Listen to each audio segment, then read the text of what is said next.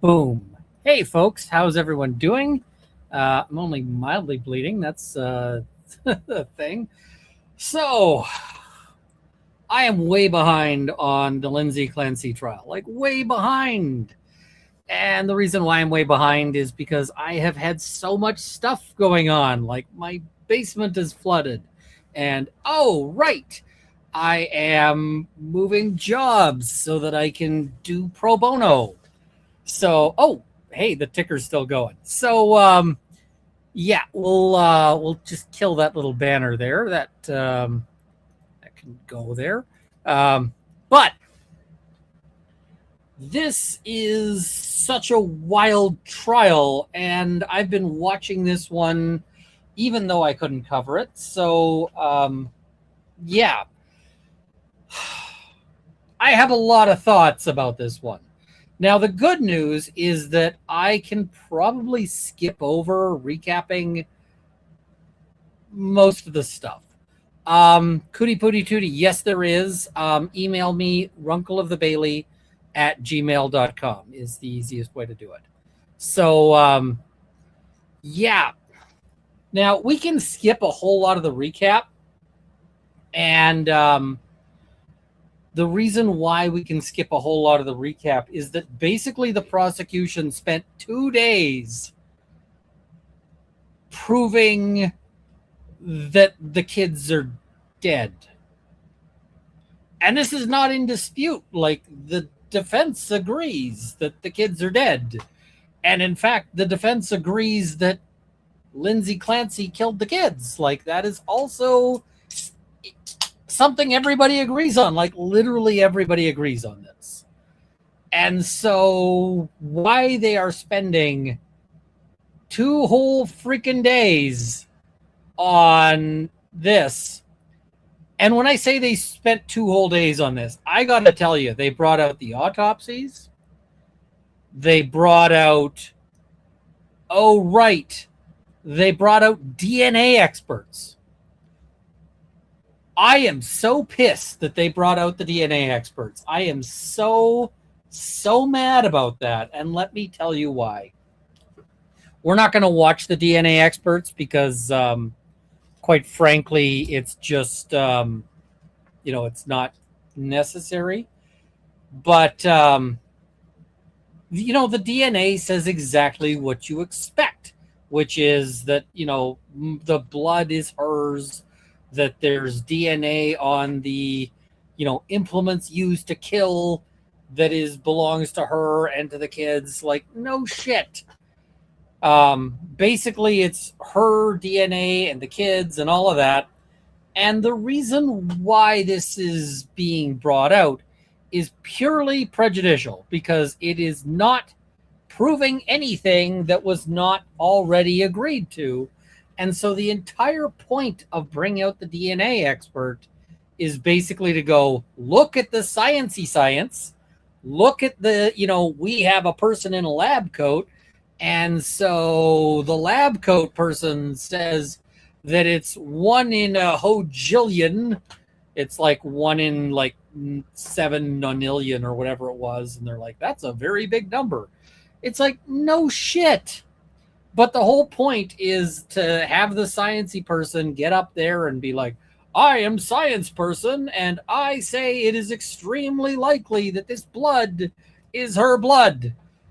And they're going to basically spin that as like, well, what they're hoping the DNA is, or the jury does, is like, well, the science person says that it's super unlikely that it was anyone else, so she must be guilty. And it's like, that's not how that works. It doesn't make any fucking sense. So I don't know. That pisses me off extremely much. I really don't think it should be allowed. Like, quite frankly, I just don't think. I don't like this kind of tactic. And, it doesn't advance any theory that is in dispute at all. All it does is just, is is just gives it the veneer of sciencey science. Also, I got some toys, and if our special guest makes it, I'm going to show the special guest the toys as well. But I thought I would give you guys an advance view of some of the new toys I got, because new toys are fun. And so, new toy number one.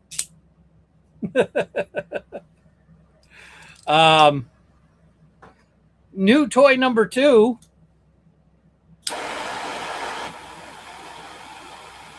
That's fun. So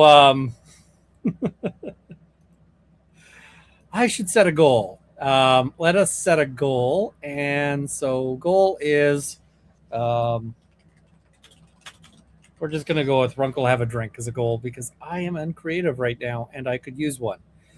So, yeah. The sciencey shit is yeah. Somebody's asking, did I see DUI guy's video? No, I did not. I don't really have time to watch many other people's videos, so I have not. All right, so let's go to the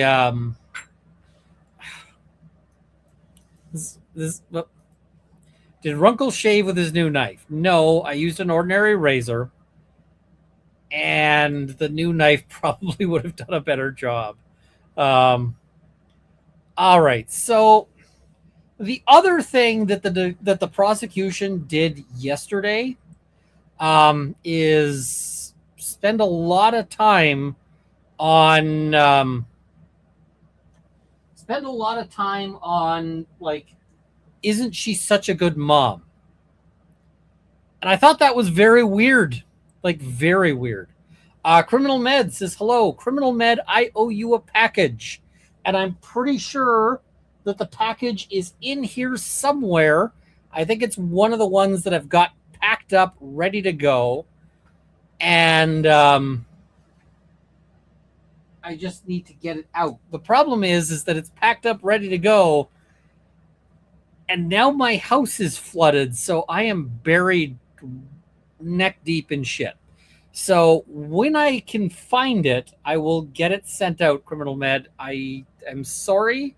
It has been way delayed. You're one of the people that everything is way delayed. And yeah. So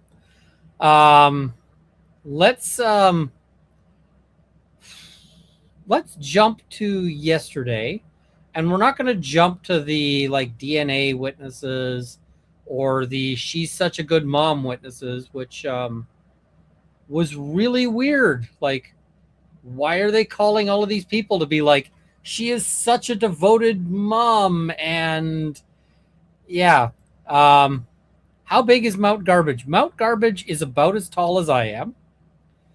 And Mount Garbage has a second Mount Garbage, which is about half as tall. So there is a big mountain of shit out in the backyard that I have to get cleared out. So we're going to skip most of the last few days. And I know you're going to be like, wait, we're skipping like multiple days? Yes. Very little happened that actually needed to anything. So we are going to go to something that happened yesterday that I wanted to cover because it pissed me off.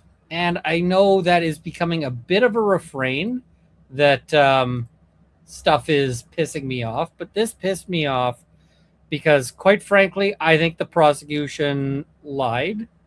That's my take on it. And I think the prosecution is pulling some fast ones on this one.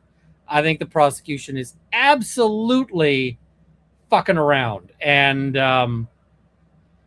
if I was the judge, I would be like, okay, prosecution, you have just said that that's not your argument. Cool.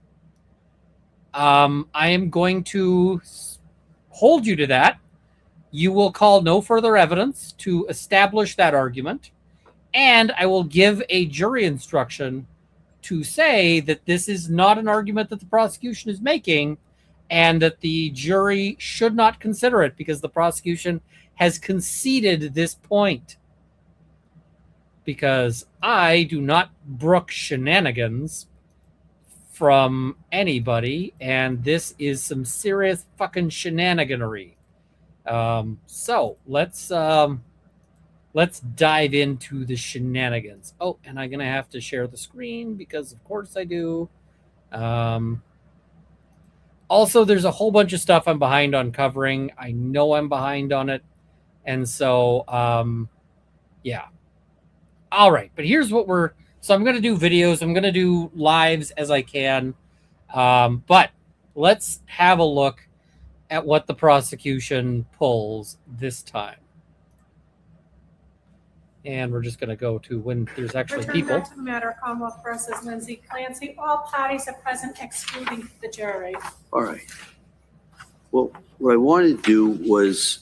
So that's important. There's no jury right now. Jury is out of the room, so now they can fight. And hopefully you guys can hear it. And yeah, I've got... The other thing I got to do is...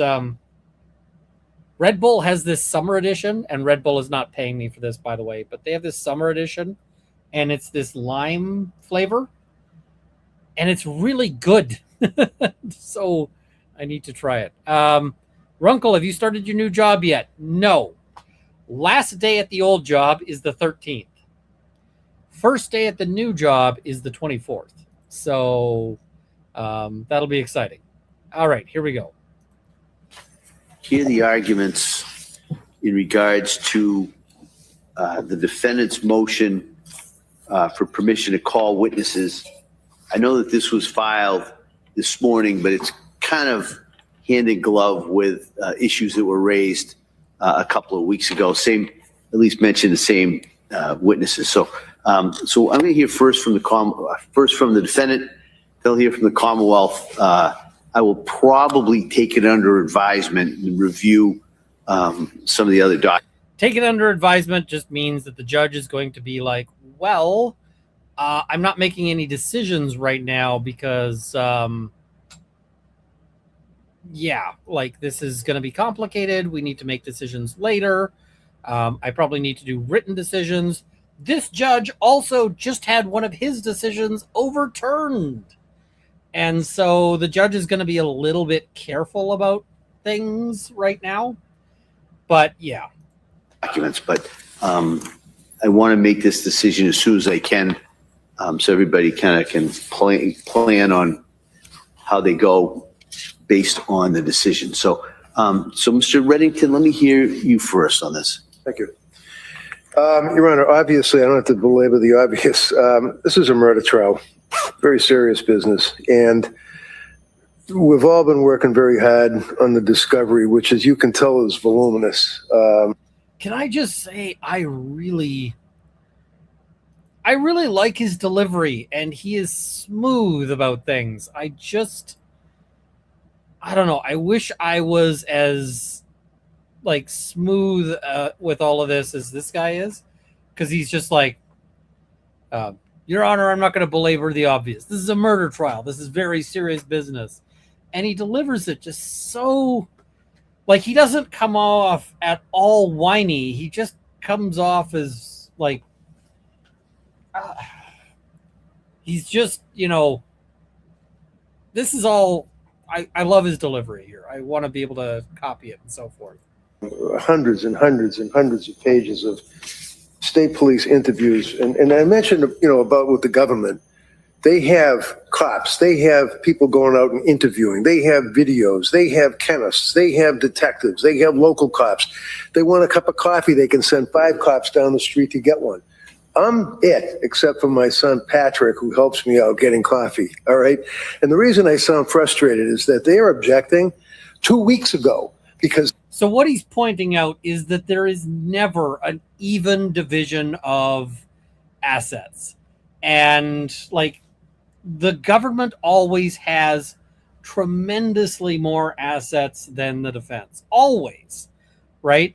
If you look at the Tate trial, which is going to be happening, Tate has a whole bunch of money, like lots of money, and he's a piece of shit, but he's got lots of money. And the assets that the government can bring to it are way greater than he can. Like, just absolutely. By the way, if you're wondering why there's like all the like suits up there, it's because my house is a mess. So, yeah.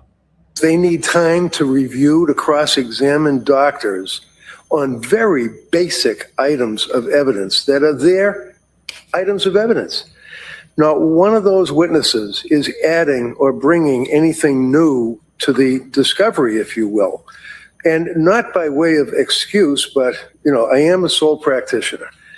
In the past, May, June, July, in the past 3 months, I've had a murder, a rape, and 2 back-to-back federal trials that ended.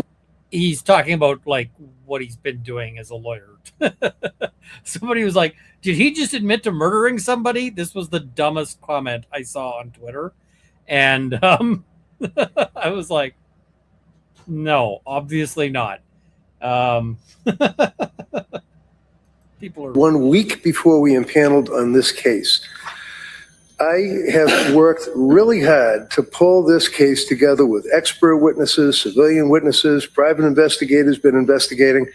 I provide everything to them as soon as I get it, and they have been doing the same with me. I haven't objected to one thing that they have offered. They put an AutoCAD computer animated display disc on my desk last week. I didn't complain about it, run to you and try to exclude it. I said, fine, no problem, put it in my pile and move on. This is one of the things that I really, really like. He's like, look, I've been super chill. They've been pulling all sorts of shit, and I have been letting them do whatever, and they are not extending the same courtesies. And judges do actually consider that. Judges, if you are holding the other side to like every particularity, then they can do the same to you, and you're likely to have to live with it. But here he's like, look, I've been super reasonable. How come they are not giving me the same benefit? And I mean, I don't think it's improper. That's it. So to suggest that they need time to be able to cross-examine both, I've had trials with both of these prosecutors. They're both experienced. They're very, very familiar with the trial of major criminal cases.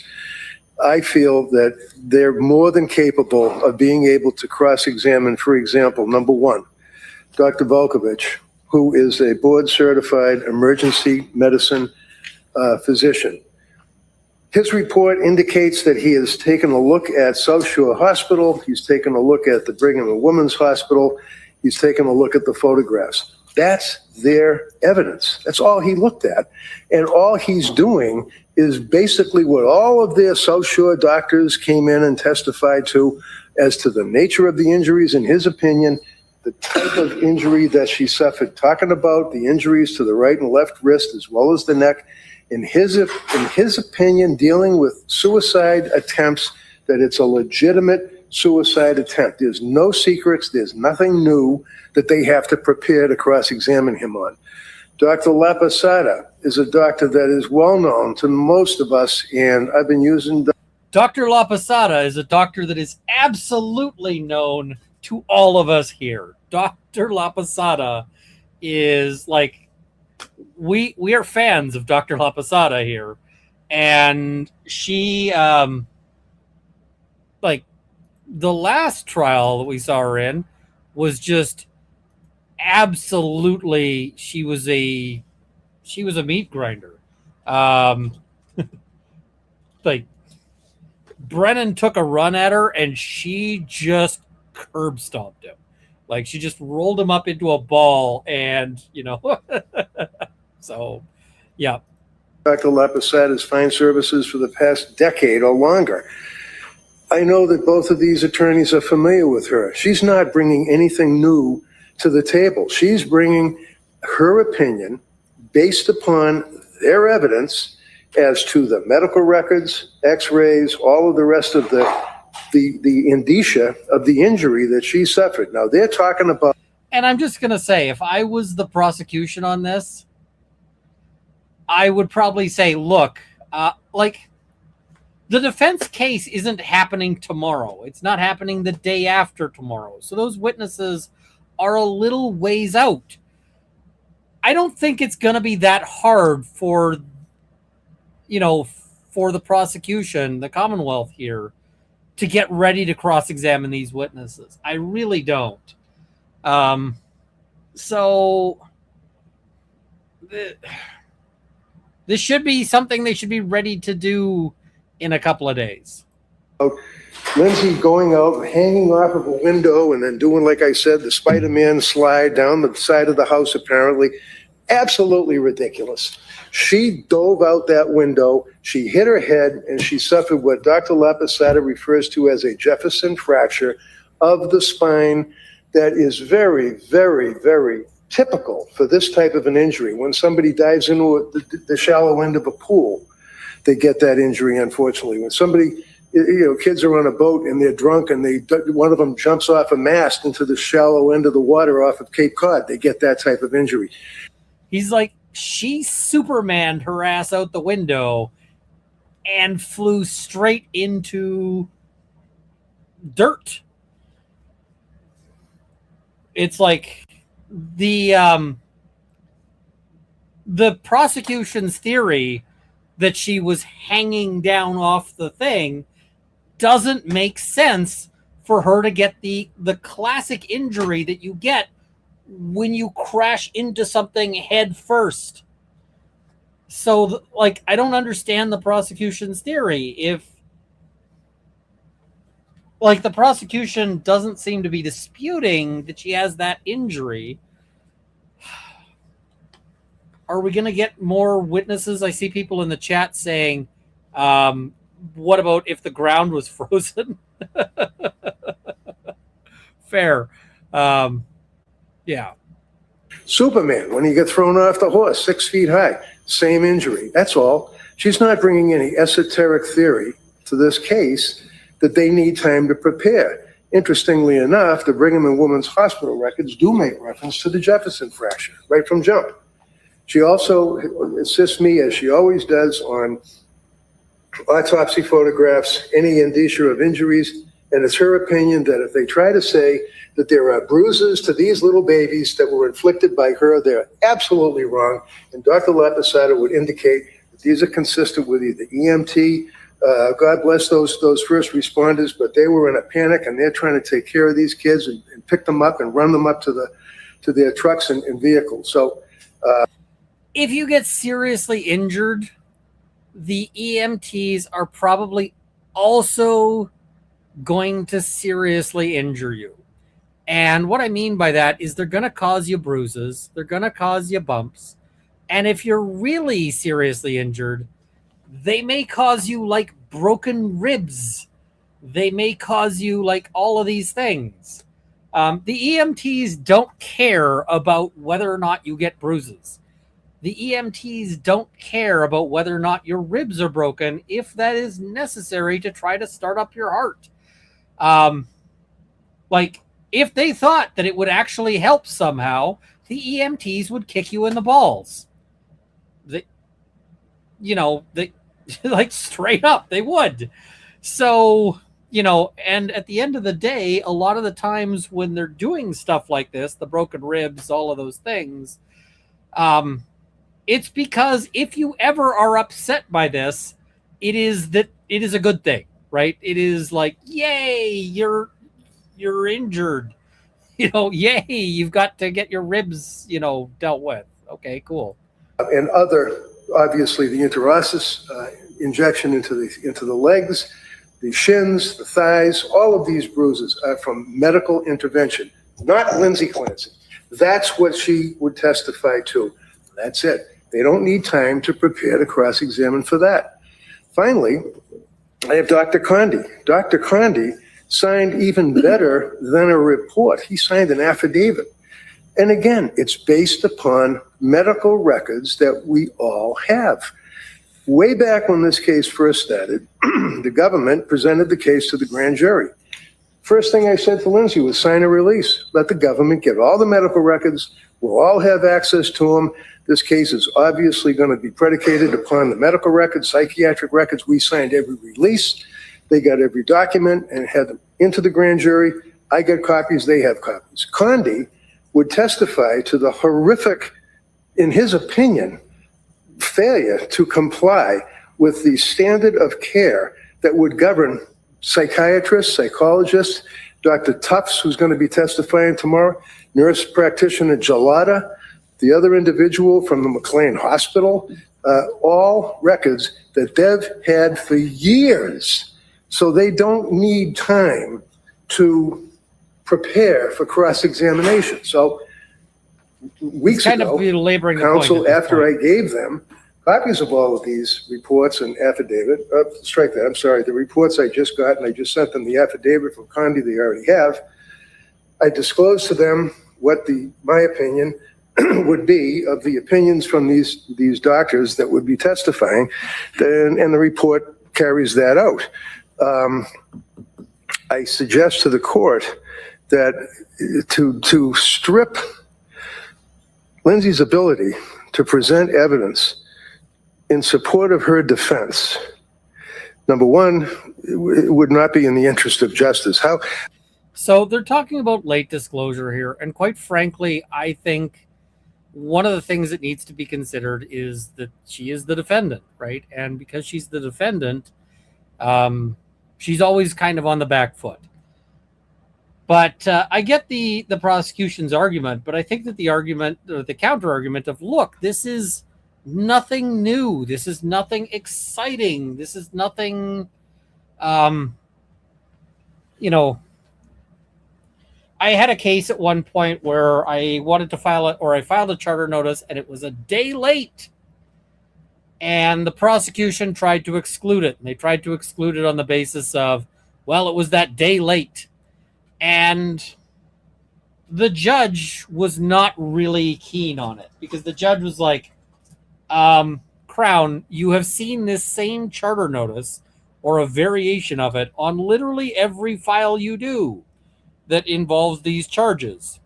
So are you telling me that you can't get ready for this literally any time? And I see somebody saying, but it's still late expert disclosure. Yep. You know what the remedy is for late expert disclosure in Canada? In Canada, it's almost always an adjournment rather than like excluding. I'd rather see Ian try a hemp oil than always medicating with alcohol drinks. I have alcohol drinks for these streams just because, it's a fun hangout thing. I do use CBD caplets for the medicating, so not the same thing. All right, here we go. I'd like to hear a DA stand up and say, in the interest of justice in this case, because weeks ago we got this information and we're not prepared to testify, to cross-examine the testifying witnesses, I think even Your Honor would agree is a disingenuous argument. She came in and said to you, oh, Rule 14 matters, and it applies to the government just as it applies to the defense, and therefore you should exclude these witnesses. Well, if I messed up, and it's my trial schedule that caused me to not be able to have written reports of the stuff that they've had for years to prepare to cross-examine these witnesses, then it's my fault, and it deprives her of effective assistance of counsel, because that would then deprive her of her defense. This is a pathologist, an emergency room doctor, and a doctor who would testify to the standards that would apply to these doctors that they're going to call as their witnesses, which is another interesting fill-up, if you will, where they're calling Tufts, Gelada, the other individuals from McLean, all treating physicians of her that are all lined up to come in and... Oh, and those treating physicians Oh man, we're going to have some thoughts, folks. We're going to have some thoughts. We're going to have some feelings. Testify against her on this case, fine, bring it. But at least give me the ammunition to counter it. Let me ask you this. I kind of go backwards. I like his strategy. He's like, look, I'm letting them do whatever they want to argue this, but you got to let me fight back. It's a good argument. And hey, Nick Starro, good to see you. Thank you for the 5 gifted memberships. I thought I should call that one up while you're here. So, and I happened to see it. So, yep. In regards to Dr. Condi, the affidavit really speaks more towards the standard of care. That's right. He's not giving an opinion of criminal responsibility. Right, but I'm struggling to see how that comes in. Now, maybe. Well, he's the Right. doctor that I'm using for Right. toxicology. That's what I feel. But the reason I'm asking that is I'm not sure in this case, is this the standard of care necessarily as relevant as opposed to causation? Do you know what I mean? Well, yeah, I think the standard of care does speak to causation. Why Doesn't not? have to use.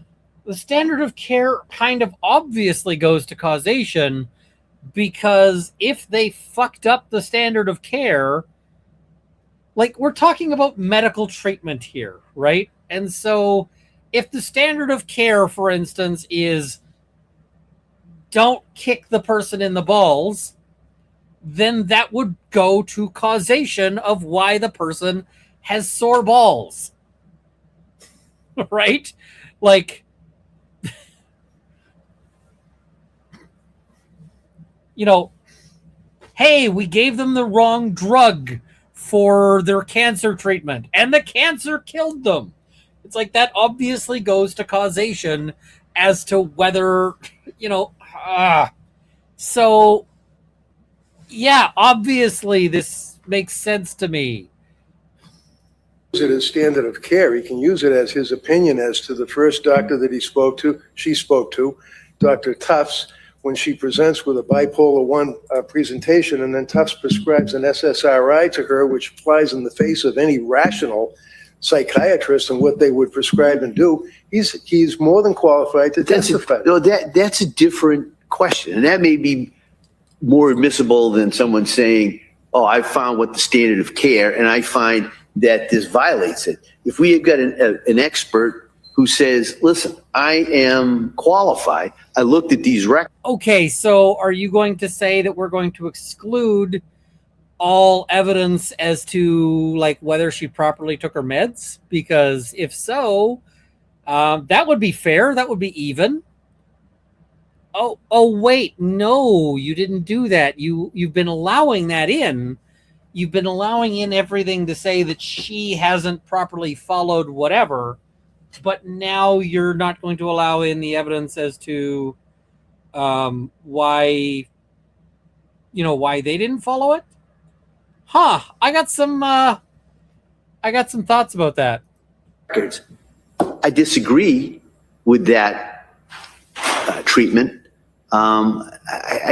I'd be more inclined to allow that than to get into the standard of care, which is obviously consistent more with the civil world. So with that, I can reach out to Dr. Condi and have him delete reference to standard of care in his report and address the actual treatment as to an opinion as to its appropriateness.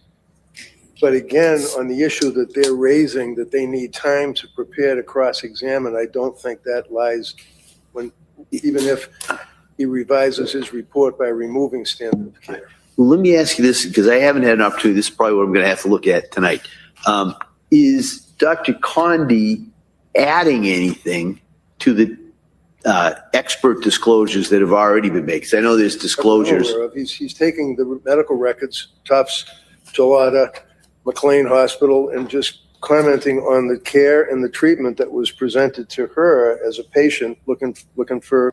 I mean, it is super relevant that people should not get SSRIs if they are bipolar, because SSRIs are extremely bad for bipolar people if you're not very, very careful, which they didn't seem to be.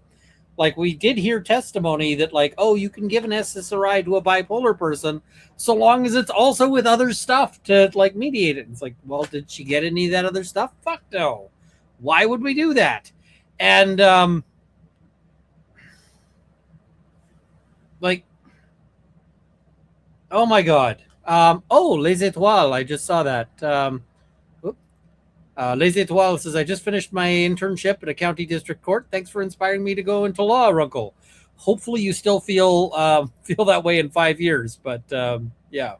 Right, for help. That's all he's doing. He's not adding anything. He's talking about the prescriptions that were provided to her, the SSRIs, the antipsychotics, the benzodiazepines, all of that. That's what his opinion is predicated upon, which is all of the prescriptions that the government has already introduced into evidence and is well aware of. Right, and so, but I know that the parties have already exchanged reports. Well, and months ago, and I know that everybody did that. I haven't had a chance to review specifically the defendant's reports, and I don't. Is there an expert who's going to address these kind of issues already? No. Dr. Condi was my toxicologist and my physician that would give an opinion as to the appropriateness of the treatment that she received, especially as it relates to the prescriptions. I mean, Dr. Lapasada is a pathologist. She has nothing to do with it. Dr. Zeisel is a psychologist. He has nothing to do with it. Dr. Resnick is a psychiatrist specializing in infanticide. He's not addressing that issue, and nor is Dr. Spinelli, who is a postpartum depression, postpartum psychosis expert. So Dr. Condi is my expert for toxicology and level of care that she received. All right. Which guts the defense if their argument that they need time to cross-examine or prepare. All right. And Judge, you just got overturned on another case that you argued because you didn't allow in the psych evidence. Maybe you want to think real hard about whether you want to let in the defense evidence, because the Court of Appeal already told you, and like, yo, get with the program on that. It's like, do you want to get overturned again? Cool. Results in an exclusion. Okay, come on.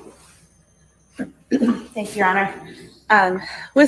And this is where the Commonwealth is going to, in my opinion, bullshit. And there we go. Hey, how you doing? How's it going? Oh, it's going well. It's been a hot minute. It's been a bit. Let's do this. Also, I got new toys I got to show you. Oh no. What'd you get? So I got this. This is from the Hacksmith. They have a YouTube channel, but they made a knife, and everybody was asking me, is this knife legal in Canada? Because it does that. It's not legal in Canada. It is totally legal in Canada, believe it or not. But I got to do a video explaining why. This is awesome. Yeah, that doesn't suck. I don't hate that. I was actually, so you had mentioned this judge getting overturned. I was actually reading, I had pulled up the opinion, and it wasn't that he got overturned on that particular issue. You there? Yes, apparently YouTube is doing some stupid stuff, though. Looks like it's back. Or at least when I refresh, it's back. So hopefully, there we go. YouTube was doing some dumb stuff. This trial is crazy, isn't it? It has definitely been interesting to watch. You come in there and you're looking at whether or not someone has legitimate defense of not guilty by reason of mental illness or insanity or whatever you call it in whatever jurisdiction you are. And those cases are so rare. And all of a sudden, you're like, well, this one might be the one. And then the prosecution puts on their case and call a whole lot of witnesses that they really shouldn't have called. I really didn't understand why the prosecution is there. Like, look at all these witnesses who are talking about how great of a mom she is. Oh, it's going to be even more interesting because I think there's a really big problem with the prosecution's case beyond what has been explained so far. The experts are all backloaded. So at some point in time, the prosecution is going to put on an expert that says she was not under any mental incapacity when she killed her kids, right? Yeah. The expert's going to say that. And if the expert says that at the beginning of the trial, the jury has no other information other than this learned expert who is on the stand, who's testifying and giving them information, right? The opinion is there. After the jury has heard all of these witnesses testify to how wonderful of a mother she was and how that she was struggling. Oh God, the prosecutor asked the one question, I think it was yesterday. I shook my head and stared at my computer and I was going, you did not just ask that question. And it was, did she ever, God, what was it? Did she ever tell you that she wished to commit suicide? And it was to the friends. Yeah. And any person who's ever had anyone in their life who's committed suicide, how many of them can say that their friend told them that they were going to do it beforehand? Approximately zero. The other one that astounded me that we have today was they asked somebody, oh, you asked her how she was, and she said she was fine. And it's like, oh yeah, it's really dumb. Really dumb. I can't think of a dumber question to ask. Just because like, who answers anything other than fine to how are you doing? What answer is she supposed to give? Honestly, I was listening to the testimony about how she said she was in a dark place. She was sad, but it was all these vagaries, nothing really specific. And I'm going, that's exactly what you would tell your friends. Like that's exactly what you would tell them. Maybe that's there's one person in your life. Things are real bad without saying like, hey, I am planning on unaliving. Like, oh yeah. So the prosecutor put all of those witnesses up and asked all those really dumb questions. So now the jury in their mind is sitting here going, well, I've heard all these people, and now I believe that this person was in mental crisis and didn't really have anyone that was listening or didn't have an outlet. And then the prosecutor is going to put on the expert that says, no, she wasn't. At that point in time, the jury has 90% made up their mind. They're either she's in mental crisis or she's not. And if they're in the camp of she's having a mental crisis or she's not capable of forming that intention at that point in time, it doesn't matter what the expert says. They will disregard that expert like it was yesterday. Like they don't care. So I think it's just really dumb. You don't have to call these witnesses and then to put them on the stand and cross-examine them. I mean, I just don't know what their goal is sometimes. So yeah, this is also kind of a cultural thing because I know there's some people in like, there's some people who are watching who are probably from like Scandinavia. And Scandinavia is a place where you have to stop asking, how are you doing? Because how are you doing is an incredibly rude question there. Because isn't the rule that it's very invasive and it's basically they will give you the life story, but it's very rude. Yeah, they will probably answer you, but they'll be a little pissed that you asked. And I mean, it's sort of a different cultural thing, but they'll be like, it's like asking if you went up to somebody and you're just like, hey, have you ever had syphilis? They're going to, here they probably wouldn't answer that, but they'd find it an incredibly rude question, right? It's like, how's that any of your fucking business? That's kind of how that one goes. But like through North America, how are you doing is a basic question that just means hello, and the proper response is fine or I'm good or whatever, because that is what you like.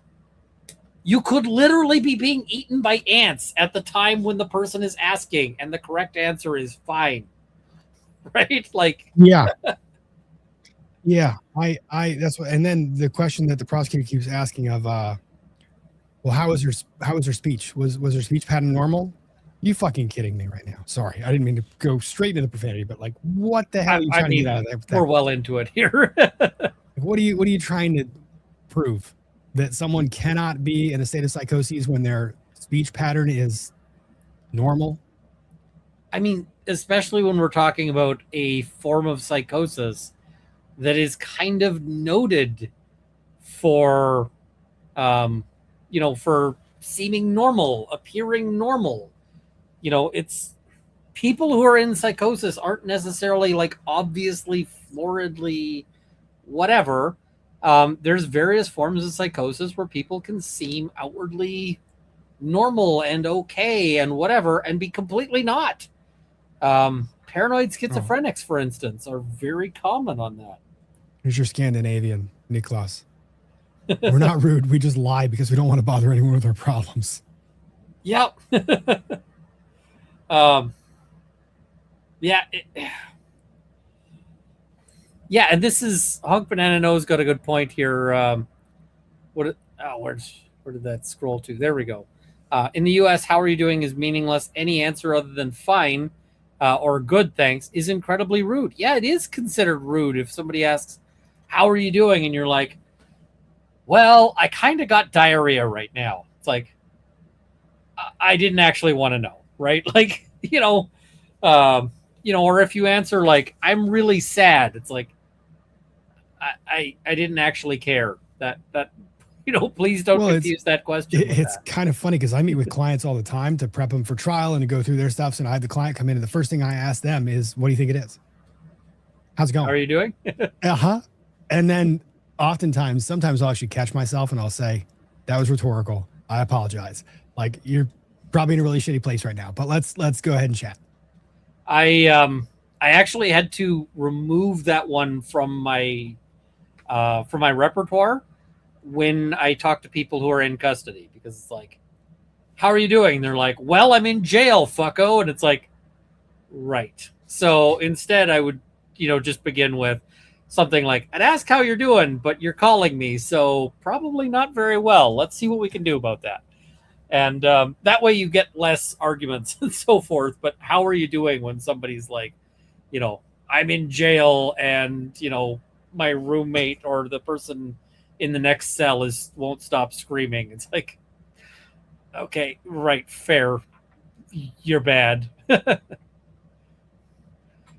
All right. So do you want to see the Commonwealth? Yes. I want to see what I think is lie her butt off, because I don't think this was I think she's bullshitting here. This is going to warrant a discussion. Oh wait, I got to fix the audio because I switched the audio. It over.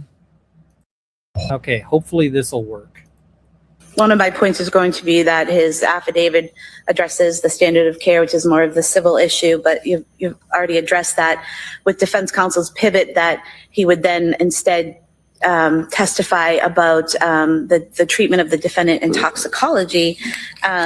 Looking at the affidavit in which he outlines his qualifications, he's not a toxicologist. He's a physician licensed here in Massachusetts.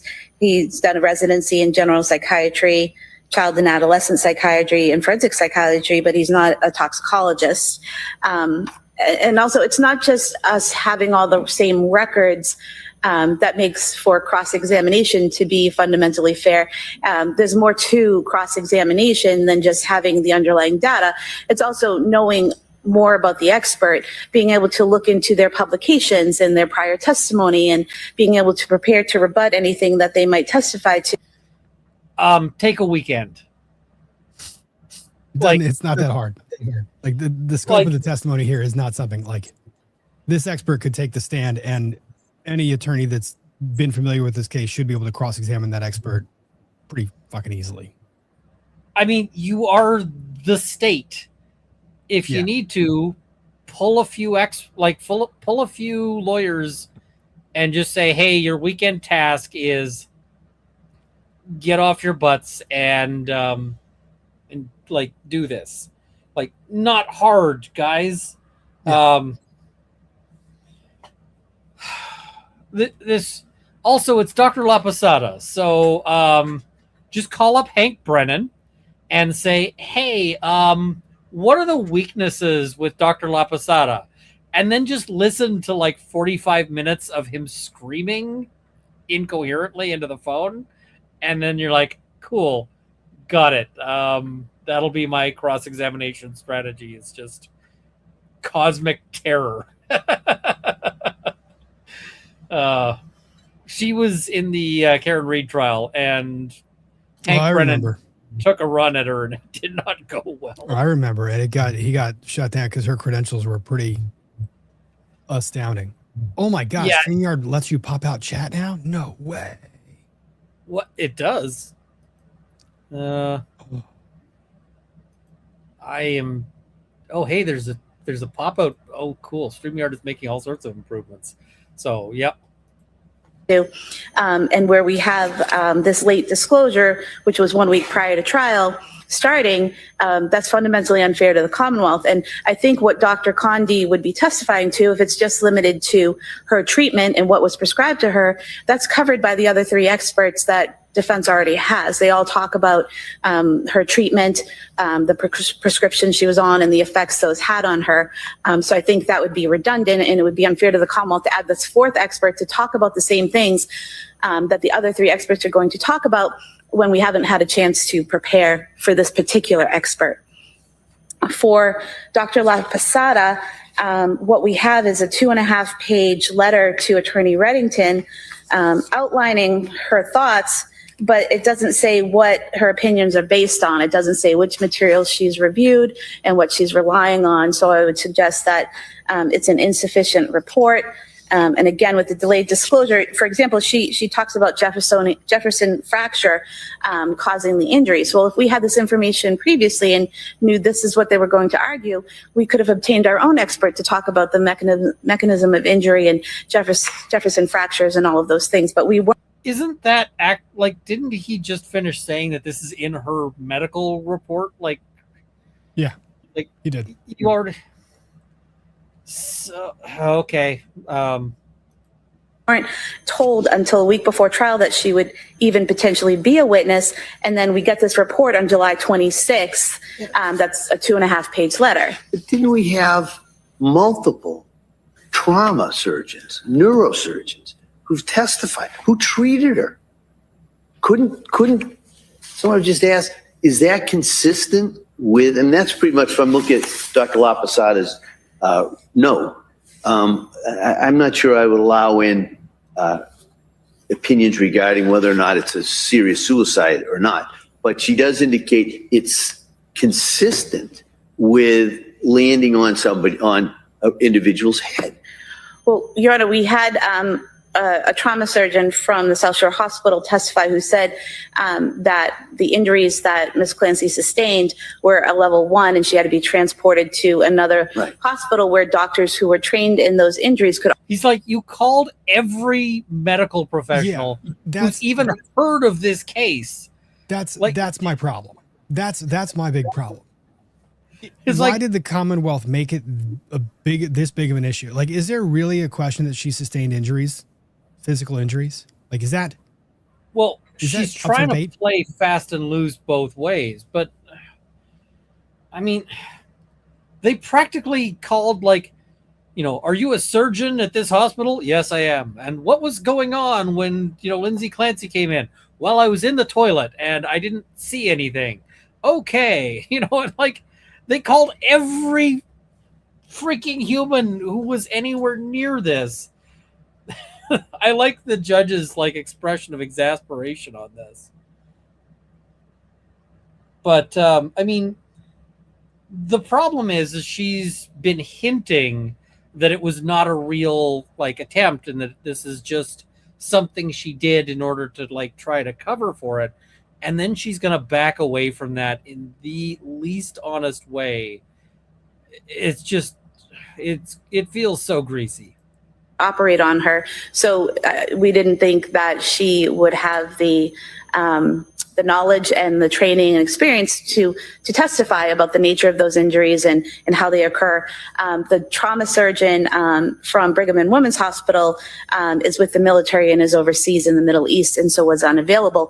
But had we known that this was going to be an issue and they were going to allege this particular type of fracture, we would have endeavored to get another expert in replace of the doctor who treated her at Brigham and Women's.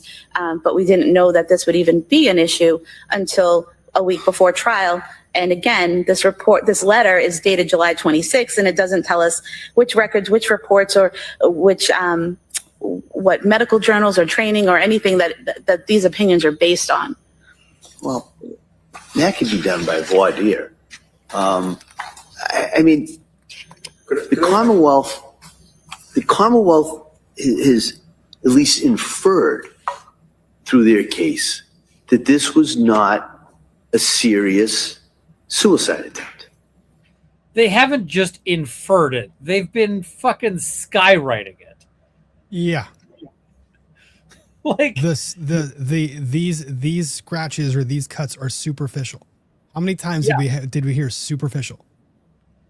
Yeah, superficial, and there was cross-examination over this. Like everybody knew where that was going. And let me ask you this: why did we give a shit about the blood on the window and the blood on the side of the house? Why did we give a crap about any of that? Why did we care? Why did that have anything to do with whether or not she either A, committed the murders, or B, had the mental acuity to do so? Yeah.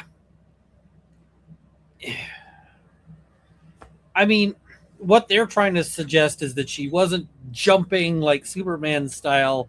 She was climbing down so as to minimize her injuries. But I mean, she hits her head. And so what are they thinking? That she like lowers herself down and then does like a diving backflip? Like, I mean, I guess she is pretty athletic, but that's some... I was laughing at the world. The World Wonders super chat. Why does every single judge get infer/imply wrong? You're correct. It was the Commonwealth cannot infer something. They can imply something, and someone can infer from that implication. But everyone gets that wrong. Yeah. But yes, the Commonwealth has been implying, and everyone has been drawing the inference from that implication that is, yeah, that's what their theory is, that this was somehow a faked suicide attempt, or that she didn't mean it. And then she's going to try to pretend that's not what she's doing. And, I have some thoughts about that. And here she goes. Right? I mean, and there's questions about whether or not somebody's hanging outside the window or not. And so why wasn't this an issue that the Commonwealth could have anticipated would come up? How could you not anticipate your own fucking argument? Like, I feel like that should have been anticipated. Just a bit. Like, how could you not anticipate your own position? And she's going to try to say now, not her position. The position of the Commonwealth isn't that it wasn't a serious suicide attempt. It's that the methods that were chosen were insufficient to achieve the goal. Wait, pause there. Tell me the difference between the two things that she just said. Like, really hard. Just tell me what's the difference between those two things. The Commonwealth's position is not that this is red, but instead that it is crimson. It's like... What? Yeah, no. Like, you would have stuck better with the, yes, Judge, that was what we were trying to imply. Like, I the don't know. methods chosen were insufficient to achieve the goal. The thing you want is for the jury to conclude that she was not actually making a serious attempt. That is Judge. literally your entire point. Yeah, Judge, we were proving everything we needed to right up until the point when the jury could make the improper inference. Like we were proving all of it and just leaving that little window for them to make an improper inference that we know we can't actually say. And that's exactly what she's going to do. She's going to say, well, I've just asked every witness about whether these were superficial. I'm going to say that the methods chosen were insufficient to the goal. And I'm not going to say that it wasn't serious, but I'm going to ask the jury to make that conclusion. I'm going to hint. Yep. And so if I was the judge, I'd say, okay, Commonwealth, I want you to confirm that you are not making that suggestion to the jury. I am not going to make that suggestion. Okay, then Commonwealth, I am not going to permit any further evidence to suggest that. And I'm going to give a jury instruction to the effect that the Commonwealth agrees that this was a real attempt and a genuine attempt. Is that acceptable, Commonwealth? Or are you full of shit? And did you just lie to my fucking face? Because that's what I conclude from this. Like, Yeah. I mean, you know, if I'm the judge, I'm going, yeah. And I mean, Oh no, I'm with you. I'm with you. you look at his facial expression right now. That is the facial expression of somebody who she just shit his pants.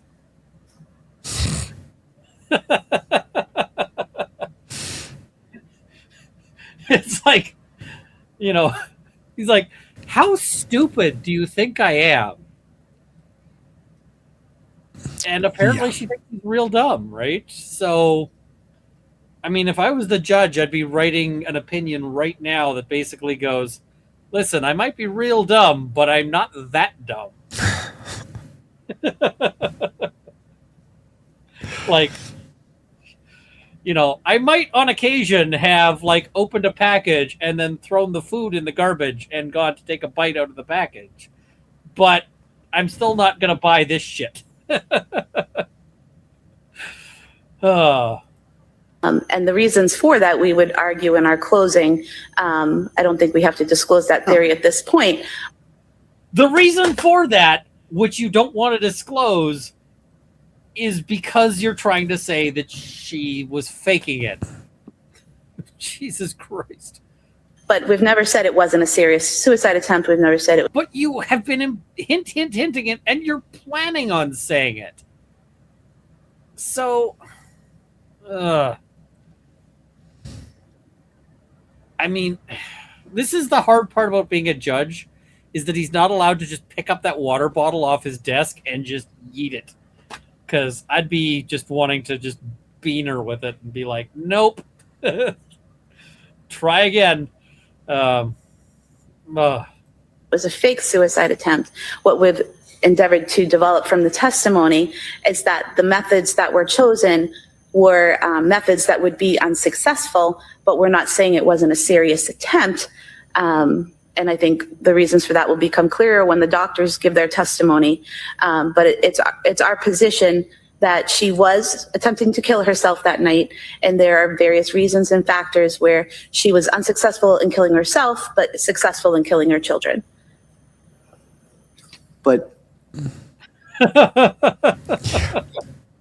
the judge's expression is just like, that was a lot of words, and I'm sure those made sense in your head, but we live in the real world, and what the fuck?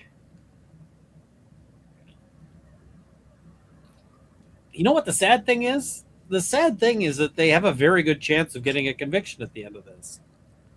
Well, the sad thing is we haven't heard any of the evidence that we need to. Like, I want to hear from the experts Yeah. that have actually done the evaluations, that have met with her post-trial, who have an opinion to offer as to whether she is or afflicted with any of these conditions, and whether she at that point in time when this took place would have been impaired by that. I haven't heard shit about that. Yeah. I mean, I'm We sure started they've got to those today. experts. Well, I mean, most of their experts today were just talking about how fucking awful the treatment she got at the time was. And they thought they were doing well. That's the sad part. The experts they got today just the experts they got today really kind of are a testament to what psych treatment is like, and just how Yes. little In help a- for somebody who's actually in distress. And this is something I was going to talk about too when we get there, but let's get through the motion argument, because I do want to get to that expert, because I want to talk about all that she's testifying to. It drove me nuts. Which one? The first one, or like First. Doogie Howser? First. Yeah, Was the first one that was at the county run facility, or the McLean Institute. yeah, that one just made me rage. But okay, well, There's been all kinds of testimony regarding, it seems to be a dispute of whether or not she's hanging from the windowsill or goes out head first. There's some testimony that's been raised, even with the blood experts, things that she may have been hanging from the windowsill. Dr. Lapasato, it seems what they're seeking is those injuries are consistent with somebody who lands on their head. So would the court allow us to call a witness who's not on our witness list to rebut that evidence? Yeah, I would consider that. Sure. I would have no problem Yeah. with that. And this is kind of what, I love is, I mean, there's times when this defense lawyer has been pissing me off, and the thing that pisses me off is when he fails to object when she starts testifying. When the prosecutor is like, Oh, you know, she's leading all over the place. yeah, and I'm just like, I mean, and I can't say that I'm right, because Reddington is real good, and Reddington is real experienced, and, you know, I can't pretend I'm as good as Reddington, and I can't pretend I've got as many years as he does. But, I mean, I'd have been trying to spank that prosecutor to be like, no, you can't lead your witnesses. Because she just, like, straight up testifies for them at times. Yeah. Isn't it true that you don't get to do that? That's your witness. Yep. And she'll talk for like 6 minutes, and then she'll be like, correct? And her witness is like, yes. It's like, no, that's not out. You're literally just testifying for your own witness. Oh, it's maddening. And that is my one big criticism of Reddington. I think it's intentional. Because her questions are so scripted. They're the same question for everyone. The thing is, though, I don't know. Sometimes you just make them do it to get them off their game, but I don't know. I know. I disagree with the strategy, but I think it's a strategy. I think it's his strategy. Yeah, and I mean, you can see the other half of it where he's like, look, Your Honor, I'm so amenable. When she says, can I call some witness who's not on my witness list? He's like, I'm just fine with that. You're good. Call whoever you want. Call a series of surprise witnesses, each more surprising than the last. I mean, who's she going to call? Like Bozo the Clown? Ghostbusters. She's going to call the Ghostbusters. So, I mean, I still like the judge's stank face and all of this, but okay, here she goes again. you know, why I didn't make a decision on this earlier, because I had to kind of see how the case develops. This issue of how this injury occurs is certainly, it's either been specifically and explicitly raised or inferred in multiple questions. Implied. And yes, Implied. she's been specifically raising it. Just absolutely, like, it's so obvious the argument she's making. And now she's trying to pretend she's not.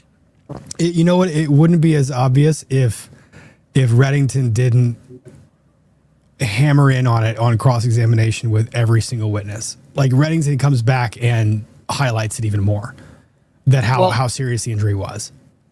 And then she turns around and leads her witness on redirect to be like, yeah. It's frustrating. Even to the length of to the part, the cuts and things like that. It's been over and over and over. So if the Commonwealth seeks to get somebody to rebut that, I would strongly consider that. And in regards to Dr. LaPosada's opinion, we may need a voir dire in regards to, but I wouldn't imagine the voir dire would take that long. It would be, did you view, the x-rays? I mean, that kind of an injury is probably pretty clear on the x-rays or the MRIs. If we could get a list from defense counsel on what she's basing her opinion on, so we can have our witness review the same material. I'm just telling you right now, it's just simple. It's just the South Shore Hospital medical records, Brigham and Women's medical records that have already been discussed with the jury. Why don't we do this, just so it's clear, because when a witness is on the stand, it's much easier to have something in writing to say, is this what you relied on? So if you could get from Dr. LaPosada what she is relying upon to form that opinion, I'm like I said, I'm inclined to allow that opinion. And I would allow then the Commonwealth to present a rebuttal witness if they seek to. And just note our objection Sure. to that, but also the third expert, what we have here is a letter dated August 4th. That's a page and a half. That's not even signed by, I believe it's Dr. Volkovich. Yeah. I'm more concerned with that is whether or not the opinion is admissible. The opinion, as I see it, is he's reviewed the medical records, and it's his opinion these are injuries that commonly observed in, the quote is, serious suicide attempts. We could delete serious. Yeah, I mean, or even suicide attempts. That's an opinion. Their doctors waxed eloquently about suicide and whether or not it's, I mean, but delete serious. But I'm just concerned that how are we going to kind of parse out what he looked at? 100 other cases, and then we go through into all of those. So I'm going to have to take a look. That's what I'm going to take under advisement for sure. That doesn't mean he may have other opinions I'm going to have to look at. I think he talked about some of his observations as an emergency room doctor, I think, didn't he?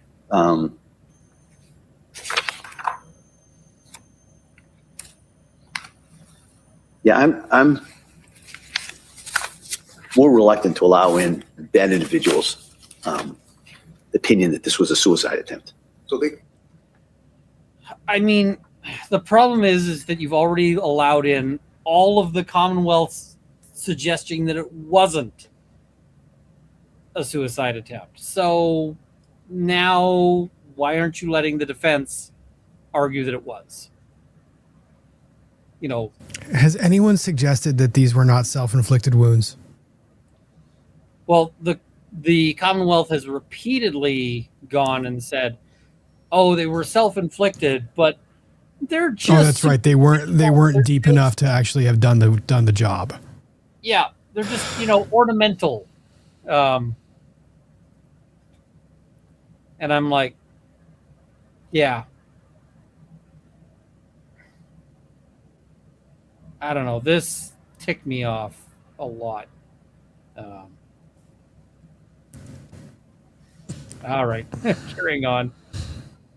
Their South Shore doctors are able to talk about, superficial, as we've heard for a week now, but his opinion that it's consistent with what he's observed in his emergency room treatment is not admissible.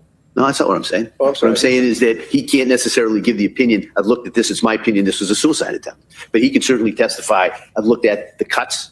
These are, the phrase superficial. I think that's been kind of mixed up in this whole thing too. That seems to be more of a medical term as opposed to Well, no, that- they basically beat it to death with it not being a medical term until we were able to show that in fact it's a deep, it was deep, 3.5 and 2. Okay. Yeah, I mean, if you want to call this doctor, he's going to say, but that's a significant cut. Okay. That's different than saying, looking at that, I find that this is a suicide attempt. Just like there's never been an opinion here that this was not a suicide attempt. That's probably something that the Like it jury is now, but it wasn't a week ago. Well, that's going to probably be for the jury to determine. But I would allow kind of going into the characteristics that have already been testified to. And I don't. We need a further voir dire on that doctor as well. But I think he listened there, kind of what he reviewed. But He did. yeah. All right. Anything else in regards to those three witnesses? All right. So I'm going to take this under advisement, but just kind of for what I'm inclined to do is I'm going to take a look at Dr. Condi's report and compare it to some of the other reports. I'm inclined to let Dr. La Posada testify to the Oh my God, everybody is so happy about that. Dr. La Posada, like everybody is a fan of, except the Commonwealth. that the injuries are consistent with basically a fall on the head. And the last doctor, I'm going to take a look at kind of his language, but I would not be allowing in that his opinion that this is a suicide attempt. But he may testify as to all the other observations that he took from those records. All right. Understood. Just no objection for what it's worth. All right. And so I'll note the Commonwealth's objection. I'll note the defendant's objection. And so, and like I said, I'll take it under advisement and everybody can renew those objections As it again. relates to Condi, once you make your decision, you let me know. I can certainly reach out to him and have him delete this standard as to standard of care and just reference the actual treatment and prescriptions that she received. All right. So why are all the male judges in MA white? Because they're old. You don't get to become a judge in your 20s. So that's why. Why are not all of the women white-haired? Because they dye their hair. Like that is the reason. So I'm also convinced that being a judge ages you 10 times faster than being not judge. Having seen judges that have taken the bench and like seeing them like 6 years later. Yeah. We've also had a fair number of judges who have like taken the bench and then died. So it's not super uncommon for judges to not make it too long into the process. So, but yeah, I mean, the other thing is you get like in criminal law, you get judges who are like on the top of their game. They're defending nonstop murders and like national interest files and all of that.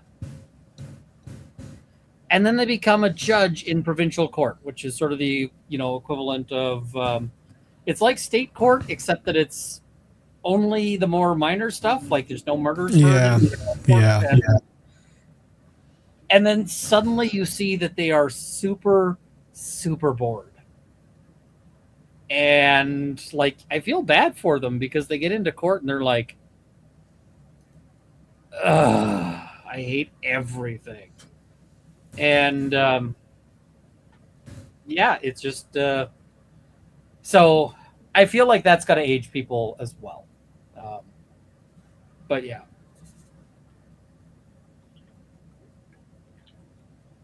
I need to finish this off so that I can start another one. I'm tired of this, but all right. Let's I gotta turn up the volume on the court feed because the court feed is never enough volume, and turn on captions. But here we go. Her. Yeah. Aaliyah Goodhart. Yeah. How long did it take you to realize that she is definitely someone being sued? Not only being sued, but like that maybe the lawsuit is going to go places. Well, I think it's her answers were so cagey to both of them. Like, she didn't want to give a straight answer to either one of them. And I was like, oh God. But not only that, but like a lot of the things she does answer, the answers are super depressing. Like Yep. you're like, oh my God. Oh man. So here she is. Now, one thing we could do to improve the court process is to have walk-up music. No. Worst idea ever.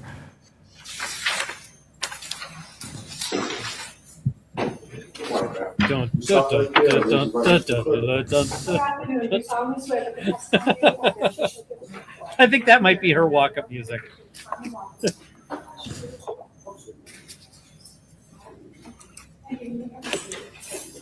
Watch yourself, please. All right, good morning, Doctor. Good morning. All right, I'm going to ask you when you sit down if you speak loudly so the jury can hear you and speak into that microphone. Okay? Thank you. All right, thank you.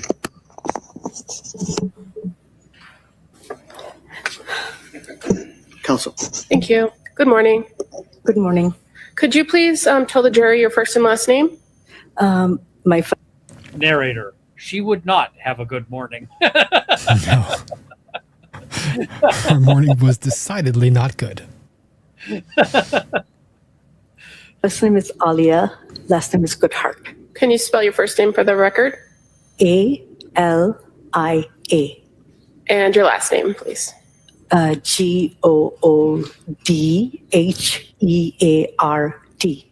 And what do you do for work? I'm a psychiatrist. And can you tell us a little bit about your educational background to be a psychiatrist?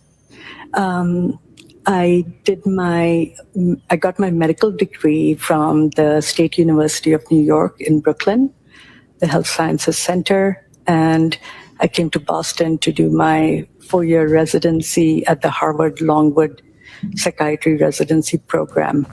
I also trained for an additional 3 years at the Boston Psychoanalytic Institute and got my advanced training I attended the advanced training program, and Are you licensed here in Massachusetts to practice? Yeah, that's my line. Stop stealing my line. Just as a psychiatrist? I am. Are you licensed into any other states? No. So you said that you're a medical doctor with a specialization in psychiatry, correct? Correct. Can you tell us a little bit about your work history in that field? Yes. I've worked in several different settings. When I first started out, I was working at Beth Israel in integrated care, which means essentially that you work with primary care physicians, and if they have patients that they have questions about, they can consult you. And if there's a need, you can continue to manage the patient's psychopharm medications. And if it's simple, they can continue to do it, but you're available for them to consult with and to discuss cases. After that, I went to Emerson Hospital, where I worked on the inpatient psychiatric unit for a total of 9 years. I left for 1 year to be the medical director at another freestanding hospital. After that, I worked at the women's prison in Framingham for a year and a half. And after that, an outpatient clinic affiliated with Tufts. I had a private practice for 2 years, and then I've been working at McLean for the last 5 years. Okay. And what is McLean Hospital? It's a freestanding psychiatric hospital that is part of the Mass General Brigham system. What kind of services does that facility offer to patients? They have, lots of services, including inpatient, outpatient, substance abuse, trauma-focused. There are lots of specializations, eating disorder programs. They have residential programs. They have partial programs. So there's a really broad width of. And what is your role at McLean? I work on one of the inpatient psychiatric units. And tell us a little bit about what an inpatient psychiatric unit is. Patients who come to our unit are referred to us by the emergency department because it's been determined that they need inpatient level of care. You can come voluntarily or you can be sent involuntarily. And once you arrive, we work with the patient. I have to speed her up because, oh my God. Oh, yeah, you're going to need to. You know, they're for a certain period of time, which isn't predetermined. It is flexible, so it depends on what's going on.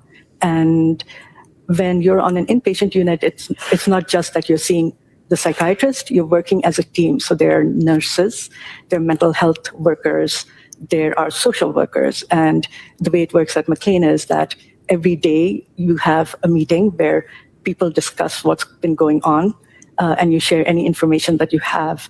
And you know, that kind of guides treatment. It's, if I'm on the unit while I see the patient, I'm not there 24/7, but the mental health staff and the nursing staff are there and they contribute to the assessment of the patient. So in that team approach, when you have mental health workers, nurses, social workers that work with you, there's, fair to say, some combination of that team present all the time. Yes, there are 3 shifts and each shift has mental health workers and nurses. And in that team approach, sometimes particular members of that team may have direct contact with the patient, correct? Absolutely. Each shift, each patient is assigned a mental health worker and a nurse. They're offered a check-in, which is basically time to sit and talk about how they're doing and what's going on and if they're upset or distressed.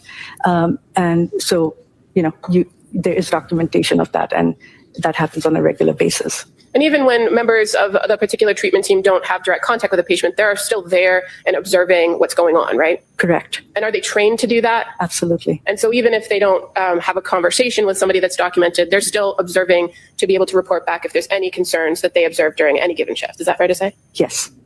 Now, you mentioned that the inpatient unit at McLean, that they come from the ER departments of the surrounding hospitals? Yes. So you can't just walk in?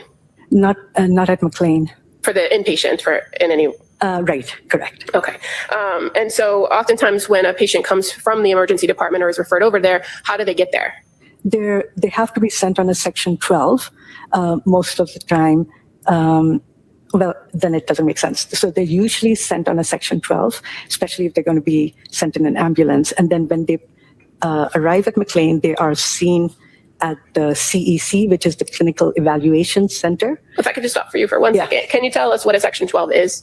A Section 12 is basically a doctor or social worker or psychologist states that you are being referred to a hospital for admission because you have a mental health condition. That's involuntary. Wrong. Yeah. That's not right. You pose an imminent risk of harm to yourself or others. Yeah, I was at this point like, what? Because this is not... You have a condition.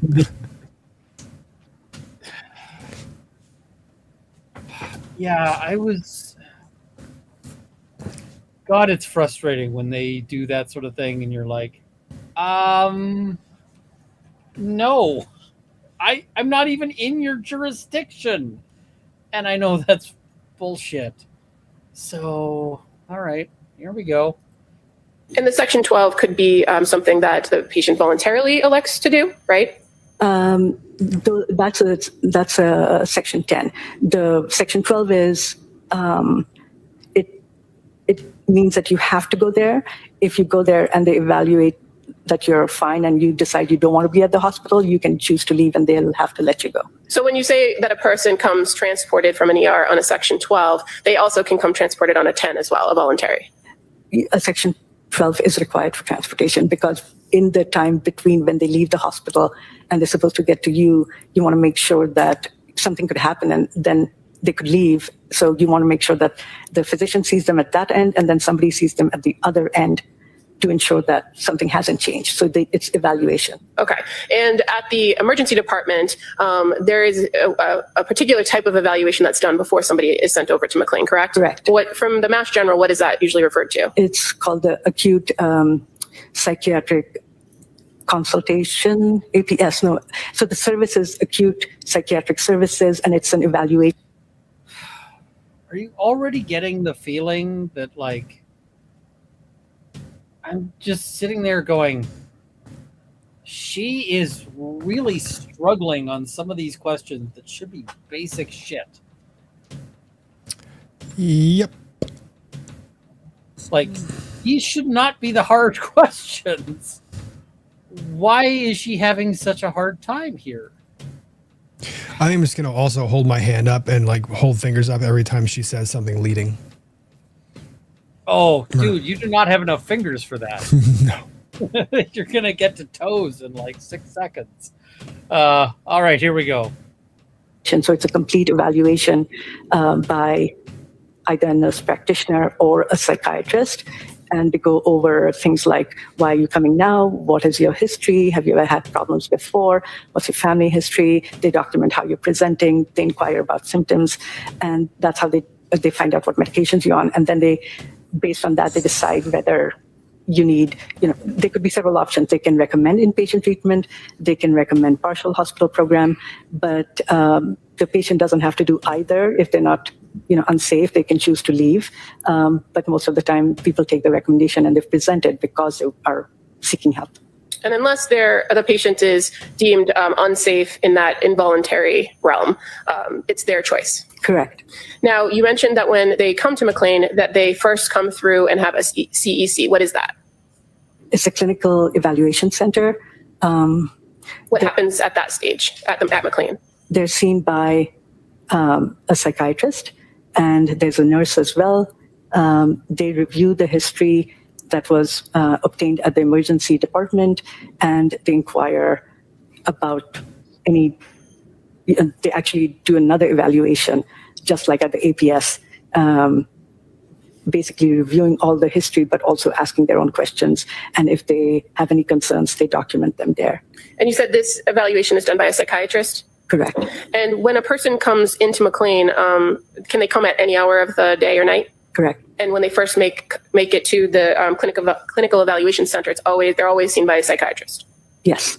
Now, once they do this evaluation, gather all the information, do they also do kind of a physical exam to make sure that there's no medical issues to address? Yes. And after all the information is gathered, what is done at the evaluation center? So they basically enter the order. May I have some water, please? Oh, sure. Sorry. No worries. My fault. Can you repeat the question? Sure. When a patient is evaluated or seen in the clinical evaluation center, what happens after the evaluation is done? So they determine the level of checks that the patient should be on once they get to the unit, because there are several units. There are at least 4 inpatient units. They decide what medications the patient is going to be able to get, thank you, until they are seen by a psychiatrist on the unit. And when you say level of check, what does that mean? Everybody who is on the unit, there's a mental health worker assigned the task of ensuring that all the patients who are supposed to be on the unit are present and that they're safe. And the lowest level is 15-minute checks. If there's concern about somebody, it goes up to 5-minute checks. And if they're extremely unsafe, it goes to a 1-to-1. And what does 1-to-1 mean? There would be a staff person with the patient at all times. And again, And that is what she was on, which, given that the prosecution's theory appears to be that this was a fake attempt, and I know the prosecution has denied that, but, it's like, okay, so they certainly thought it was serious. Yeah, I don't know. This frustrating. Yep. this determination of which unit to be on and what level of security or what level of check is done by the psychiatrist that performs that first evaluation, correct? Now, when a person who comes through the CEC then gets sent to the unit, do they walk to the unit on their own, or how do they get to the unit? They're escorted to the unit. And you said there's 4 inpatient psych units, is that Correct. Now, when the person arrives at the unit, what happens? They're seen by a nurse and a mental health worker. Their belongings they go through the belongings to ensure that there's nothing unsafe. There's certain things that are not allowed on a psych unit. The nurse reviews their history and takes some vital signs, sees if they need any medication, and then they show them to their room and the unit. And again, people come through the CEC at all hours of the day and night, correct? Yes. So this whole process is pretty seamless and could happen at any point. Yes. Stop leading. Now, you mentioned previously. Yeah, if the witness keeps answering yes on direct, that's not like. I mean, she's not even just leading; she's basically just testifying. She is. Like, why is the prosecution just getting away with this shit?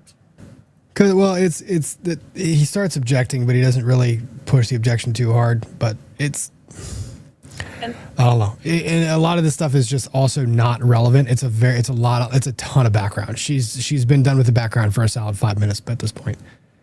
Yeah, I mean, the thing is also juries like seeing objections. They want to see the lawyers fight. I am more of a proponent of object to things, especially when you know you can land it, because the defense could be sitting here getting objection sustained, objection sustained, objection sustained, and then suddenly the Commonwealth's witnesses wouldn't know where they're going. Because I don't know if any of these witnesses were actually prepped. Because she has to feed her own witnesses answers a lot. So, yeah. That the length of stay or how long a person is on the unit or inpatient varies, right? Yes. Is there any sort of minimum that's required when a person comes in for an inpatient stay at McLean? No. And if they are voluntarily there, can they leave at any time? As long as the psychiatrist and the team assesses them and determines that they don't pose an imminent risk to themselves or anybody else. Now, what if they're there on a Section 12? Is there a time limit or a minimum amount of time they have to be there? She wasn't there on Section 12. She was on a voluntary. We haven't gotten there yet. I'm just asking background questions about the facility. I'll allow some background questions, but let's kind of move it along. What if she was a pony? Like, why are we asking questions about hypothetical situations that don't apply to her situation? Yeah. Like, you know, yeah. So Section 12 entails that that the team and the psychiatrist has 3 days to evaluate the patient to determine whether they pose a danger to themselves or others. And if at the end of that time they do determine that the person poses a risk, then they have to apply for commitment, which would mean going in front of a judge who would decide if the patient should remain hospitalized or be discharged. And if at the end of the 3 days you deem them to be safe, are they allowed to leave? Yes. And is there something in the field of psychiatry or in your training and experience in your time at McLean about being discharged against medical advice? He wasn't discharged AMA. We'll allow the set the Why are you allowing to set, like, you know, what? I mean, is the defense going to be allowed to ask questions like, you know, what if the prosecutor killed these babies? Like, if we're being able, if we're able to ask questions about things that obviously didn't happen, like, where does that stop? really the terms and where we are, so you can go into that. AMA is not applicable. If we can approach. Yeah, I don't think you heard me. I did hear you. All right, well then, I'm going to allow that. Yeah, your rights are safe. My objection. Yeah, I've noted it. Judge, Well, pull up the fucking diaper, dude. I mean, Reddington is making some pretty substantial speaking objections. Like this, that's not cool. Like he's openly like telling the jury, this isn't relevant. You shouldn't listen to this part. Yeah, but still, Judge, pull I up know. your fucking diaper like that. I mean, I didn't like that at all because the judge is snapping at. I mean, the judge is snapping at him in front of the jury, Yeah. and I'm like, just get over it, dude. The judge shouldn't be fighting with the, if he's got an issue, just be like, get up here. We're doing a sidebar. Go ahead, Counsel. Thank you. I think we tend not to do against medical advice because if we are concerned about somebody's safety, we would not discharge them.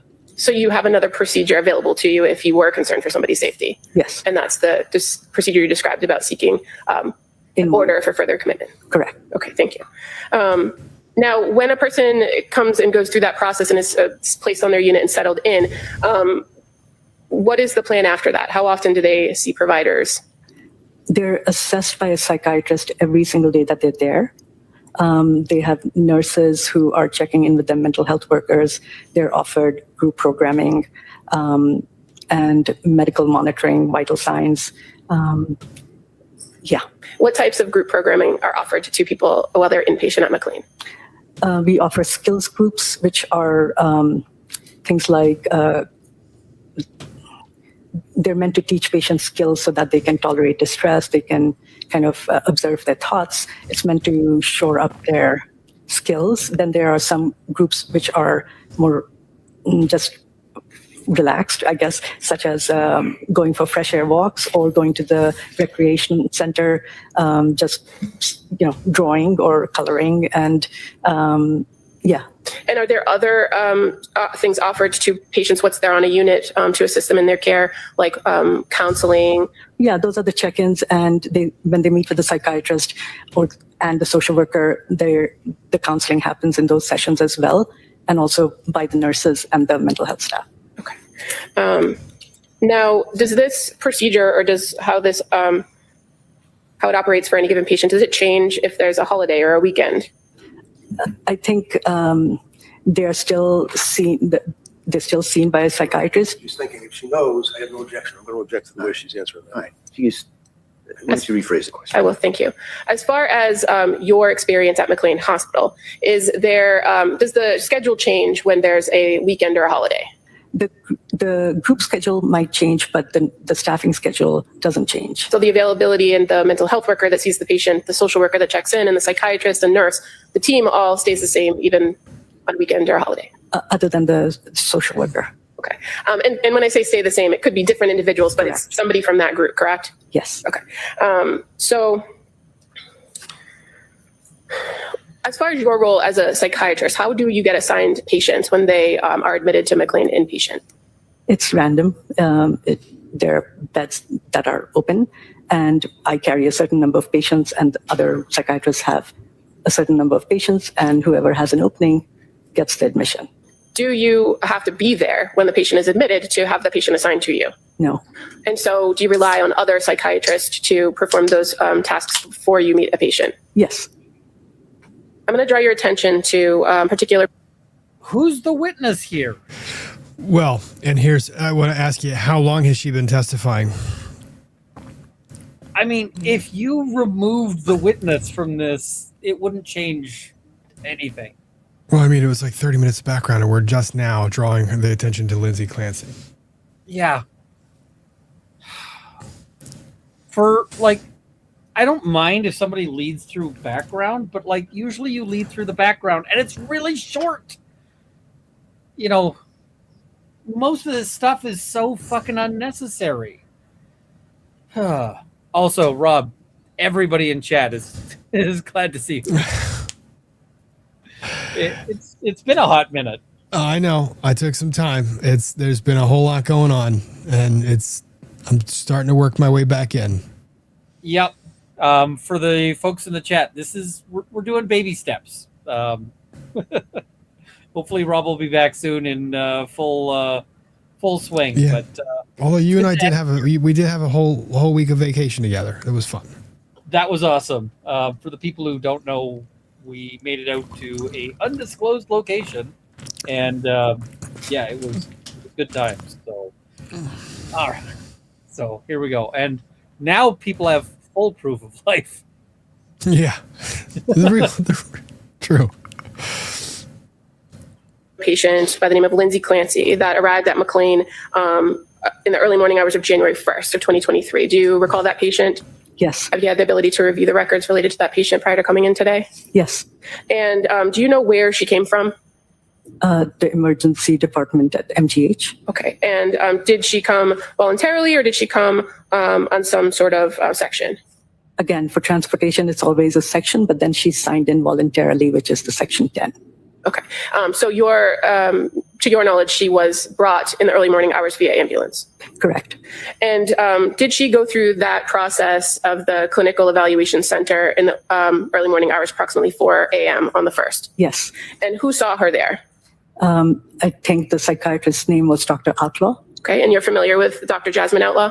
I've never met her. Okay. But she is a psychiatrist on Correct. staff. Outlaw is a great name for a court case. It's like one of those situations where you're like, I would like to apply to have the name of this witness excluded from the jury. I had a client once whose name was literally the crime he was accused of. And that would have been bad to take in front of a jury. Yeah, I can see that would be problematic. And I don't know what you mean by on staff. well, she works at McLean. Correct. And so you were able to review the That's a weird thing to not know what she means. But okay, I guess. information she gathered in that first evaluation. Yes. And in reviewing that information, did you identify that the patient was identified as medically stable, right? Meaning she didn't have any acute medical issues that you had to worry about. Correct. And she was screened on the suicide screening. Correct. What was the chief complaint of the patient when she arrived at McLean? She was unhappy. She was finding it hard to sleep if she didn't take medications. Okay. And do you recall reviewing in the records that it was noted that she reported that she felt numb Yes. and that she was having some issues managing medication? I don't know what you mean by that. Well, that she had some complaints about side effects or symptoms of medication. Yes. Now, when the psychiatrist and the clinical evaluation center gather the information, fair to say that it's primarily based on what's reported to the doctor by the patient. Yes. At McLean, do you have access to a patient's full psychiatric history or all of their records from other places? It depends where the patient is coming from. I think that Dr. Outlaw did take an excerpt of the APS evaluation that was done at MGH, so I assume that she had access to that. But I'm sorry, assumptions? I She can ask would it have a had- different She way. doesn't know, she doesn't know. Yeah. Right?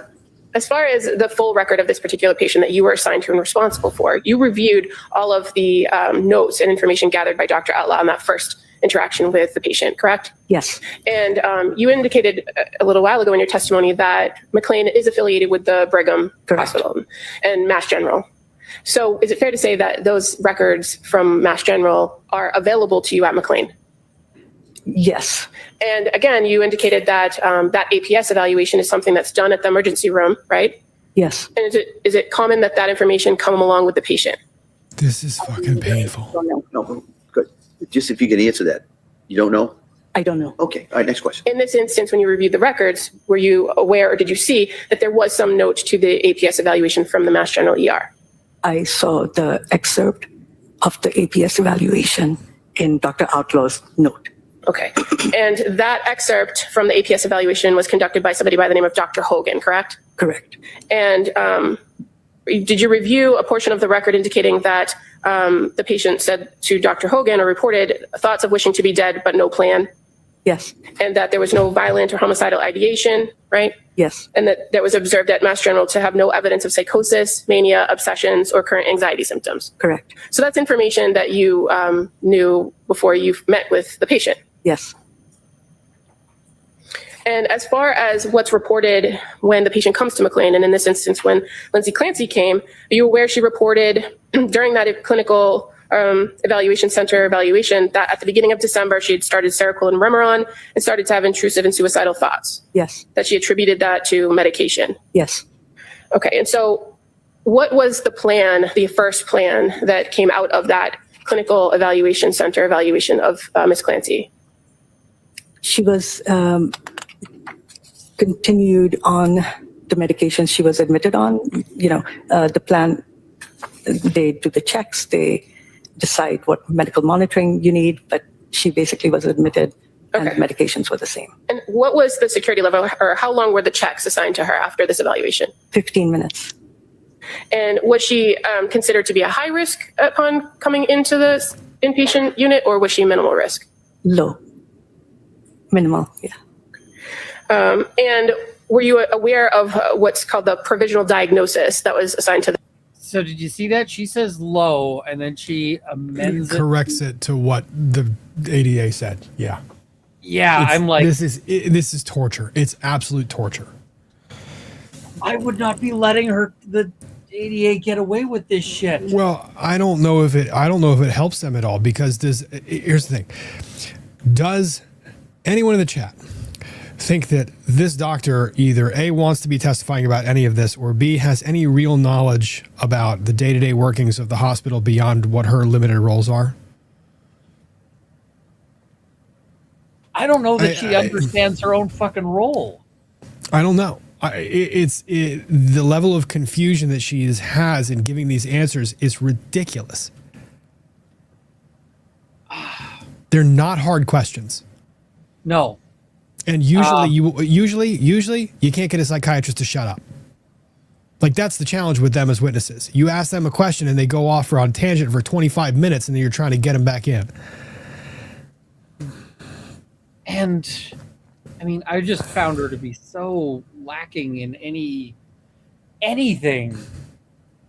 The other thing that was striking to me is, the law and crime chat.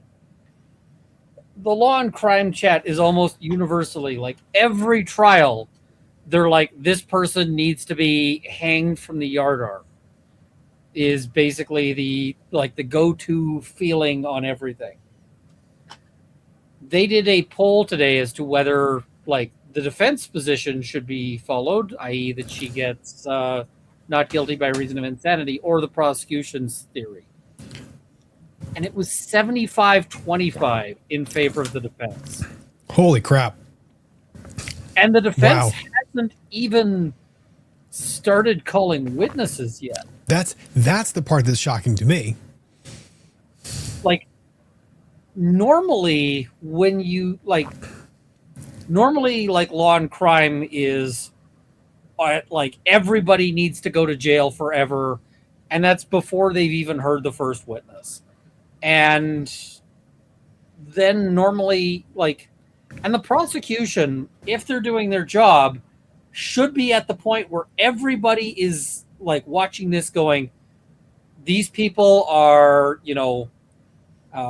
these people are the worst. They're like, because the prosecution at this point is only calling their own, like, why? This should be the pinnacle of your, like, you should right now have a factual foundation to be getting into the meat of your case. Like, you should be making your point by now.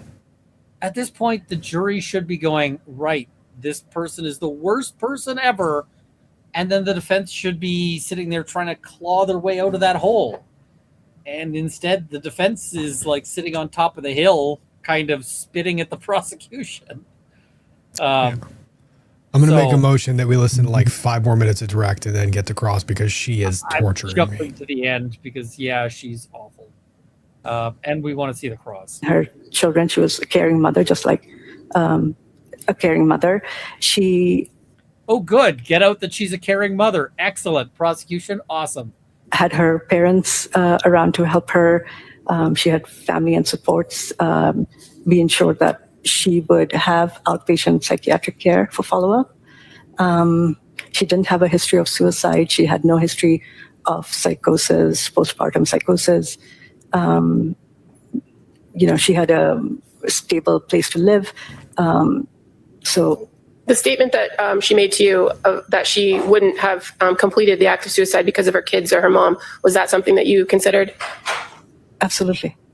And the fact that during the time from admission on January 1st to the time she was discharged on January 5th, that she didn't make statements supporting suicidal ideation, was that a factor that you considered? Yes. And at no time during the time she was at McLean did she ever indicate that she had ever reported or had thoughts of harming anyone else, did she? My God.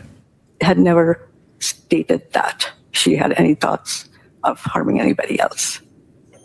And ultimately, at the end of that conversation with her, or you couldn't actually be, in mental distress if you don't tell everyone exactly what you're thinking. The only thing the prosecutor hasn't said, and the thing is, she actually does too. She actually will say, "Isn't it true that?" If someone begins a question with, "Isn't it true that?" Pretty clear indication it's a leading fucking question. So, yeah.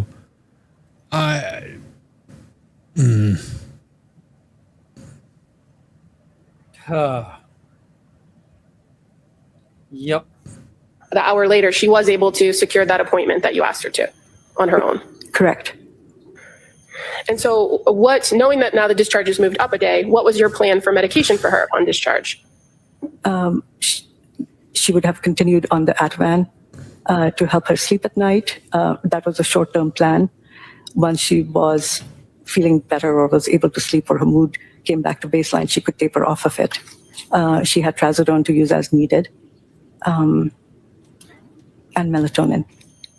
And as far as your recommendations for medication, it would be no more Seroquel. I guess, let me ask that question a different way. Yes. You didn't give her a new prescription for a different dosage of Seroquel, did you? No. And did you advise her to take Seroquel when she was home if she felt that she needed it?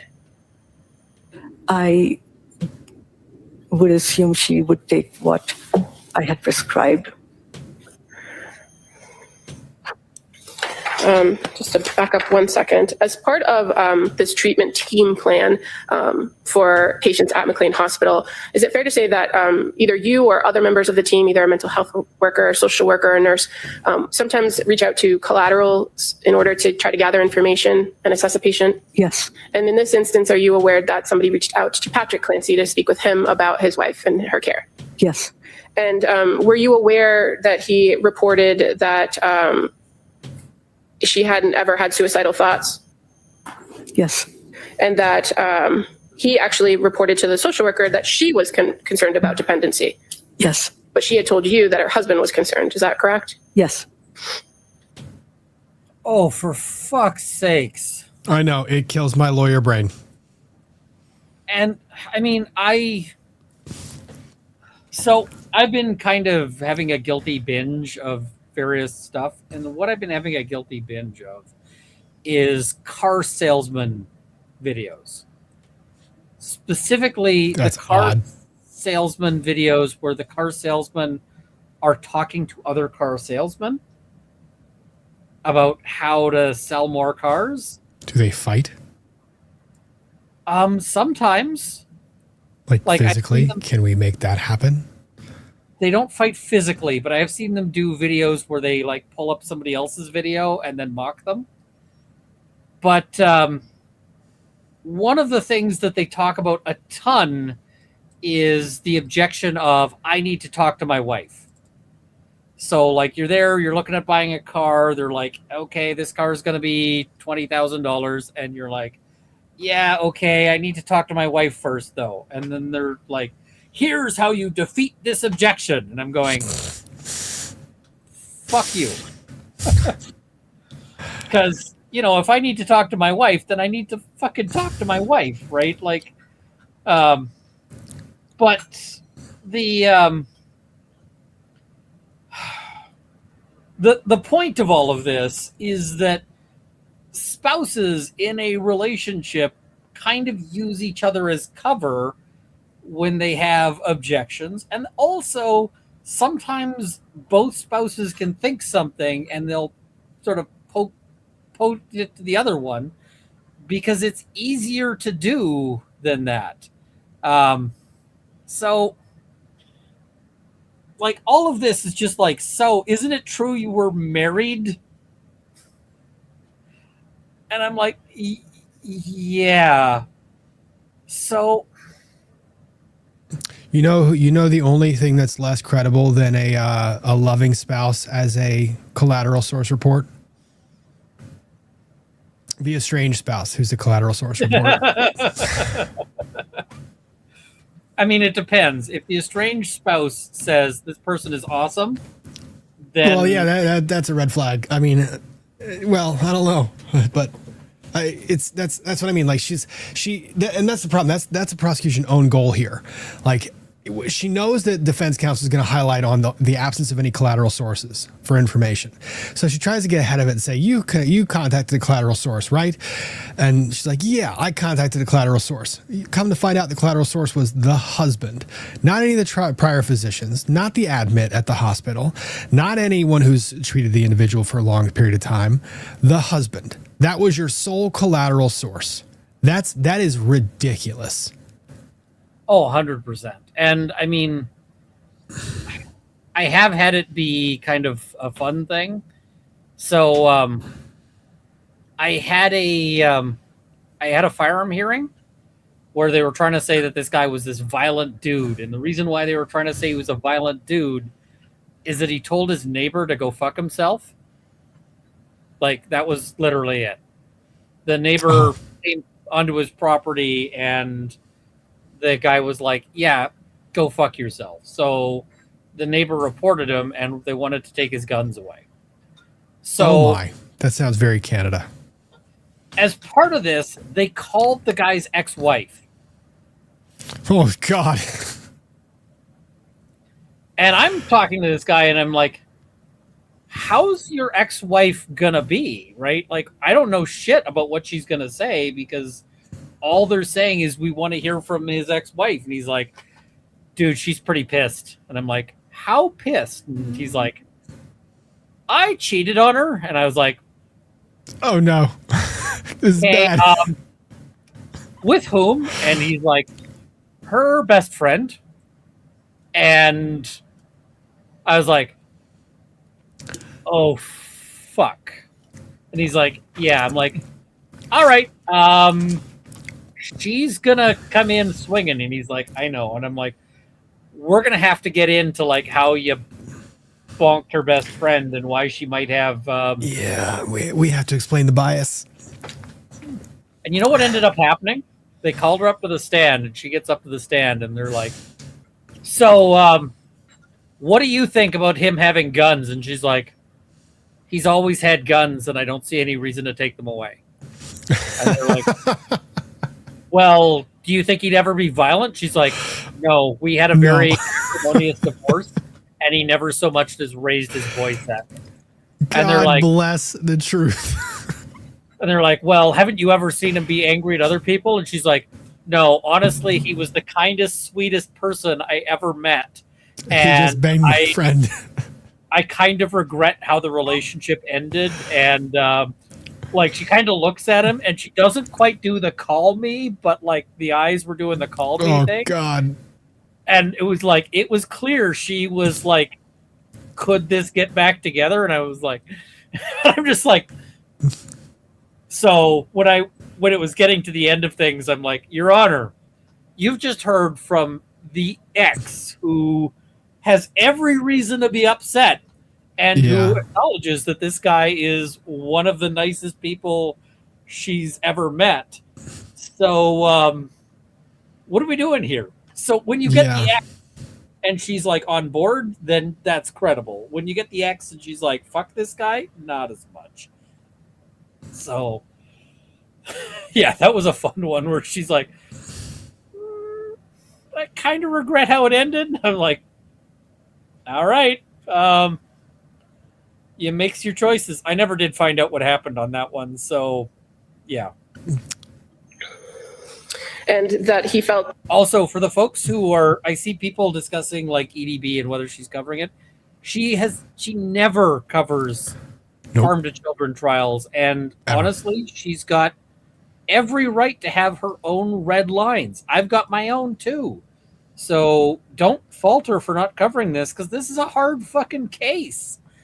I see lots of people who are in the chat who are like, Runkle, I love you, but I'm out for this one. And I get it. So let's not, I'm not down with throwing any shade there, because like reasonable for her to have a line on this one. And I'm entirely in her corner about that one. So, and like, she's only had that rule for like as long as she exists, like, which is all the way back to the Depp trial. Like she said, hey, this is the kind of thing I won't cover. So, yeah. that she had succumbed to social pressure to take psychiatric medications because her friends were taking them.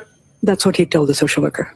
And you're aware that he had made statements that he was unhappy with the medical care she was receiving at McLean? He said, I don't think Were you aware that he said he was very unhappy with the medical care she received? she received. Yes, she didn't. Were you aware that is such bullshit? The correct objection to that one is objection relevance. What does it matter if she knows this? Yeah. Because the whole point of the question is just to testify with a thin question on it, right? So I hate that question. And you see him start to object and then start to, yeah. Specify. He didn't specify McLean. Okay, thank you. And as far as you're aware, the patient themselves, Ms. Clancy, she never complained that she wasn't getting seen by staff or doctors, was she? She never complained of that. Did she ever file any sort of complaint with the hospital? No.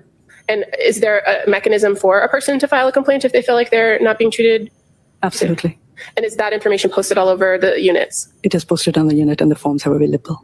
And a person, even if they're not on a one-to-one or directly interacting with a mental health worker or social worker, do they always have the ability to request to speak to somebody? Absolutely. And so even when maybe somebody from their team is not there or working, is there somebody always on call, a mental health worker, a social worker, a psychiatrist, a nurse, for a person to speak to if they felt they needed to? Yes. And in addition to... she couldn't possibly have sucked, or else they would have complained on the numbers. I know. It's so fucking stupid. This is so stupid. All of this is stupid. So can I just like speed run kind of the generality of what her testimony is supposed to be? Well, what these places usually are. So this is basically a state funded or a county funded facility, I imagine, because it sounds very similar to what we have here. Someone goes, they're admitted because they pose an imminent risk of harm to themselves or others, either self-reported or they are reported by somebody else. They're held over and evaluated on a daily or multi-daily basis. The evaluation are conducted by a psychotherapist or a psychiatrist rather, who sees probably 60 to 70 patients a day and doesn't have any real meaningful relationship with the individual they're evaluating other than to do the check the boxes on the form. And the form is as dumb as you imagine it. Have you expressed any, have you had experienced any suicidal ideations? Have you expressed, or do you have a plan of committing suicide? Do you have a plan of harming anyone? It's that dumb. And if the individual denies those things, then the evaluator kind of checks the box and goes on. The social worker who's there is either A, way too motivated, or B, way too underpaid and dealing with too much red tape to actually give a shit. So you have that's the swing. That's the option you get. You get someone who's either way too motivated and wants to hold you over even though they might not have the grounds, or someone who really doesn't give a shit and is only there to collect the paycheck. And often their inquiries are specifically arranged around liability. So Yes. it's, do you have any suicidal ideation? The person's like, no. And they're like, cool. I don't want to make any further inquiries, because if I make any further inquiries, then we reopen liability. But I asked them if there was, any sort of risk of self-harm. They said no. I believe them. Therefore, if they do self-harm, we're not going to get sued. And I mean, a lot of that shit comes down to, that's not where, like, we're just not going to get sued. And I see people saying it's a very expensive private facility. It doesn't necessarily change that. It doesn't change the system that's designed. There's at least 2 hospitals that I'm thinking of that are privately funded that get patients of this setting that I've dealt with on multiple occasions. And the quality of assessment that you get is 100% dependent on who the individual is, whether they're complying or not complying, and then who the specific doctor is that's doing the assessment. Because you can get a shit assessment that doesn't catch anything, or you can get one that's actually comprehensive. And what I'm gleaning out of this was that Lindsay Clancy got a mere glance, like a couple of glances here and there, but she said the right words, or she didn't say necessarily the wrong words, because that's what gets you in trouble. You say the wrong things and they're like, oh shit, we're going to hold you. But she said just enough where they were like, you're not really a serious issue. Did you notice when the doctor was saying she had a stable home to go to? That gives you an indication of the people that they're oftentimes treating. Yeah, and I mean the whole. I'm very cynical about this because I see it in like the drug treatment sphere. There's very good drug treatment, programs, but like the most expensive drug treatment program that I know of is also really shit. And, and a lot of people in psych hospitals know very well the things that they can say that will get them moved from a voluntary to an involuntary stay. Or vice versa. Not to say those things. Yep, and that's the thing. And people who are in the chat saying that I disagree. No. Here's the thing. I think some inpatient psychiatric and inpatient mental health treatment is critical. It has to be done right, and we have never. You have to be able to weed out the good from the bad, and you got to be able to pay the people who are good to keep them there, and you got to be able to fire the people who are bad to get them out of there, because it's too dangerous to get wrong.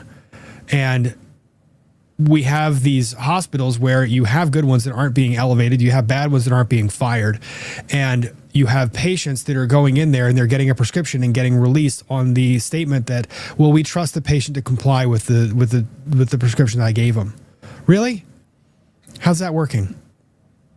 Yeah, really, because they don't and they won't, and this. I don't know. I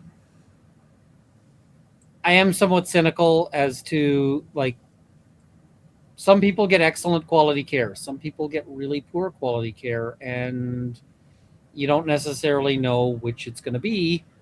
So, yeah.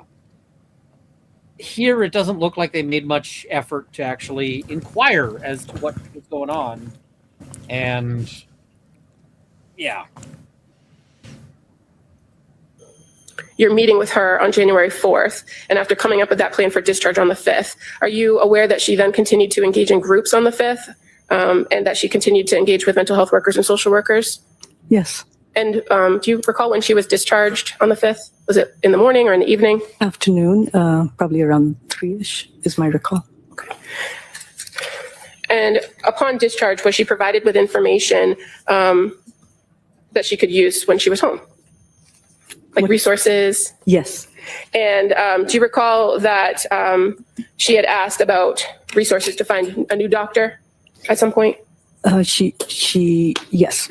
And that she ultimately reported to the social worker that she felt comfortable managing at home? Yes. I may have one moment. Sure.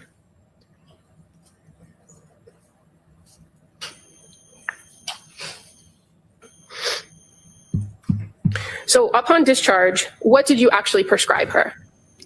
A 14-day supply of Ativan and a 14-day supply of trazodone. Okay. And All right, let's jump. when you to the were end of having her conversations here. with her, We had discussed going on Psychology Today, where I'm sorry? she Oh, was God, aware you're of here. the website, Psychology Today. Website. Yes, she was given the name of a case manager through her insurance, who she could call. So it's like, Yeah, what- you got to back up about 15 seconds. Yeah. nothing further. Thank you. Mr. Reddington. I'd like to start off just by asking, District Attorney asked you about resources that were provided to her. What were the resources? We had discussed going on Psychology Today, where I'm sorry? she was aware of the website Psychology Today. Website. Yes, she was given the name of a case manager through her insurance who she could contact for assistance in finding new providers. So, So the resources are, you can call your insurance and you can go to a popular psychology website. Psychology Today. But it's Psychology Today. Ian, it's not Psychology Yesterday. It's Psychology Today. It is the current psychology. It's not the former psychology. And it's on the World Wide Webs, which means it's at least quasi-interactive. And you can click it on your computer machine. You know, if you're in crisis, when I'm in crisis, you know what I do? I go on the World Wide Web and I look for help.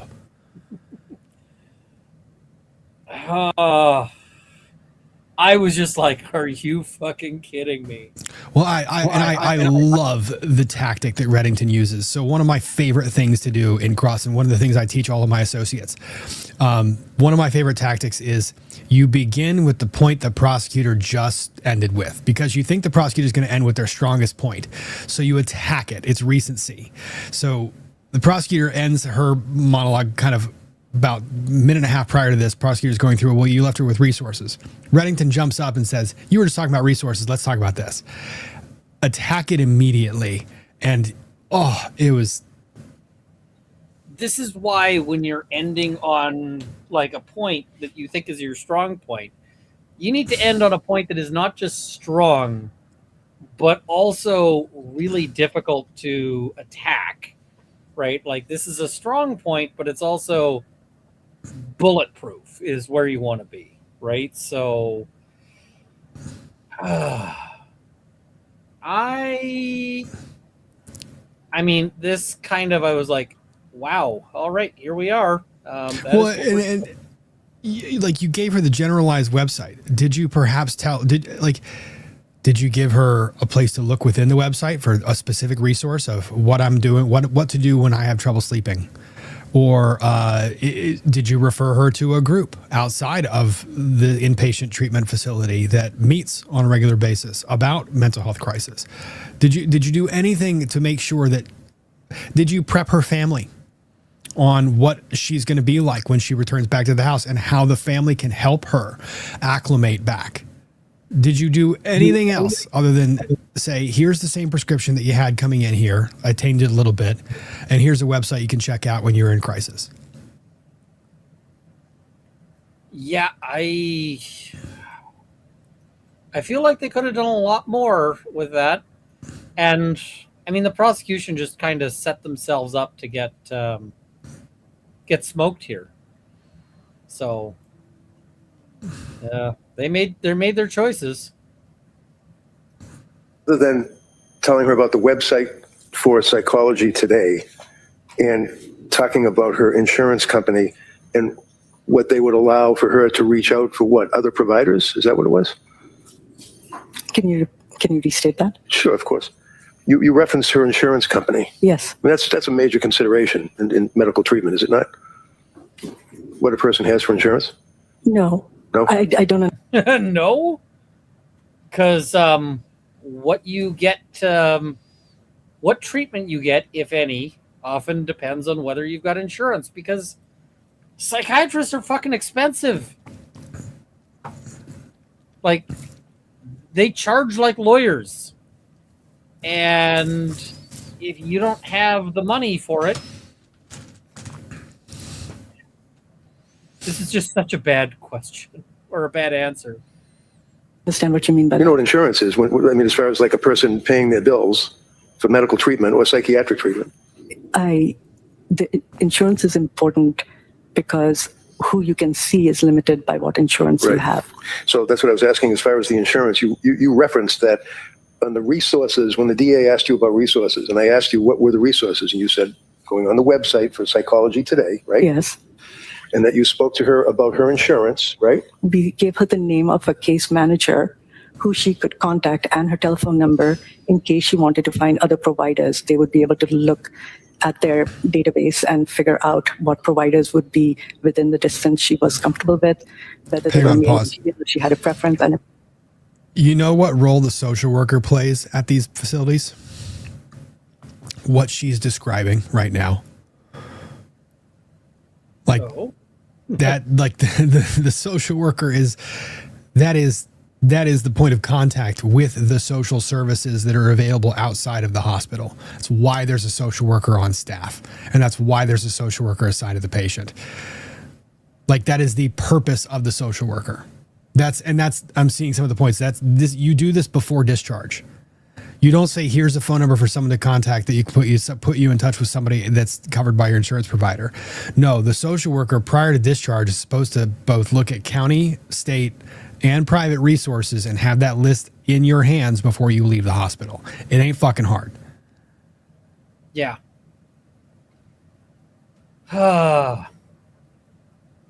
So freaking annoying. She gets worse. It's just bad. she had any preference about any specialization. Okay.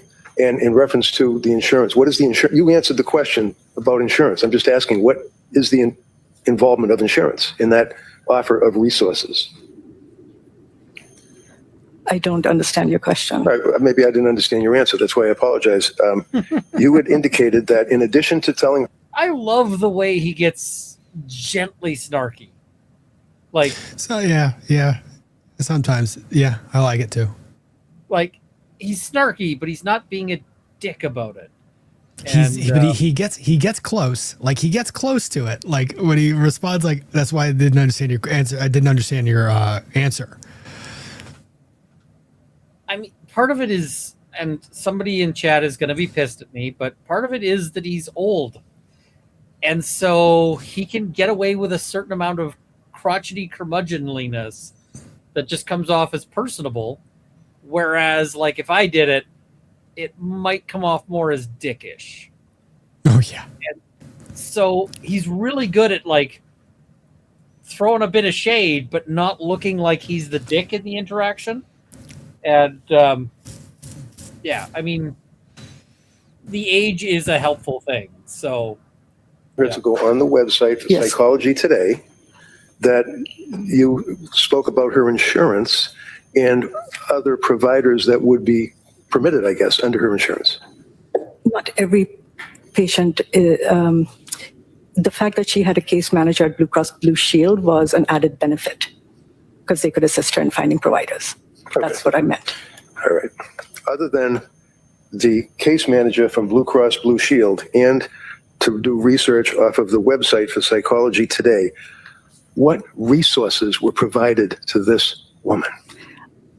There are numerous resources that are printed on the after visit summary. I don't know each and every one of them, but she got a pamphlet. Yeah. Yeah. It's, you know, they probably gave it to her a really cute plastic baggie with branding on the front of it. Yeah, I'm just like, oh, okay. Awesome. I think they would be in the medical record. Okay. And that's something that is provided to a patient when they leave. Yes. She came in on a voluntary, is that correct? In other words, I know she was transported by an ambulance, but nevertheless, it was that she and her husband, Patrick, wanted her to be treated at McLean, correct? She came in and signed in on a voluntary. In other words, there were no orders of a court, no judge ordering that she be committed or anything like that. Is that correct? Yes. All right. And she came in on, was it New Year's Eve? January 1st? Yes. And do you remember what time she came in? I think she arrived at the CEC around 4. Now, would you agree that on New Year's Eve in McLean Hospital, that ward is pretty much running on a skeleton crew? I can't speak to something. I'm not there. Well, it's obviously you're not there, but what about other people? Was skeleton crew New Year's Eve? You would have to ask somebody who was there. Well, you've worked there for what, 7 years? 5. 5 years. And this is where he's like, you're weaseling, aren't you? You know, how do you not know what the crew is like on New Year's Eve? Because, I mean, if you ask me, like, what staffing is like on New Year's Eve, I could tell you, you know, for every place I've worked, so long as I was there for a New Year's Eve, right? Fireworks. That is big time. Like, that's a big show. They're going to have all people on deck. You know, working at law firm, probably nobody. There's probably one person on call for the people who are, you know, who are getting pinched driving home after they had 17 drinks. You know, like, it's not hard.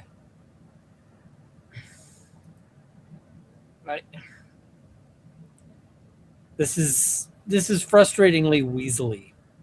So, and like most places, if they're not involved with like drinking or the aftermath of drinking or partying, they probably have almost no one there for New Year's Eve.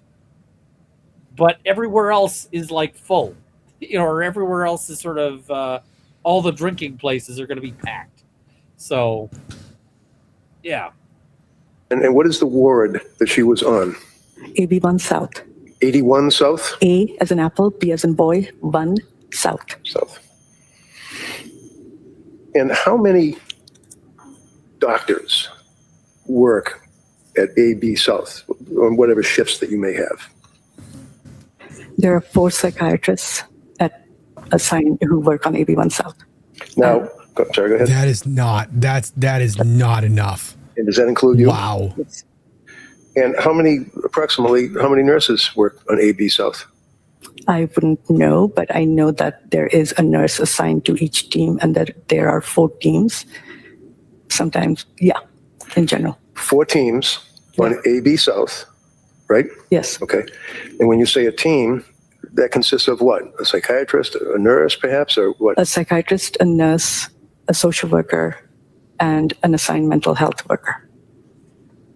And what are the shifts that this team would work? There are 3 shifts.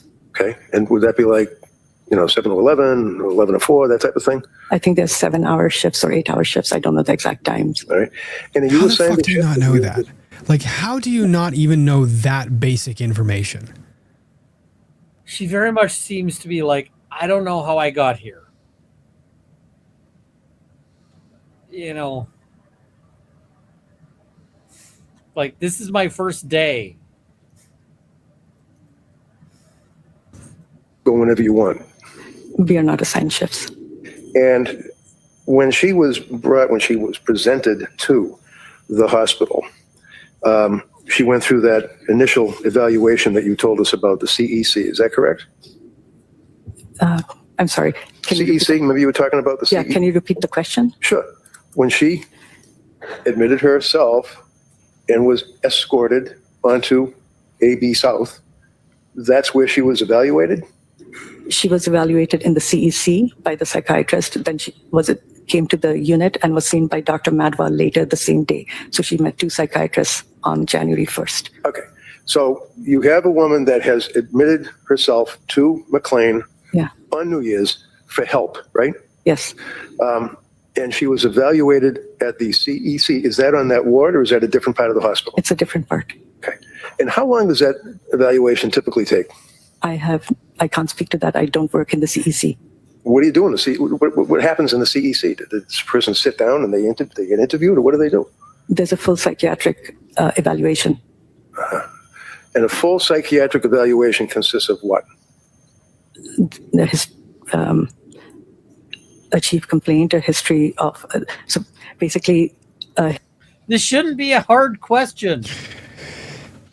It's a good question for Reddington to ask, though, because people hide behind that all the time. They say there's a full psychiatric evaluation. Like I said, I've had Let me give you an example. There's a forensic psychiatrist I work with in the area who's phenomenal. Does phenomenal work. I contact that psychiatrist for every one of the cases that I have. And then when there's a psychiatrist assigned that's not that person, I contact them to consult me with what that person fell short on. When my preferred forensic psychiatrist says I did a full workup, I then say, well, what does that entail? She goes, I contacted 6 different collateral sources, 2 of which that I confirmed were adverse. I contacted prior medical treating providers directly by phone and email, and then contacted them twice.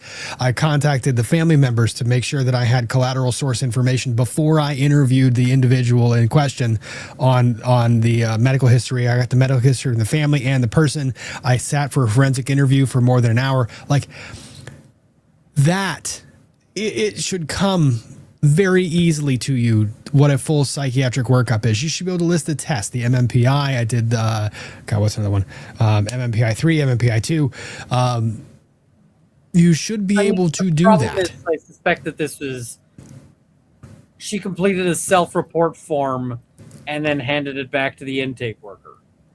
That is where this kind of feels like things are going. But when someone says I did a full psychiatric evaluation, that little word full does a whole lot of work there. So what I just described, that's a full psychiatric workup. But people use that phrase all the time, and they might just mean it was a fucking form. Yeah.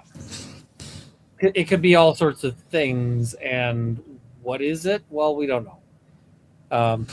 This is why you can't let experts just weasel word their way through things, because sometimes the weasel wording is hiding some seriously embarrassing shit. So, yeah. But, yep. History of present illness, which would be what brings the person into the hospital. Okay. They review past psychiatric history, substance use history, social history, family history. They do a mental status exam, and then they make an assessment. And they would be the CEC? Psychiatrist. And that would be the psychiatrist that you were referring to? Dr. Outlaw. Dr. Outlaw. Now, how long does a CEC typically take? I do not know. It depends on the imagine- speed of the person seeing the patient. I imagine that at some point, a psychiatrist or a social worker or somebody must get into the prior history that the patient had prior to coming to your doorstep, right? That is a part of the evaluation, yes. Okay. And you had a chance, as the district attorney asked you, as to whether or not you were able to review the medical records that involved Lindsay Clancy's treatment at McLean Hospital for the 4.5 days, right? I was able to review the CEC note, which had an excerpt of the MGH evaluation and the notes that were available to me since January 1st at McLean. Now, as a psychiatrist, I mean, when she goes to the hospital, she's your patient, right? She's She's your patient. Yes. Yes. And as a doctor, what you want to do is get all the information that's available on. When you start seeing as a doctor, it's like, now he's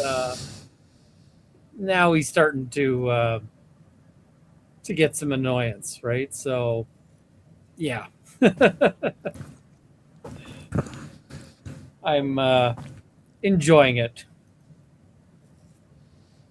Why this person is in your locked ward, right? Yes. So did you do inquiry into her prior history, or was that left to the CEC person or the social worker? That is part of the evaluation. And the evaluation is CEC. And when I see her as well. All right. So do you sometimes, when I say you, I mean you or the social worker or the CEC person, do you talk to people like third party? I think you said third party contacts? Yes. All right. The social worker does. Okay. So, and you reviewed the records. So when did the social worker talk to the first psychiatrist that she went to see? The social worker contacted Patrick. I know you told us that he contacted Patrick and that Patrick gave some history about the benzodiazepines that he was concerned about and he thought she wasn't getting good medical care. Is that correct? Yes. All right. You know that she had medical treatment before she came to McLean. Yes. Okay. Who's her psychiatrist?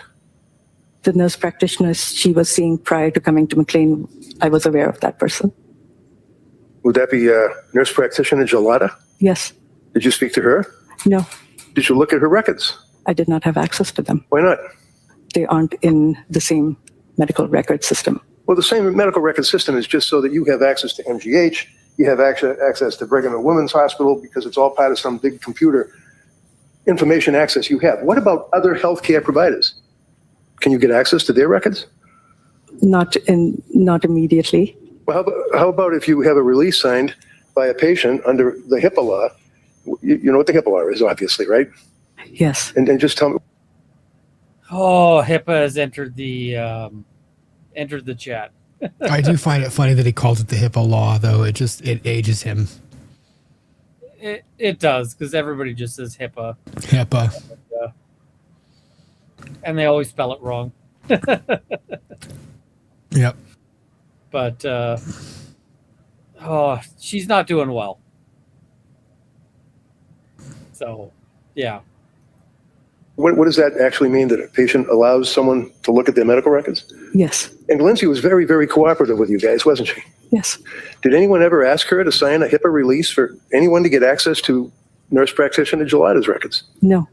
How about psychiatrist Tufts' records? No. How about nurse practitioner Paul's records? No. Who's Letitia Dukes?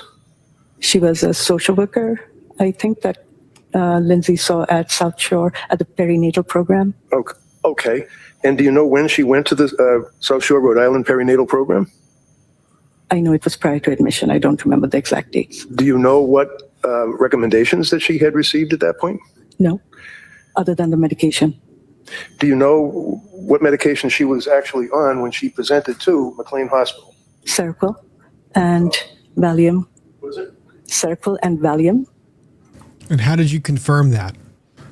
How did you confirm those prescriptions? Dr. Tufts was the first psychiatrist that she actually consulted, correct? I believe so. And again, if you don't know, just say you don't know. Yes. Okay. And I think you made reference to the fact, or maybe the DA made reference in questioning you, about the fact that she was looking for doctors for some type of medication or something. Is that fair? That's a very vague statement. I don't know what you mean. Okay. Well, actually, she saw Dr. Tufts because Dr. Tufts advertised that she was an expert in perinatal care, right? Correction. Overall. Oh, sorry. I wouldn't know why she saw Dr. Tufts. Do you know what medication Dr. Tufts prescribed to her? From what Lindsay told me, yes. What? Zoloft was the first. All right. So Dr. Tufts, according to Lindsay, provided her, Lindsay, with Zoloft, which is an SSRI, correct? It's an antidepressant in that class, yes. Okay, so when you say an antidepressant in that class, the class would be selective serotonin reuptake inhibitor, right? Yes. And that's pretty powerful stuff, isn't it? I don't know what you mean by powerful. No? Well, It's awkward and it's terrible. Ian, let me ask you a question that's a hypothetical that might help elucidate what we're talking about here. Any of your clients, when you ask your clients about their prior criminal history or prior incidents of violence or prior conduct that might be harmful to them at trial, do they always tell you the truth? God, no. Yeah. And when they lie to you to your face, do you ever do anything on the outside of that to try and verify whether the information is true so it doesn't come back to bite you in the ass? Whenever possible, because, oh my God, my clients like to make statements that then come back to bite me in the ass. Well, because you know what?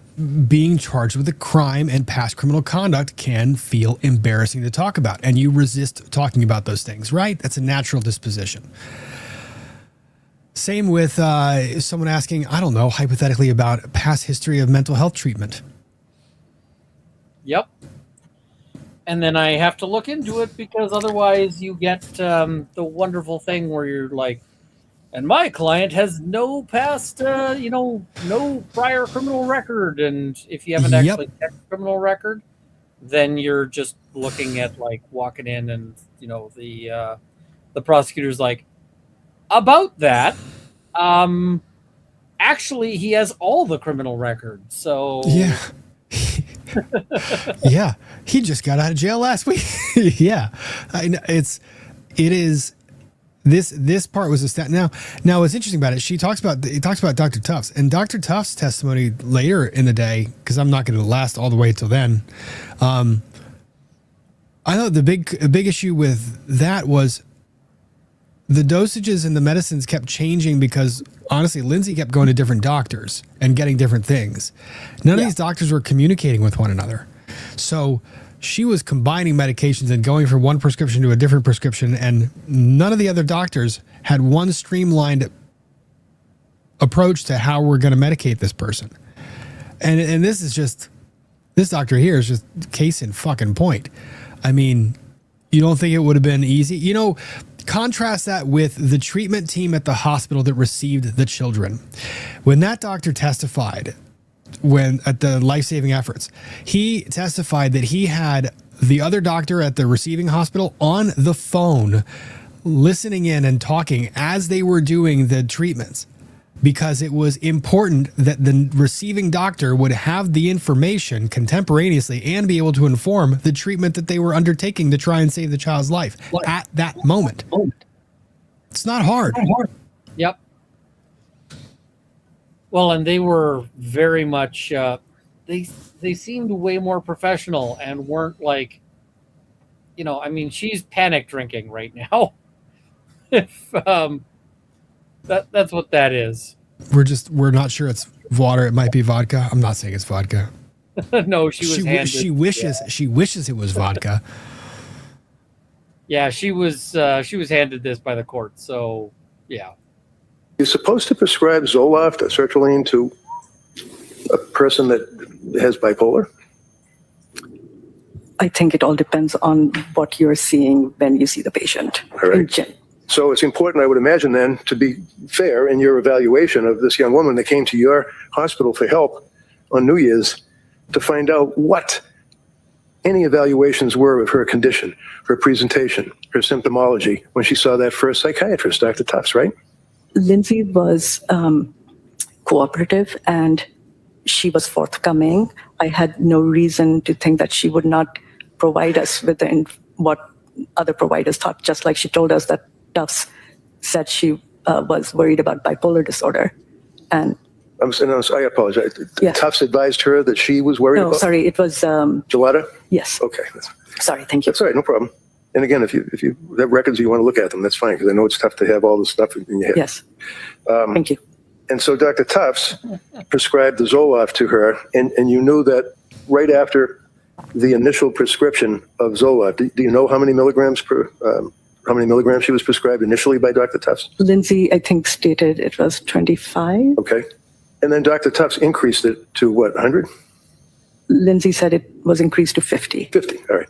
So, and again, you're in I don't know if it's appropriate to say, but you're in a mental institution, right? That's where you work at McLean Yes. Hospital. Okay, and it's a locked ward, right? Yes. And she's a patient that's coming to you for help, right? Yes. Is it appropriate for a doctor to take what that patient is telling you as a history? Or do you have to verify it or talk to other healthcare providers to make sure that they're not just running off and making something up? I had no reason to believe that she was not a reliable reporter. Because she's...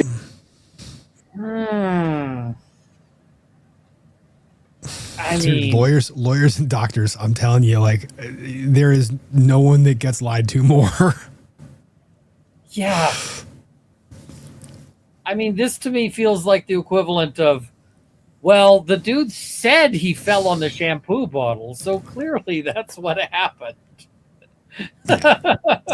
Yeah. My child said that he only had one bite of the candy. Yeah. I'm just like, oh, okay. All right. Oh, solid. There's a solid burn in the chat. Tech support is way up there on the list of people being lied to. Yeah, that's probably very accurate. I mean, I've done it. Yep. Tech support is like, okay, turn the computer off. And it's like, okay, it's off. Turn it back on again. Yep. It's back on. Problem's still there. because, you know, I've only turned it off and on like 17 times before. And yeah. Yes, She seemed very honest in her disclosure of her symptomology, right? yes, One of the things, or one of the tools that you in the mental health field have access to is psychiatric testing, right? yes, Okay. You have, for example, one tool, and I think psychologists, and there are psychologists that are on staff, I would imagine, at McLean as well. no, not on that unit. As a psychiatrist, you don't administer psychiatric or psychological testing, do you? No, All right. But for example, you've got the Beck inventory test, or what's called the MMPI test. You're familiar with those, right? these are forms and forms that the patient can fill out. Right. I mean, the MMPI is a form, but it's a very complicated form that includes things like a lie scale and also fake good scale and fake bad scales that are designed to catch people. And so if you're wondering what a lie scale is, well, they ask you multiple things multiple times to see if you if your answers are consistent. But they also have various things, like they will put in symptoms that basically nobody has, Yep. but that sound good or bad. And then people will say, yes, I have this symptom. And it's like, no, you don't, because that's not really a thing. And so you're trying to pretend that you're having more symptoms than other people. You know, you're pretending you have symptoms you don't. Or you have, the fake good scales where they have things that sound bad that everybody does. Like, I sometimes lose my temper. And so you put down no, and it's like, bullshit. Everybody loses their temper at some point. So,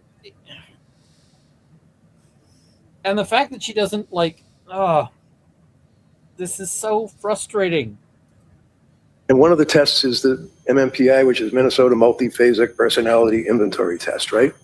I have heard of that. Okay. What? I have heard of that? Me too. And I feel like you should have more knowledge than I do on this. Well, she would have worked with psychologists that would have administered that test 9 million times. Like usually that's one of the things that's surprising to me about this. Usually psychologists and psychiatrists work in tandem. Like they are supposed to inform the treatment plan together. I'm just surprised that that's not the case here. She's just like, I've heard of that. I'm like, okay, we're getting into some interesting choices. And you know that one of the things that it determines is if they call it the K scale, whether or not somebody is lying or minimizing, or not minimizing, but lying about their symptomology, right? I don't know much about the scale. Well, that's a tool that can give someone information as to the person's presentation of their symptomology. That would be important as to their honesty of whether or not they're trying to minimize or whether or not they're trying to falsely project their symptomology, right? I don't know what you're asking me. Okay. Really? Because I know what he's asking you, and I'm an idiot.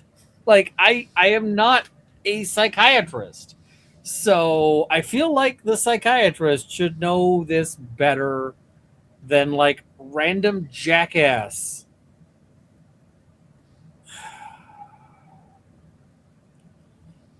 Okay. Were you aware that there were ever any psychological testing administered to Lindsay? MMPI or Beck or anything? No. Okay. How many times did she call or reach out to help for a suicide hotline? I don't know. Wouldn't that be something important to find out if the person who you're suggesting was denying suicidality or suicidal ideation upon your evaluation that she called out to suicide hotlines? She was telling, she told us that she was having suicidal thoughts, Right, but had no intent or plan. So I do know that she was struggling with suicidal ideation. right. Anybody else that you talked to? Or did you Patrick. talk to anybody else? I know the social worker talked to Patrick, and he did give the information he gave. Okay. So what I'm asking is, as you're investigating the history of this patient, you're not aware, no idea that she had reached out on not one but two occasions to a suicide hotline. Is that correct? Yes, All right. Did you know that when she was first prescribed the Zoloft by Dr. Tufts at 25 milligrams, then increased to 50 milligrams, that she then reported that she was unable to sleep? she shared 40 that with us. Yeah, Was that- sorry, I'm sorry, I Go didn't. right ahead, no problem. What is it? I'm going to let you finish the question. Okay, thank you. No big deal. It's just that she reported that she went for 48 hours without sleep. I don't remember that time quoted. I know she had difficulty sleeping. You indicated in your testimony that, and I quote, "I would have preferred to have more information about her sleep patterns," right? Do you remember saying that? Following the changes in the medications that we were making, So sleep pattern would be just what it says, sleep pattern. Like you sleep from 9 at night till 7 in the morning, or Yes. 12 at night, whatever your pattern would be, right? yes, And why is a sleep pattern important for you as a psychiatrist trying to evaluate your patient? because difficulty sleeping is a symptom of several different conditions, and it can worsen several different conditions. And you know that she had reported severe anxiety, right?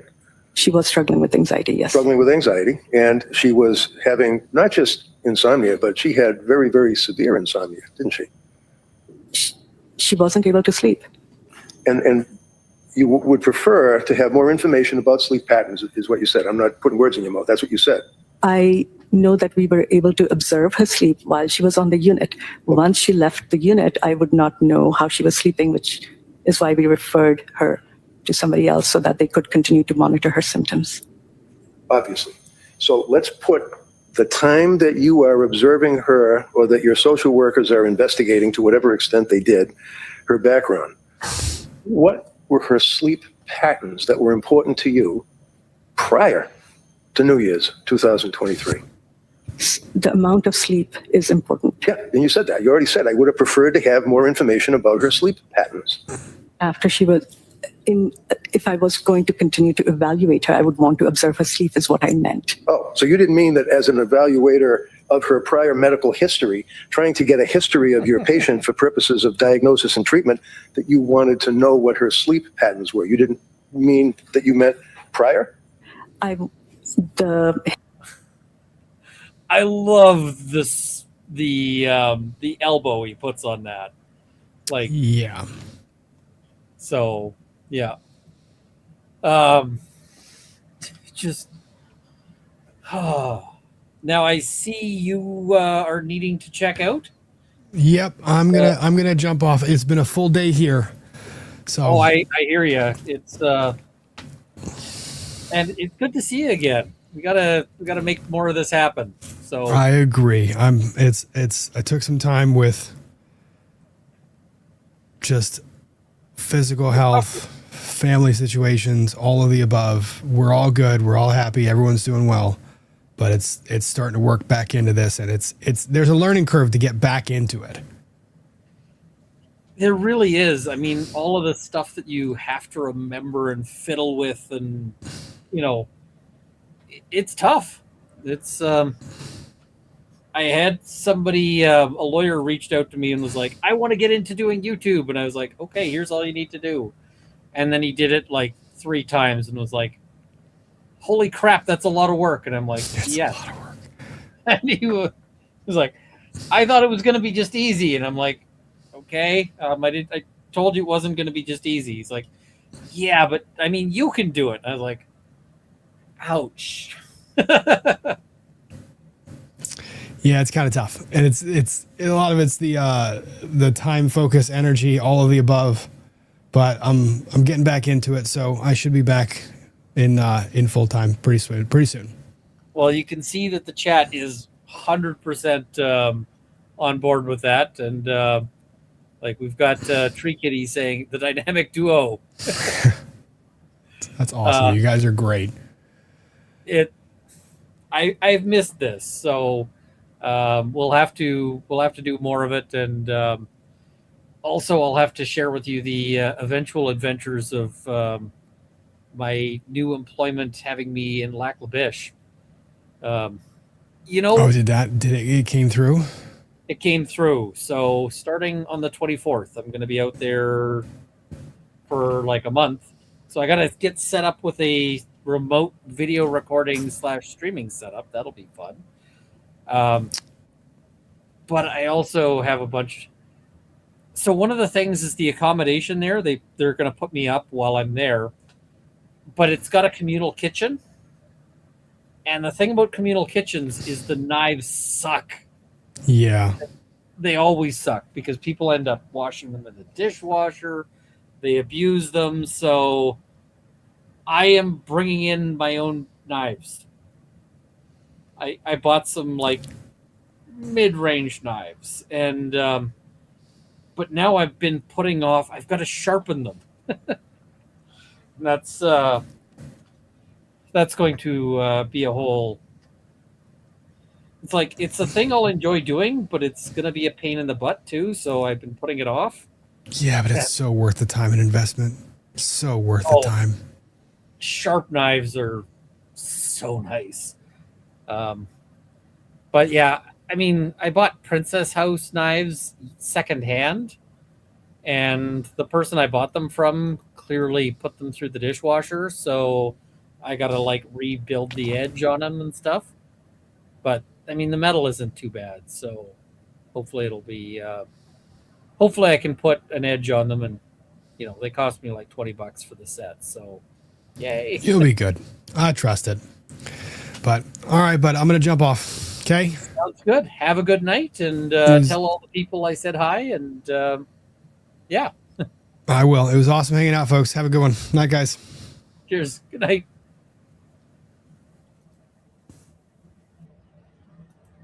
I mean, in every context, sharp knives are a good thing. Oh, did I tell Rob about the stuck in the mud car thing? Not yet.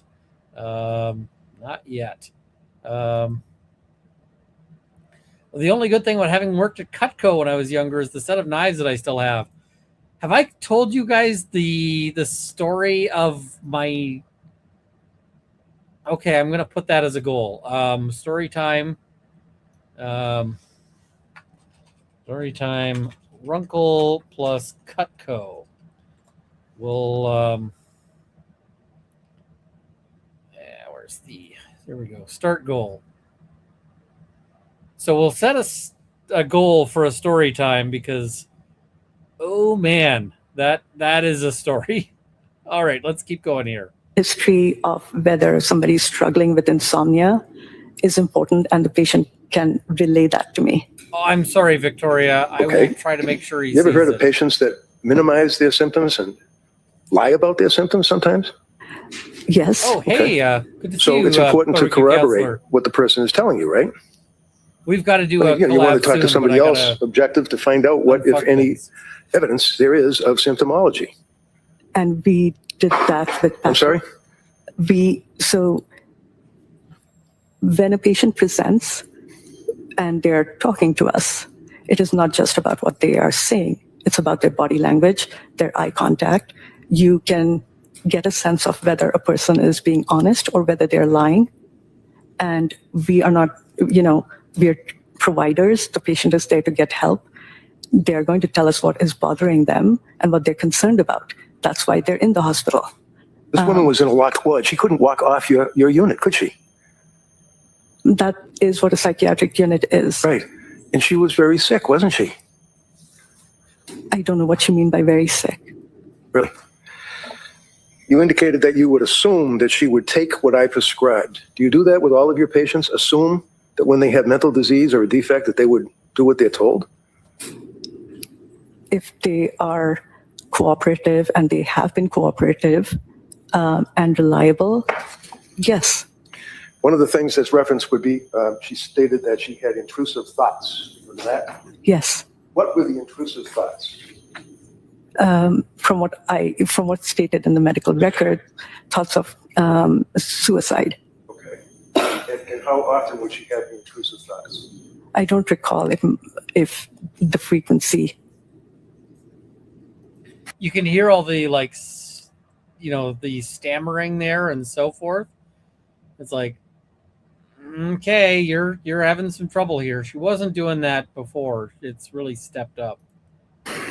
Would you agree with me that in addition to anxiety and in addition to inability to sleep, that she was in what was self-described as a brain fog, right?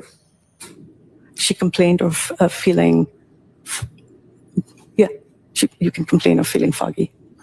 She also complained about that she felt as if she was a zombie, right? She did not use those words. Did anybody else use that word describing her in your investigation? No, Did Patrick tell you that he was concerned about the medications that she had been prescribed over the past 2 or 3 months? yes, And you knew what the medications were that she was prescribed, correct? she told us. She told you, okay. And she told you that she was prescribed, in addition to the SSRI Zoloft, that was increased from 25 to 100, that she was then told, I was aware. I'm sorry, 50. Correct. She was then told to stop taking the Zoloft by Dr. Tufts, right? She reported not being able to sleep, and they agreed that she would not take the Zoloft. Okay, so the answer is yes. She was told to stop taking the Zoloft by Dr. Tufts, right? I think you would have to ask Dr. Tufts that. Well, I will. But I'm asking you, as investigating her. I know that she stopped taking the Zoloft Well, and was it- that she saw Dr. Tufts, so I assume that they would have come to that agreement. All right, so as you're evaluating this patient, you're assuming that she voluntarily stopped taking the Zoloft? Because she wasn't able to sleep and she discussed it with Dr. Tufts. She did. You knew that. She told us she did. Okay. How many patients have you treated? How many women have you treated that were suffering from postpartum psychosis?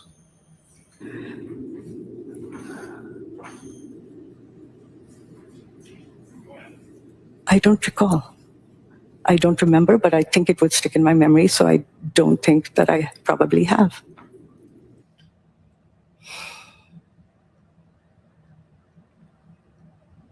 Friends, can I tell you something? When that shit came up, and I was watching this earlier today, I got up out of my chair and I had to walk around, and I went and walked in the backyard. I played with the dog for a bit. It was like, I need a fucking break because I can't keep watching this because I am going to lose my mind. I was just like, you have no patience ever with this issue? All right. Welcome aboard. The dog, it was Potter.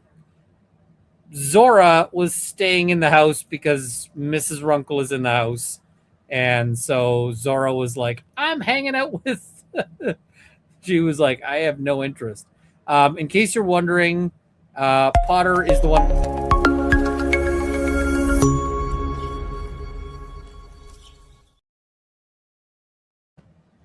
The great big gentle floof. He is a lovely floof.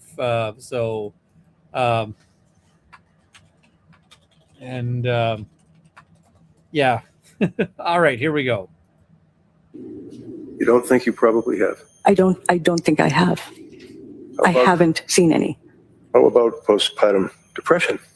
Yes. How many patients have you treated with postpartum depression? Over the last 20 years, there are lots of patients I have seen. I don't keep a record of what diagnoses and what people I see. Now, Really? You're just completely unable to give a fucking estimate? At all? All right. one of the things that you, when I say you collectively, I mean psychiatrists, psychologists, use in your evaluations and diagnoses of patients would be what's referred to as the DSM, correct? Yes, And that would be DSM, it means Diagnostic Statistical Manual, right? yes, And it started out with DSM-1, then it went to 2, then it went to 2R, meaning revised, and then there were a number of revisions, and now we're all the way up to DSM-5, correct? yes. And DSM-5, also the most recent would be -TR. What does TR mean? I don't actually know. He just gives this little nod and he's like, yeah, that checks out. That little, okay. You don't know. Cool. Was it Dandy Deb? Yes, you can use other channels' names. I'm not going to ban you for that. So, yeah. So Just don't pick fights with the other DSM, channels. the Diagnostic Statistical Manual, is really, it's about this thick, right? If you have a regular sized book. I just have a little one, but I think so. okay. Do you rely on or do you use in your evaluation of patients the Diagnostic Statistical Manual? The diagnoses are based on the criteria that are stated in there. Okay, so you do use, for diagnosis purposes, what is stated in the DSM, correct? Yes, And it's kind of like a cookbook. I mean, it basically tells you what the ingredients of a particular mental disease or defect would be, right? yes. And you know that it's, I got to get my cookbook. I got to get my cookbook further along because I think I've got like 6 recipes in there, and I feel like I should get like I don't know, at least 1 per month. So yeah, basically a group of people that get together and they discuss what should or should not be included in the manual that psychiatrists and psychologists use to diagnose patients, right? Yes. And they try to keep up to date and stay on top of any recent developments, right? I would assume, I don't know. Okay, I can't speak to. that's all right. So here we are in 2026, not 1928. Is postpartum depression in the DSM? I think it's a subcategory. You think it's a subcategory of what? Depression. Depression. How about psychosis? Postpartum psychosis in 2026. Is that in this manual? I don't exactly know where it is. Have you ever seen it in this manual? I don't recall paying attention to where it's categorized. So if you're treating a woman who is, as you put it, postpartum because she had the child, and then you told the jury, well, there's a time frame, a cutoff as to whether or not a person is still postpartum, still subject to mood swings, and still subject to hormone imbalance, and there's a cutoff, that's what you said, right? Different organizations use different definitions. How about you? You're here for the government testifying in this case. What's your understanding of a cutoff of postpartum, if there is one? For the DSM-5, it is 4 weeks. For ACOG, which is the American Academy of Obstetrics or something.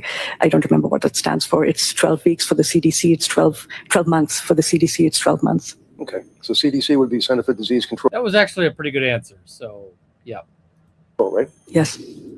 So they're pretty much all over the place as far as the time frame that a woman can still be involved with postpartum symptomology, right? Yes. Have you ever heard of a doctor by the name of Meg Spinelli? No. Have you read anything about the efforts being made to have the DSM-6 coming out include Objection. No, overruled. postpartum psychosis? I'm sorry, what's the question? Have you read or are you aware of efforts being made to include postpartum psychosis in the DSM-6 that will be coming out within a couple of months? I think it's clear that there is question about where it should be placed or categorized. Okay, so are you aware of any efforts being made to include? so the thing is I've been aware of this for like years that this was coming, because this has been a matter of discussion since fucking forever.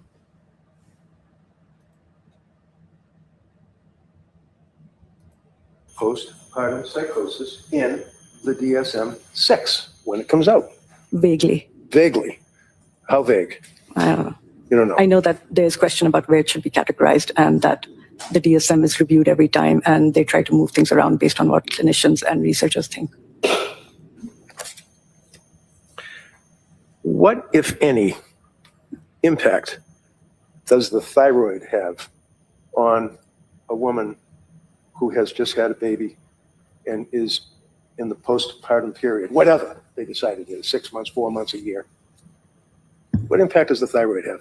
I am not an internal medicine physician. I am a doctor. What You're a psychiatrist. You should. Physiological causes of mental health issues is exactly what the fuck psychiatrists do. Oh.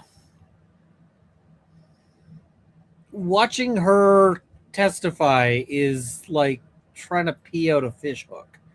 I do know about the thyroid is that the thyroid can affect one's mood and anxiety, whether one is pregnant or not. So is it fair to say that thyroid levels are important in evaluating a woman who is in postpartum? It's one tiny component of the entire. It is one component. Okay. So what does that mean? It's one of the. It's a tiny component. What does that mean? Can you let her finish? Sure, you'll let it finish. Go ahead. It's one of the tests that can be done when a patient is admitted. Okay, was it done by McLean Hospital? No. What? No. Are you aware that your records indicate that she had a thyroid read that are part of the records? My recall is that the TSH was not from 2022 or 2023. Right. It was from 2000 and what? I wouldn't know. You'd have to refer to the record. So in other words, it was imported into McLean records by, I guess, computer access or something from MGH years before, right? Things move forward, yes. I'm sorry? Labs do populate from the past. Okay, so in the past, as a psychiatrist, as her treating psychiatrist at McLean Hospital, trying to do an investigation, evaluate this woman to tell her what your diagnosis was and what you guys can do to help her out. Did you look at the thyroid reads? It was one of the labs that I would have reviewed. You would have reviewed. Okay, as you're sitting here today, do you have any memory about what the thyroid reads were? It was within normal limits. And that would be coming from how long before? A year, 2, 3? I don't remember. So there were no actual thyroid tests done while she was at the hospital at McLean, right? No. What is the Edinburgh EPDS or something like that? What is that? It's a scale. Scale. What kind of a scale? It's a postpartum scale for depression. And it's used by psychiatrists and psychologists to evaluate the risk factor of a woman who is involved with postpartum, right? I think it's to assess the level of depression. In a woman who's involved with postpartum, not some guy that got injured on a soccer field, right? Yes. So what does the EPDS mean? I'm probably butchering that. What is that in an acronym for? Edinburgh's postpartum depression scale or something. Okay. The Edinburgh postpartum depression scale. Was that administered to Lindsay when she was in for the 4 days and a half that she was in your hospital? No, Why not? because we don't necessarily administer scales. You don't necessarily what? We don't administer scales. Why? That's an accepted tool to evaluate a patient as a psychiatrist or a psychologist, isn't it? It is a tool, but it doesn't in the end determine the diagnosis. No, of course not, because the doctor who supposedly has access to the person's medical history and all of the other aspects of your evaluation is the one that gives the diagnosis, right? The psychiatrist makes the diagnosis based on the presentation, the history of the patient. Right. So far what we've got is a presentation of the patient who was in the locked wards at McLean Hospital, and the presentation was from her, right? Her presentation is how she presents, how she is observed. It's not what she's telling us. Well, isn't what she's telling you part of what you consider? Yes, Okay.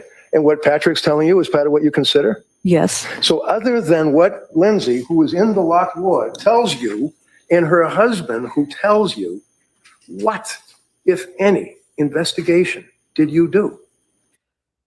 Did you just catch that? He actually managed to make what, if any, effective.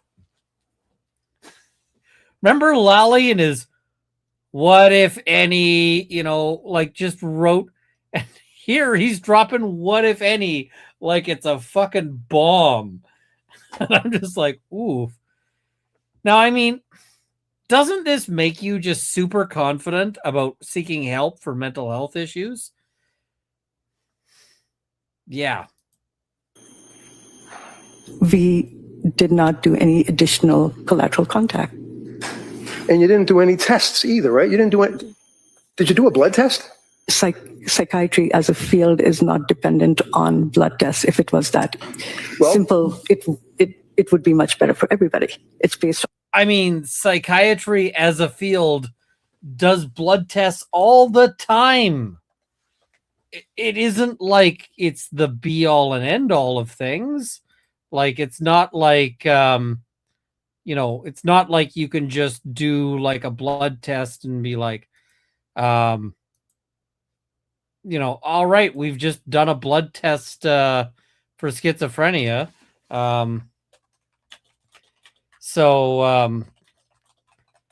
That's not a thing, but they do blood tests. Like, on the evaluation of the patient who's sitting in front of you. So you're suggesting to this jury that it's not a valid medical step for one to take blood from a person who is on a cocktail of drug medications to find out what their levels are? No, not a regular procedure at all. Okay. Now, McLean did not take any blood. McLean did not do the Edinburgh scale, but that would be something that you would be interested in, right? As to whether or not anyone else gave her the Edinburgh depression scale. Let me clarify one thing. McLean did draw blood. They did do testing.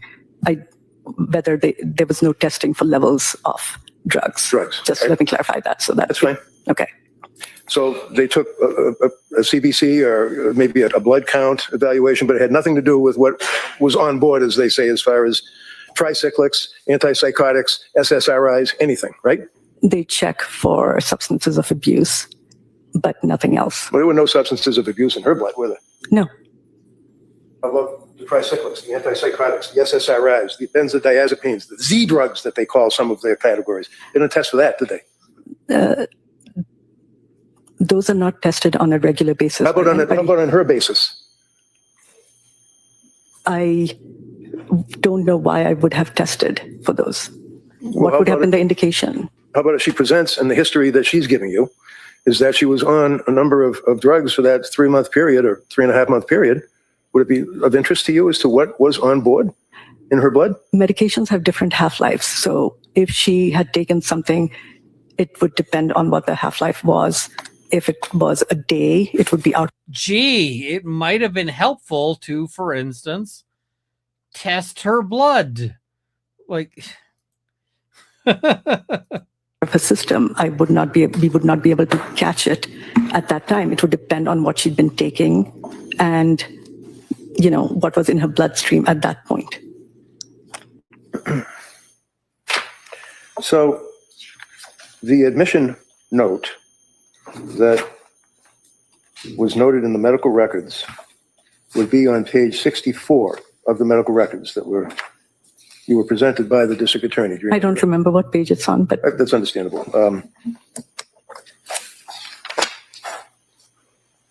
Okay. thank you. Sure, no problem. Can you tell me what I'm looking at? Exhibit 79, page 63. And that would be the record from McLean Hospital, is that right? Yes. Okay. Can you tell me what this means when it says clinical summary? That's the social workers. Okay. And is Can, that can what you, Doctor, can you maybe move that microphone just so that the, Sorry. oh, That's the social worker's note? Correct. And that's what the district attorney was questioning you on? When she referred you to symptomology? It was just a conversation with Patrick. I'm not sure I don't recall what you're Okay. talking about. All right. You can read along with me, all right? Okay. Clinical summary says the case was discussed in rounds, and would that be like on Grey's Anatomy, you have rounds and they see patients in the rooms and that type of No. thing? No. What does it mean when it says in rounds? It's when we meet in the morning, the social worker, the psychiatrist, the nurse, and the charge nurse, the utilization reviewer. Okay. So that's why it says on page 63, discussed in rounds, SW and PIC met with Lindsay as part of the intake interview, right? Yes. Okay. Presenting problem, then it says HX, that's history, right? Mm-hmm. And psychosocial HX history was discussed, correct? Yes. At that point, she stated that she was hoping to be home by next weekend for her daughter's birthday, right? Mm-hmm. And that then she relates her history as far as having a third baby on May 26th. That would be Callan, right? Yes. The youngest baby. And she then told you all that 12 weeks after she delivered, the baby wasn't taking the bottle. It was around the time that she was supposed to go back to work. Husband also went back to work, and she was experiencing a lot of, and then someone puts in quotes, situational anxiety. Is that correct? That's what it states. All right. So as a result, is that coming from her, or that word situational anxiety, was that her words because it's in quotes, or was that you guys put that in there? I didn't write that note. Okay. But you factored that in your investigation, right? I read it. Okay. And as a result of this, She's like, I read it. She doesn't admit that she, she's like, yeah, I'm not going to admit that I actually considered it, but I read it. Okay, cool. That's all we're at. subsequently saw a psychiatrist that prescribed her Zoloft, right? Yes. And that would be Dr. Tufts, right? Yes. And 1 week after prescribing that, it says after 1 week of taking it, that she developed insomnia, correct? Yes. Okay. So that's an indication of a reaction that the patient had to the medication that was prescribed to her, being the SSRIs, Zoloft, right? It could be a side effect. Yes. Could be, okay. And the psychiatrist told her to stop taking Zoloft, right? That's what it states. And do you know from your investigation and your evaluation of Lindsay Clancy, when the doctor told her to stop taking Zoloft? It was like, I mean, you can guess, it was like a week later, a couple of days later? It would be if I don't recall off the top of my head, but if that information was available, it would be in my note. Do you know, can you find your note in here? I just don't know how to navigate that.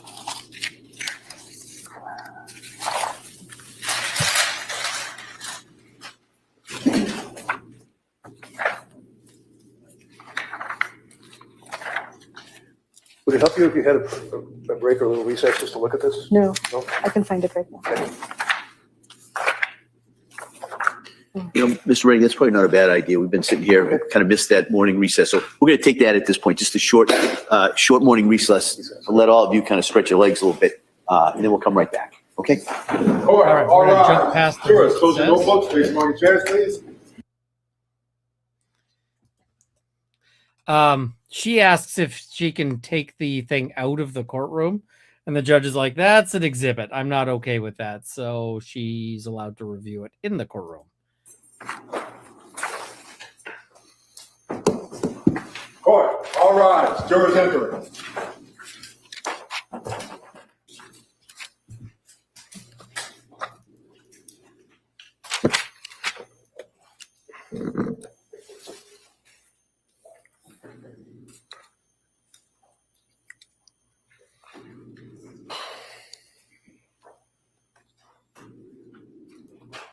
This court's now in session, please be seated. Your Honor, for the purpose of the record, we return back to the trial of Commonwealth versus Lindsay Clancy. All parties are present, including the defendant and including the 18 jurors. All right, Ms. Reddington. I think it was page 63, I'm pretty sure. My note. Yes, I believe. I heard it. Look for it.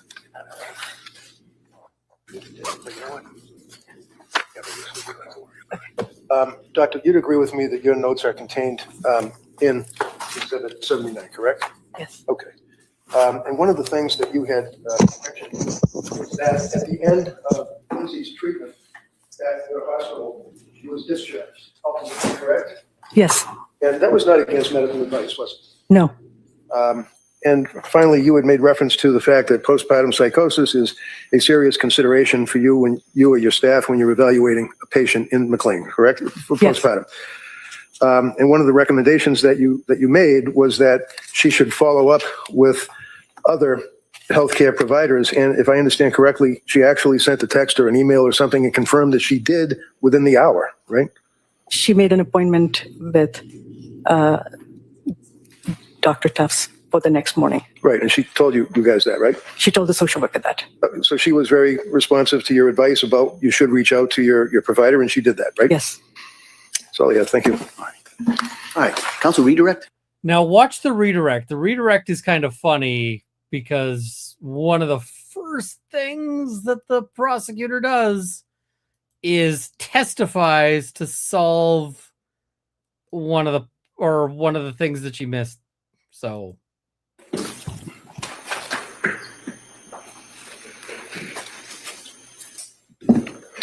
Dr. Goodhart,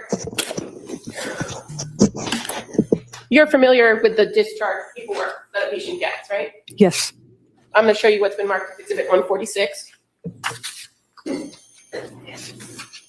that familiar to you? Yes. And you know that to be discharge paperwork or what's called the after visit summary for Lindsay Clancy at her stay from McLean, correct? Yes. And in this discharge paperwork, there's actually two packets. So it's pages 1 of 6, and then there's another one of 7. You see that? Yes. And it gives instructions on if you need immediate help. It gives phone numbers, right? Yes. It gives a crisis plan and where to call for the suicide prevention lifeline, right? Yes. It gives instructions on what the patient's supposed to do or what you've talked about as far as what to do as follow-up, right? Yes. And in this instance, it says, what's next? Call Cassandra Wolfson. Give her a call for assistance with finding community behavioral health providers. And that's identified as the Blue Cross Blue Shield case manager, right? Yes. And was that based on a conversation that you had with Ms. Clancy about the fact that she wanted a new provider? She had. how can we possibly determine whether all these people suck unless, yeah. Here we go. More leading questions. The amount of leading she does is just insane. Like, just ridiculous. A psychiatrist or a prescriber. She stated that she was going to be assigned a therapist by the individuals at the South Shore. And if she wanted to have more options or more choices, she could always call that person to get more choices. So she was looking for an additional provider? Yeah. Okay. And also part of this discharge packet, you see that there's a section that's labeled community services, right? Yes. And there are a number of online resources as well as the direction to contact your primary care physician and insurance company, right? Yes. Okay. And so these are resources that were discussed and told and available to her when she was discharged from McLean. Yes. Now, in addition to the resources that were given at discharge, you're aware she did participate in particular groups that would have given her some information. Oh my God. The proper way to ask this is something along the lines of, was there anything else she participated in that might have assisted? Skills while she was there, right? Yes. And those skills were about illness and symptom management, correct? Yes. And what skills would those groups have helped her with?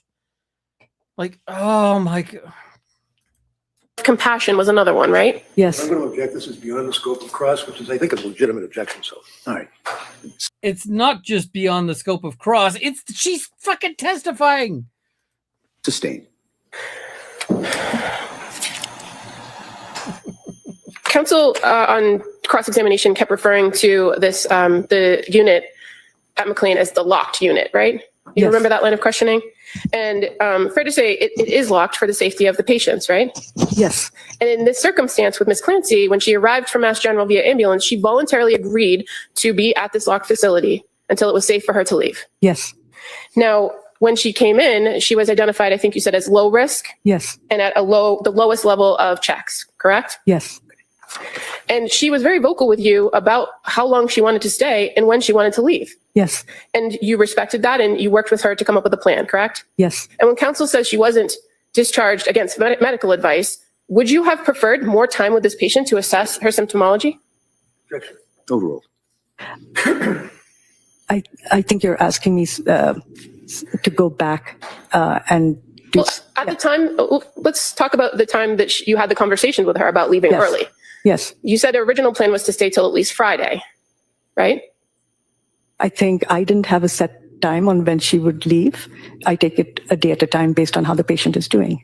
And at the time that she indicated that she wanted to bump up her discharge to Thursday, Yes, had you had the opportunity to observe her symptoms for more than a day or two? yes, Had you been able to identify if any of the issues that she came in with were resolved? yes, And so she was sleeping better, right? yes. Was there any indication that her mood had vastly improved? Her mood had improved. Was there any indication that her mood had improved? Is a legitimate question. It is a perfectly fine question. Was there any indication that her mood had vastly improved? Is a leading question that should have been objected to. Because at the point where you add in vastly, at that point you are suggesting to the witness. I don't know what you mean by vastly. Well, did you have enough time to get to the root causes of why she was having the insomnia or why she was feeling numb? No. Okay, and so with more time, would that have been something that you could have explored more at least? Yes. And you were asked on cross-examination about asking Lindsay Clancy to sign releases, and you said that you did not do that in this case, correct? Yes.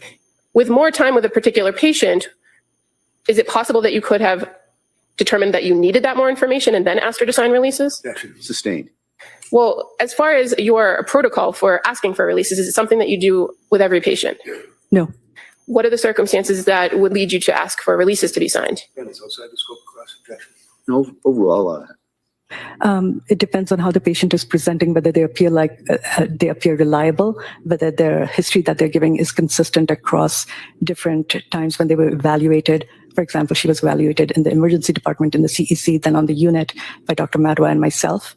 And also we had obtained collateral information from Patrick.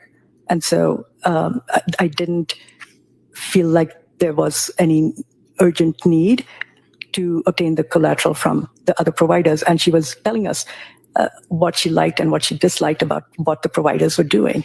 Okay, and so you were responding to those conversations in Yes. coming up with a plan. Yes. And again, the team is not just you and your team, but also the patient as well. Yes. And during this time period that she was there, in addition to what she was reporting, you were also making observations of her. Absolutely. And was there anything inconsistent about what she was reporting to what your observations of her were? No. When she arrived at McLean, you were advised of what medication she had been on, correct? Yes. And any of the treatment plans that you or any of your colleagues recommended, did they require different medications? I'm not sure I understand your question. Well, you were asked about. I mean, this is the problem, is that this witness is also like, I can get the temptation to lead this particular witness because, yeah. And this is the thing, Ian, honestly, if you were leading and no one objected, wouldn't you just keep doing it? The thing is that in Canada, most trials, wouldn't be this trial, but most trials are bench trials in Canada. This trial would not be one of them. This trial would absolutely end up in front of a jury. But one of the things is that even absent an objection, a judge can draw an adverse inference.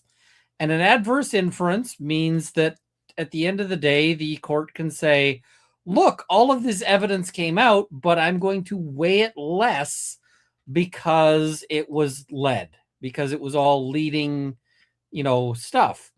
And so ideally you object and get the adverse inference that way, but the judge can just say everything came out through leading questions. And so I am not, I don't put a whole lot of weight on it. And, so that would be a very real risk for all of that, because it is absolutely possible that you'll get a judge who goes, nope. So you got to be careful. You gotta watch out.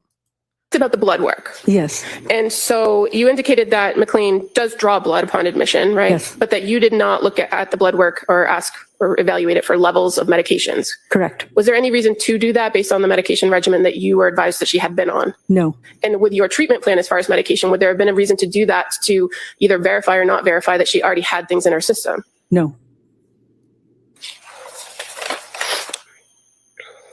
You were asked on cross-examination about the defendant reporting that she complained of brain fog or being foggy. Do you recall that?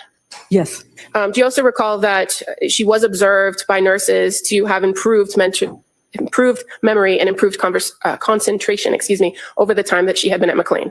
yes,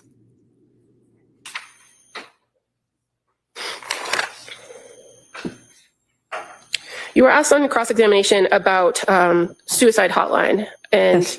Are you familiar with suicide hotlines? yes. And what do they assess for when you call one? Imminent, like risk. And if somebody's calling and they're feeling suicidal, I think the point is for them to send somebody or to help them through it. So it's a point of intervention, correct? But in order for a person to receive intervention, they have to identify that they have an intent or a plan. Yes, And to your knowledge, I mean, no, that is not true. Okay, but carrying on. based on your experience and your conversations with this particular patient, did she ever indicate that she ever said she had a plan? no, Now, a plan is the sort of thing that gets them moving in a big way, but that doesn't mean that, it doesn't mean that you have to have a plan for it. You were asked some questions about the DSM-5, and I actually have a big version of the most recent version, the DSM-5 TR, meaning. I mean, as an example, let's look at a little example thing of like where you might not have a plan, but where they might be like, oh, right, that absolutely needs to be something that, so they go in, you're like, hey, I'm having intrusive thoughts of self-harm. And they're like, cool, do you have a plan? You're like, no, but I am getting intrusive command hallucinations that say I need to do the thing, and it's really hard to resist. And I'm worried that I'm going to, harm myself with whatever is available. That's not a plan, but it is the kind of statement that if a person heard it, should absolutely be like, we got to get on this shit, because no kidding, like that is absolutely the sort of thing that like requires some, requires some immediate intervention. Text revision. You're familiar with this book? thank you for clarifying that. Yes, I just got to go back over this because this is where she fixes a problem. You were asked some questions about the DSM-5, and I actually have a big version of the most recent version, the DSM-5 TR, meaning text revision. You're familiar with this book? thank you for The DSM-5 TR, meaning text revision. She was asked if she knew what that meant, and she's like, I don't know. And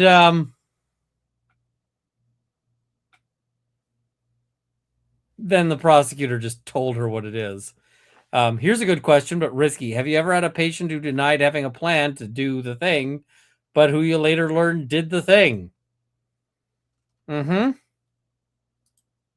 clarifying that. Yes, And counsel asked you some questions about postpartum depression and postpartum psychosis and whether they appear here in the DSM-5. Yes. Recall that line of questioning? And fair to say they do appear. They're not their own category, correct? yes, But they do appear in conversation of bipolar disorder 1, having major depressive symptoms or episodes, as well as psychosis. Yes.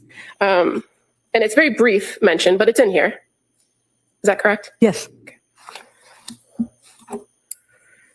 And as a psychiatrist, this is just a tool that you could use. Yes. What other things do you rely upon when making a diagnosis other than a tool like this?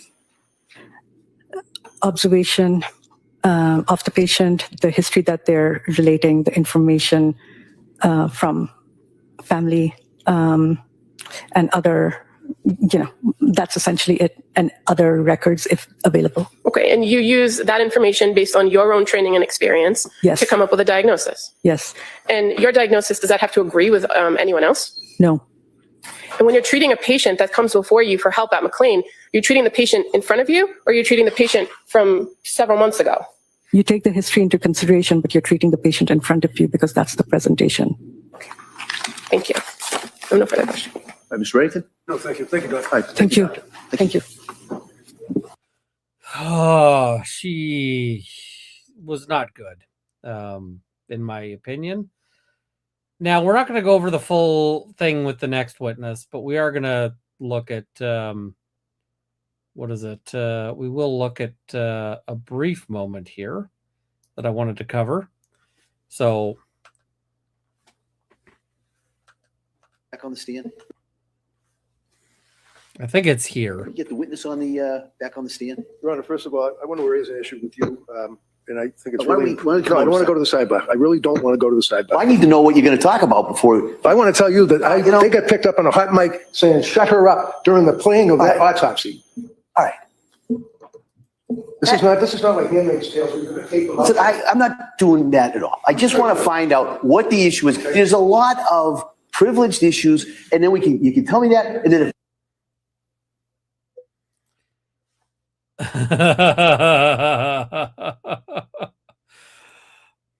So apparently the claim there is that they were like, they got caught saying shut her up.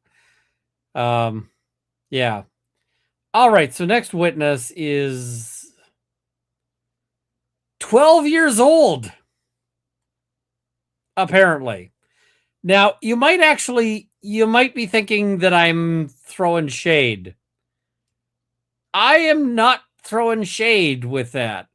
And the reason why I am not like indicating that I'm throwing shade is that if somebody manages to get a degree that allows them to like perform these kinds of tasks at at a really young age, it probably means they're not dumb. Like, one of my friends went to and got his math degree at while he was still in high school, and he was not, he's a smart guy. Now, I don't know how actually old she is, but she looks like she's 12. So yeah, I see somebody saying 36. Okay, well, yeah.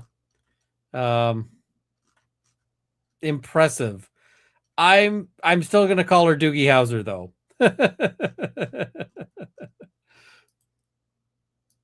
Might indicate whether psychosis is an issue. Yes. And what types of things are you asking them about their past? Well, I may ask, have you ever heard voices? Have you ever seen something that other people didn't see?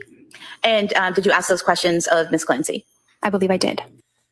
So how do you tell about if there's psychosis? You ask them if they are admitting to psychosis. Cool. That is the state of the art. And what was her response? No. Do you, and as part of this evaluation, are you making an assessment about the patient's judgment and insight? Yes. And when we talk about psychiatry, what are we talking about when we say judgment? So judgment indicates their decision-making process, and whether it is a logical decision-making process or perhaps not. And same question in terms of insight. What does that mean in psychiatry when you're assessing their insight? So that's more about a patient's awareness, both of their inner feelings as well as mental health a bit more broadly. And in terms of orientation, when you're assessing a patient, what does that mean? Orientation is awareness of where someone is, who someone is, what day it is, what's going on. And based on your evaluation of Lindsay Clancy that first day, September 15, 2022, did she appear to have any issues with judgment, insight, or orientation? No. Do you also assess the patient's memory? Yes. And how do you do that?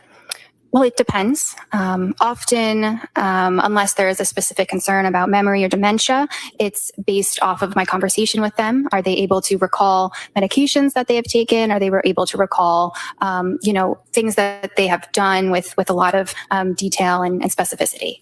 And did there appear to be any issues with Lindsay Clancy's memory in your evaluation of her? No. And what about attention and concentration? What are you looking for as a psychiatrist when evaluating attention and concentration? I'm looking for whether they're paying attention to the conversation, if they can follow it, or maybe if they get distracted, it seems like they're not listening, something like that. Did Lindsay Clancy appear to have it? I mean, I am feeling a little bit called out here. Just a wee bit. Yeah. Any issues with attention or concentration? No. There was something in the records called fund of knowledge. What does that mean? So basis of knowledge, what someone understands about the world. So maybe if somebody has a very low education, they might have a low fund of knowledge. And was there any issue with Lindsay Clancy's fund of knowledge? No. Are you also assessing mood? Yes. And how do you assess the mood of a patient, and why do you assess it? Well, it's very important. The mood is based on what the patient says, what they say about how they're feeling. Okay. And so are there...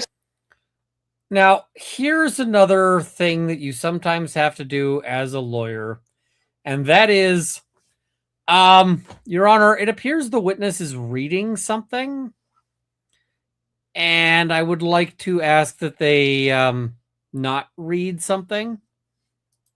Circumstances where a patient might say they're feeling happy, but you make observations that they appear depressed. Yes. Okay. And so when we see mood in the records, that refers to how the patient is reporting their mood is? Yes. So if it says appropriate mood and affect, or actually if it says patient description of their emotional state, it says okay, does that mean the patient said okay? Yes. Is there a place in the record where you describe what your observations of the mood are? That's the affect. Affect, okay. And so affect is how the patient presents? Yes. This first meeting with Lindsay, what was her mood? It was okay. And what was her affect? Anxious. So she was reporting to you, she felt okay. You were seeing she looked a little anxious.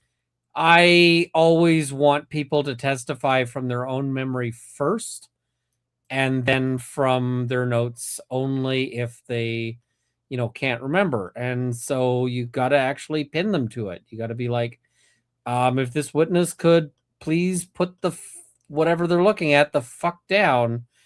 So, yeah. Yes. How do you, or what is it about a person that tells you they look anxious? Like, what were you seeing with Lindsay Clancy that told you she looked anxious? It's hard to recall exactly what she seemed like. Sometimes, a person might look anxious by... Sometimes, Right. Sustain. In your general observations of patients, what things would you look for in a patient to determine whether their affect is anxious? Is their voice quivering? Are they shaking a little bit? Do they appear very nervous? And what is Are they a cartoon character? psychomotor behavior? So psychomotor behavior refers to someone's body and their movements. So sometimes that can be abnormal. Okay. And did you notice anything abnormal about Lindsay Clancy's psychomotor behavior? No. This first meeting, was that approximately 40 minutes? It was a little bit longer than that, maybe 50 to 60 minutes. Is that typical for that first meeting where you're doing this initial assessment? Yes. And did she appear alone in that virtual meeting, or was she with anyone? Alone. And what are treatment modality and interventions in general? So that section is referring to therapy treatment modalities. It's not asking about medications. So different forms of therapy that might be done in the session. All right, we're going to jump ahead a little bit. What would be treatment goals?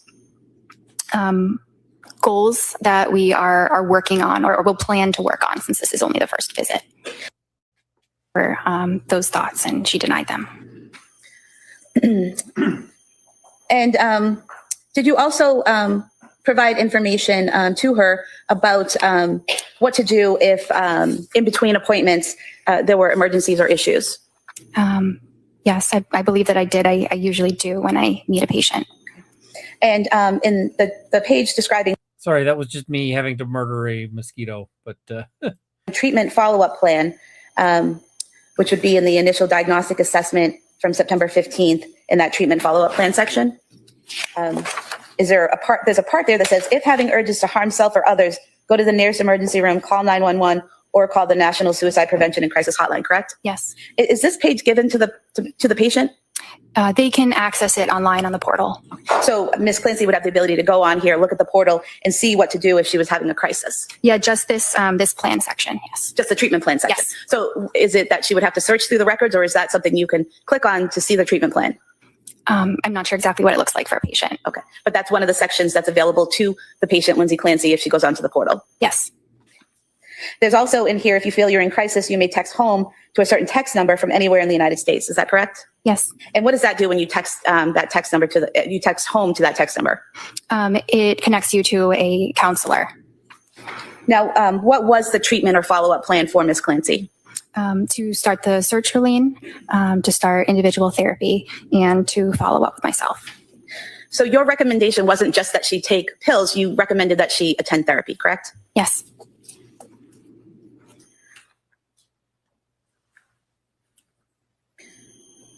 And when you recommended the therapy, did you, and the medication, did you also go over with Ms. Clancy alternatives to the medication that you were recommending? I believe she was aware that the alternative was that she could not take a medication, which is what she had been doing before. okay, so she can take meds or she can not take meds. Cool. Jumping ahead. Two segments are intertwined. Medication management. That's more focused on specifically medications and medication management. So these appointments that you had with Lindsay Clancy, when it says 17 minutes, that's the therapy, the talk portion of the appointment. And then there was a separate portion where medication was discussed. Yes, in the real world, those two segments are intertwined. So it's not necessarily that we say this is the end of your therapy component. It's a bit more seamless than that.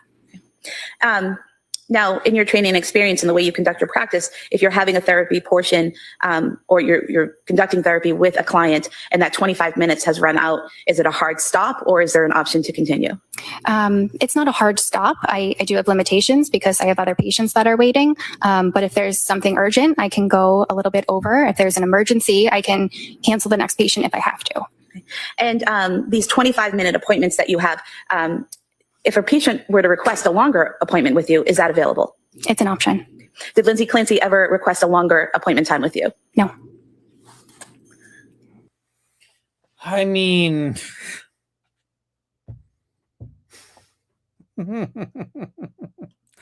I want to say something snarky.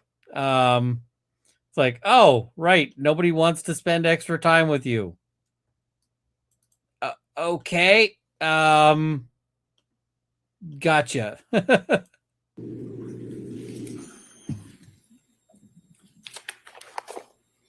Now, that appointment on September 28th, 2022, was that also a virtual appointment? Yes.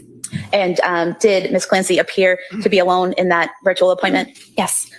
And based on your conversations and assessment of her on that day, what was the plan going forward? So at this point, she keeps just reading off her stuff. All right. Of 25, is that correct? yes, And then according to what she told you, she had increased for one night to 50 milligrams. Is that correct? yes,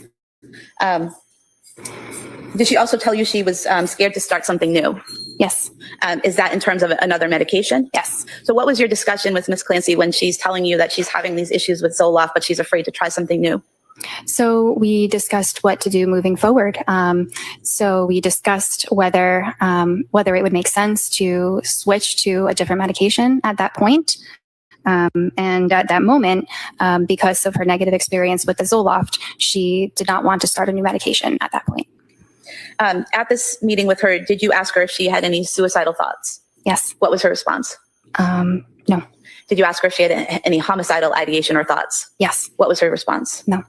Did you ask her if she was hearing any voices or seeing any visual hallucinations? I'm not sure if I asked that in that appointment, but she was very clearly not psychotic. And why do you say that? Because of how I described some of the signs of psychosis that are on the mental status exam, none of those were present. What was her affect during this meeting?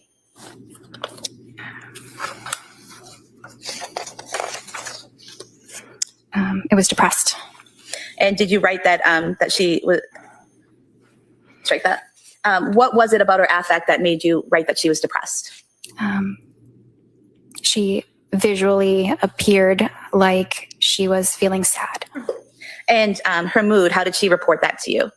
That was depressed as well and anxious. You get the sense that, like, okay, psychiatry has really, come a long way. What about her thought content and process that day? That was appropriate. And her speech? It was appropriate. And her judgment and cognitive skills? Her judgment was excellent, and her cognition didn't have any deficits. And her Her judgment was excellent is one of those things that I'm like, maybe not. I'm gonna go with maybe not. Yeah. motor activity? Normal. So the main change here from previous visits was that she appeared depressed and anxious. Yes.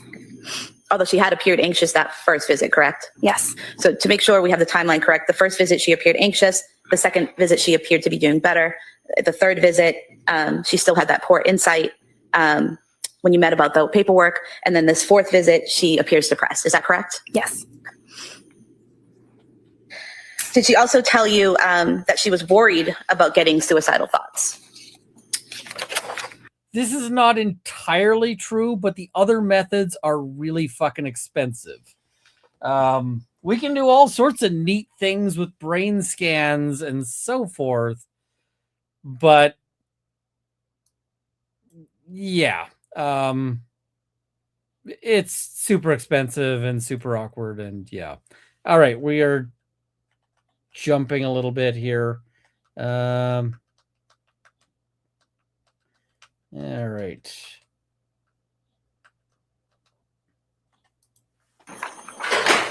And at that appointment, what was Miss Clancy's affect? Depressed. What was her mood according to her? It was anxious and depressed. And did you discuss with her whether she was taking the Ativan and whether it was working?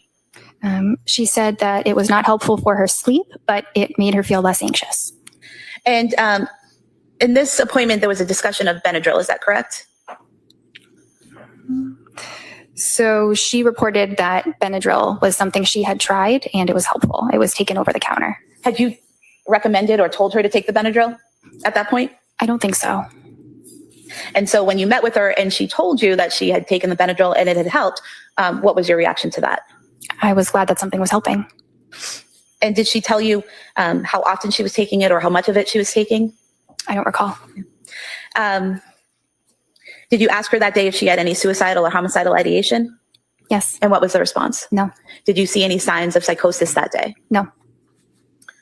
Up to that point on October 26, 2022, had you ever had any difficulties in communicating with Ms. Clancy? No. And ever any difficulties understanding her or thinking she wasn't understanding what you were saying? No. At this appointment on October 26, 2022, did she tell you that she had scheduled an appointment for therapy with Ms. McAllister? I don't remember. Oh, yes, she did. She said she has an upcoming appointment. And what was the plan after meeting with Ms. Clancy on the 26th?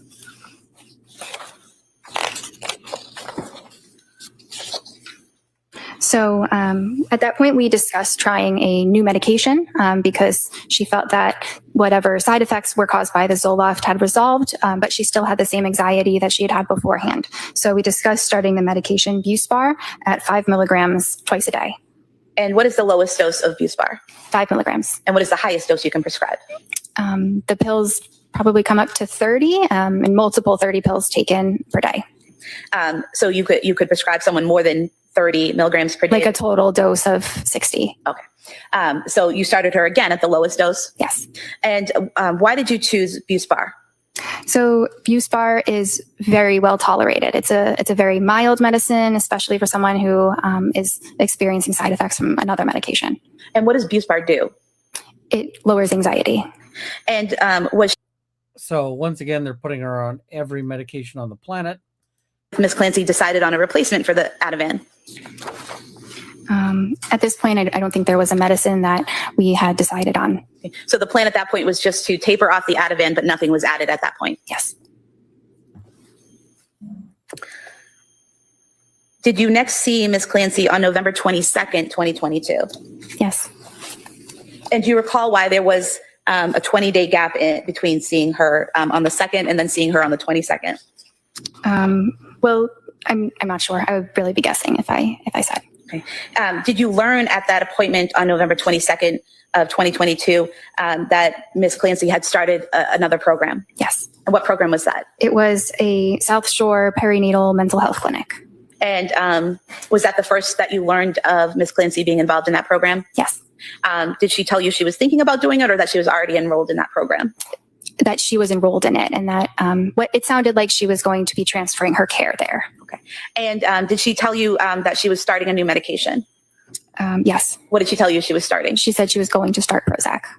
And did she also tell you that what she was currently using for medication? Yes. And what was that? The Ativan and the Benadryl. And did she tell you that was for sleep as needed? Yes.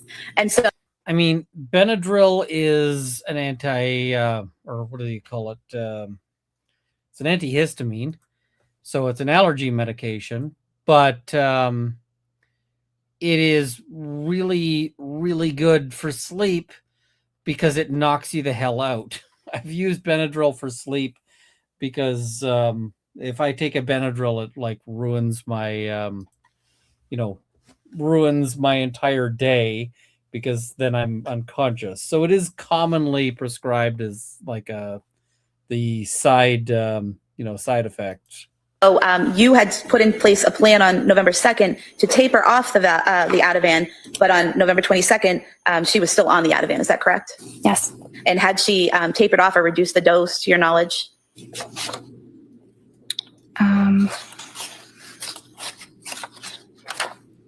I don't have it documented exactly what dose she was taking on that date. She was just still taking the medicine. Still taking it. Okay. On that date, did Ms. Clancy deny suicidal and homicidal ideation? Yes. Did she show any signs of psychosis? No. Did she also tell you that she was going to be transferring her therapy care to that South Shore Perinatal Health Clinic? Yes. So basically, at that point, the plan was for her to receive her mental health care at the South Shore Perinatal Clinic and no longer see you. Was that the plan? Okay. Was there also discussion of a return to work letter that day? Yes. And did she request that from you? Yes. And did you give her a return to work letter? Yes. And was that authorizing her to return to work immediately or on January 1st, as the previous form had said? I don't remember what date it was for her to return to work. I don't think it was immediate. And so, sticking with the plan is advisable. When you prescribe psychiatric medications, do those medications take effect immediately? No. How do they? How does that effect start to happen in a person? Well, it depends which medicine. Some medicines do work very quickly, like the benzodiazepines, Ativan and Klonopin. But the medicines that prevent anxiety, the medicines that prevent depression, those do take a long time to actually kick in. And why is that? So one of the things I'm just going to note is benzodiazepines are, I mean, there is a place for them in, there's a reason why we still use them. There's a reason why all of this stuff. That said,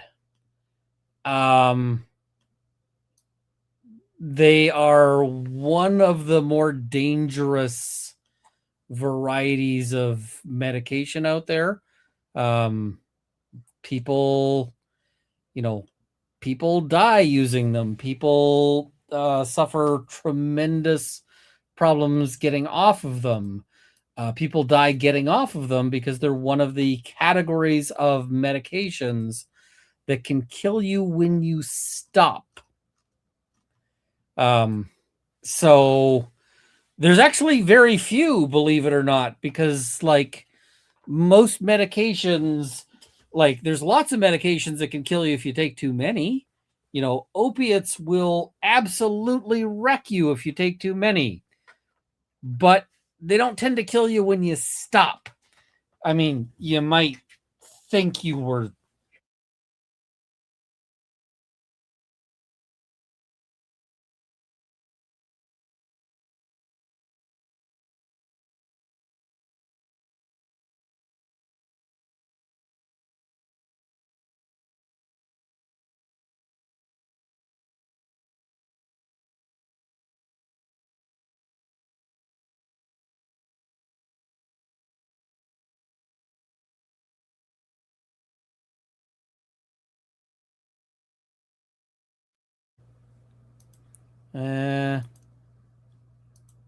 Can you hear me? No, you can't. Okay.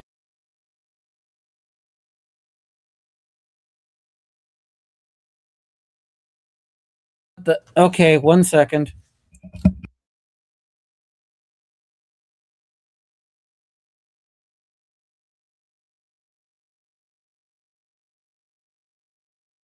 Hopefully people.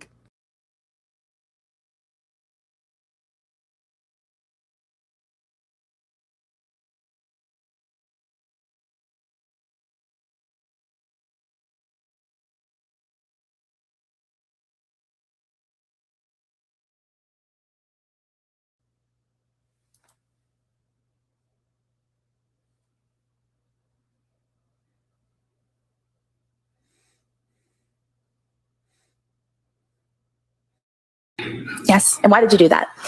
So it was mentioned because. Now no audio. Okay, what the fuck?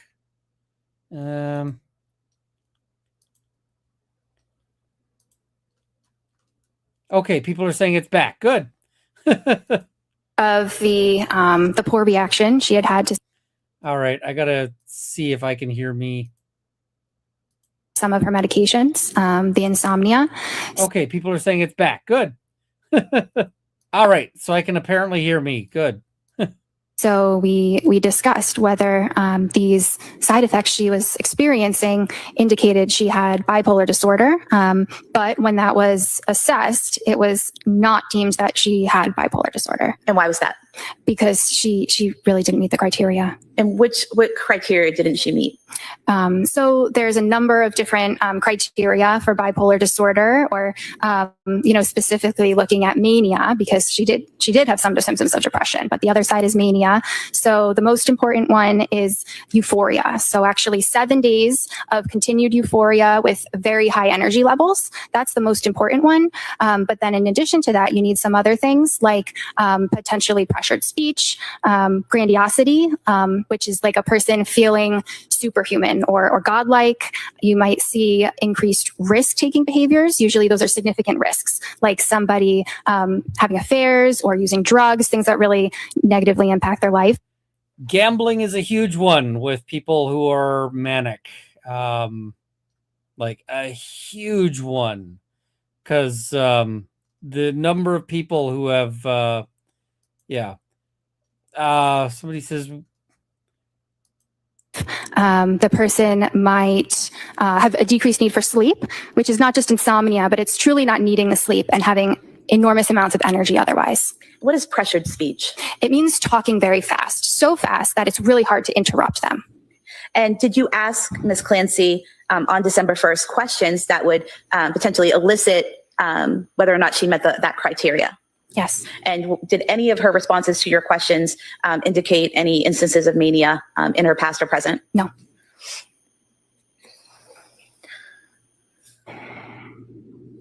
What was the plan going forward from that day? So at this point, she was still seeing the doctors or the providers at South Shore. And so they were still managing her medications. So the plan was that she had an appointment with them tomorrow. She was considering taking the considering taking the Seroquel without the Remeron because she had side effects with that, but that wasn't decided on. That was something to consider. And we also talked about starting a medicine called lamotrigine. I just gave her some information about the medicine. And we also talked about her going to a partial hospitalization program, which provides extra support for people who are really struggling. Lamotrigine, is that Lamictal? Yes. And did you prescribe it to her that day or just discuss that option with her? Just discussed on that day. Why did you discuss that option with her? Because it was clear that she had depressive symptoms and she was not tolerating some of the other antidepressants. So I thought that might be another option to explore. And you also discussed with her a partial hospitalization program? Yes. And why did you do that? Because she was really having a hard time. She had, mentioned those thoughts of feeling hopeless and the intrusive thoughts. So I referred her to a program that would provide extra support. It would be a program that she went to every single day, not hospitalized. She could still stay at home and be with her family, but that she would have all day care every day for, as long as that was needed. And what program was that you referred her to? The HRI program. What does HRI stand for? It's a hospital. I'm not sure what it stands for. And where is that program located? It's in Massachusetts, I think Brookline. And when you referred her, when you talked about that program with Ms. Clancy and referred her to that program, what was her response? Well, I gave her the information for it. It's a program where the patient can call and schedule their intake appointment. So I gave her that information. And was there any concern at that point? You had mentioned earlier that it's important to have one provider prescribing medication, knowing what you're taking. You knew we're going to jump ahead a little bit here.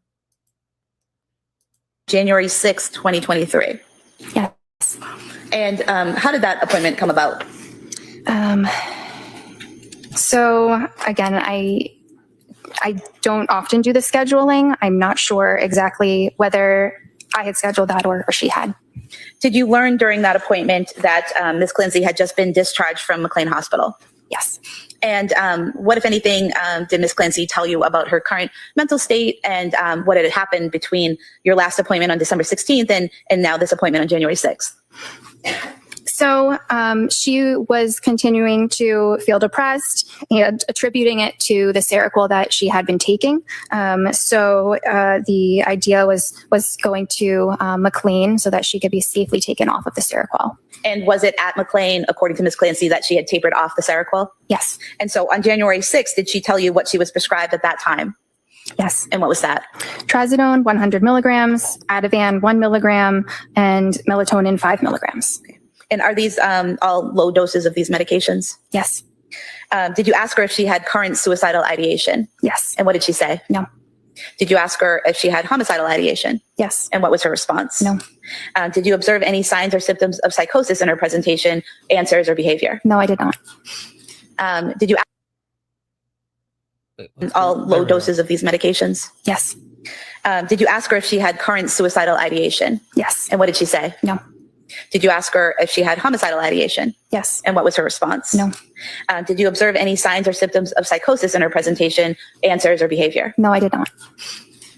Did you ask her about whether she was having side effects from these medications, the trazodone and the Ativan and the melatonin? Yes. What was her response? So the only side effect she felt was that potentially when the Ativan would wear off, she would take it at night, and then in the morning it would wear off, and she would feel more anxious after it wore off.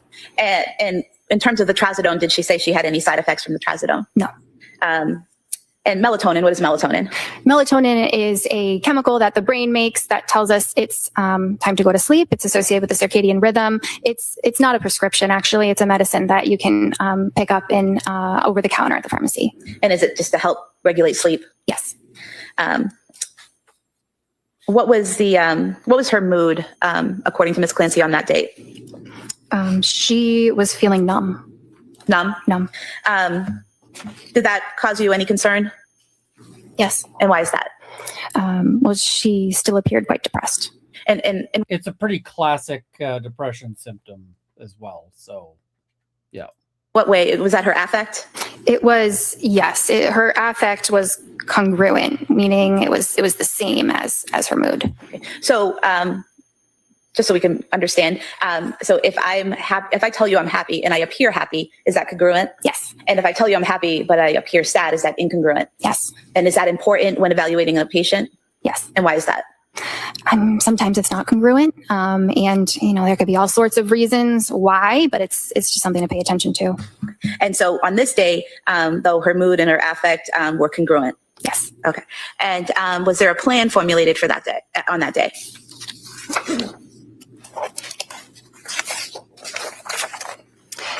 All right, we're going to jump ahead to the ending here a little bit, or closer to. For half of the medicine to be broken down by the body. And that tells you or indicates to you how long it lasts in the system? Yes. And so you were saying that Valium, the diazepam, the Valium, might avoid the rebound anxiety because it's slower to leave the body. Is that right? Yes.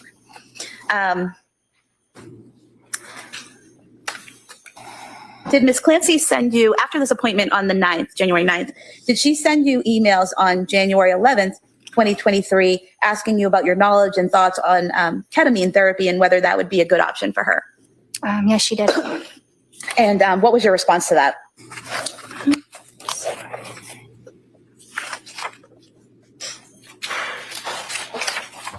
If you can't find it, I can bring it up to you. I think I have it. So I mentioned that it's a great option, but it can be hard to get the insurance coverage for it. Usually you need to have demonstrated that you've tried 4 different antidepressants first, and so that it might be necessary to try another medicine first. Okay. In that email where she was asking you about ketamine therapy, did she tell you that she was, did she say, I'm still feeling a very low mood, no motivation, just very depressed. This has been going on for months. So ketamine is occasionally used. I know some people who are on, or who have been on, ketamine for, for depression. And but what we're hearing is that she had to be on 4 different medications before she could get on ketamine, and that makes me wonder if she was being sort of speed run through her prescriptions in order to get her on the ketamine. So Now, and I'm getting desperate for something that would work quickly to get me out of this depressed state. Do you remember that being part of the email? Yes. Had she indicated thoughts like that to you before, wanting something that would work quickly to help her feel better quickly? I mean, she may have said that once or twice. Do you know where, strike that, did you ever recommend ketamine therapy to you, or is this something she broached to you in this email for the first time? It was something I had considered because at this point she was starting to be a bit treatment resistant, and ketamine is a treatment for treatment resistant depression. So it's a reasonable thought, but I didn't think we were at that point yet. And you mentioned that insurance companies usually require you to try 4 antidepressants. Is that correct? Yes. And when you say treatment resistant, is that someone who is in depression, but the typical medications aren't working for them? Yes. And did you have an jumping ahead a appointment little with? further here. So we were going to continue the same dose of the diazepam because she was feeling a bit more of the anxiety. So we said to slow down the taper, and we increased the amitriptyline to 20 milligrams, thinking that that would also help with the sleep. And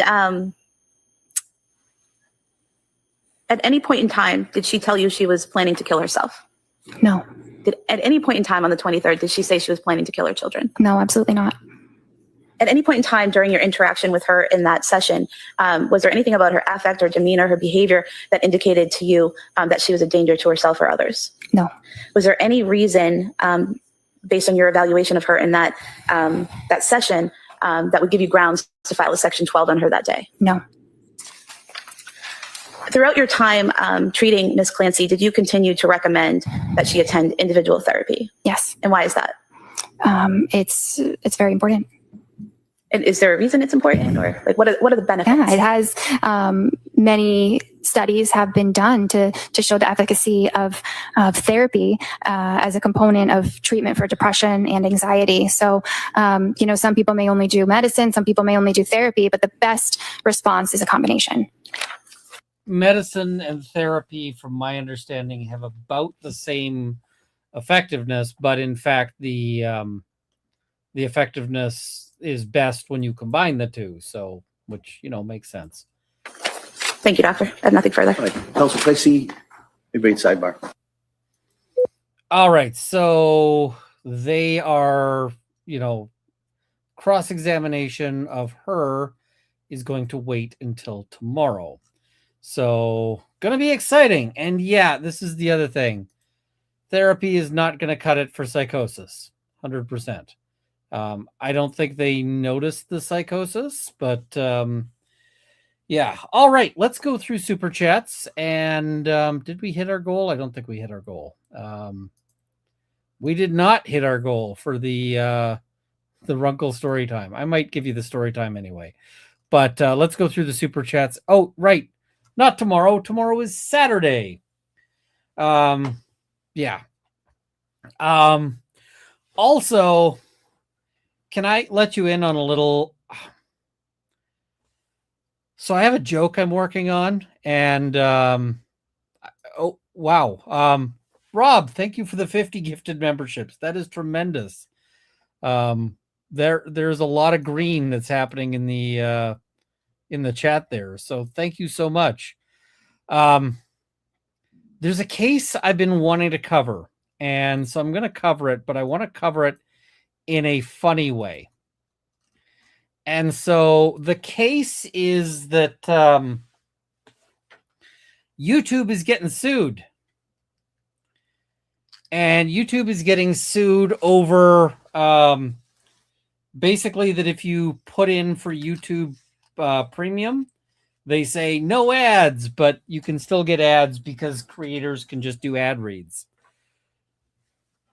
So I signed up for a system, like a site that basically lets me get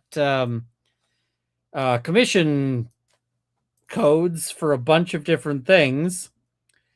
And so I am trying to sign up for like a whole bunch of different, referral codes. So that in theory, if I am successful at this, I'm going to be able to do this thing going. And the issue is that, of course, there's nothing to stop somebody from just reading an ad like this one, where if you go and you buy X on, whatever with code, whatever. And anyway, it'll be fun. Rob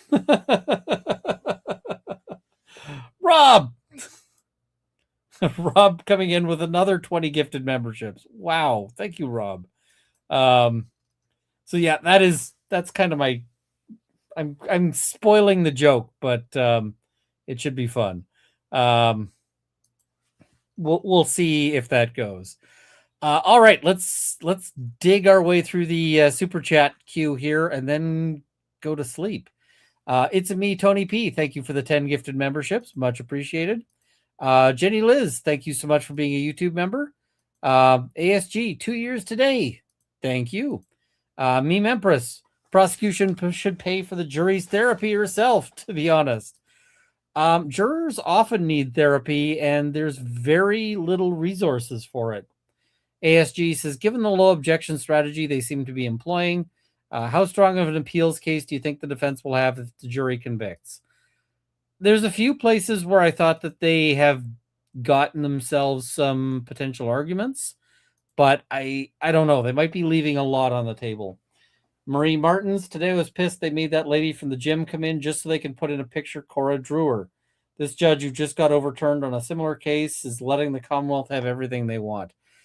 I do not know what the relevance of that was, but I think that it was purely prejudicial.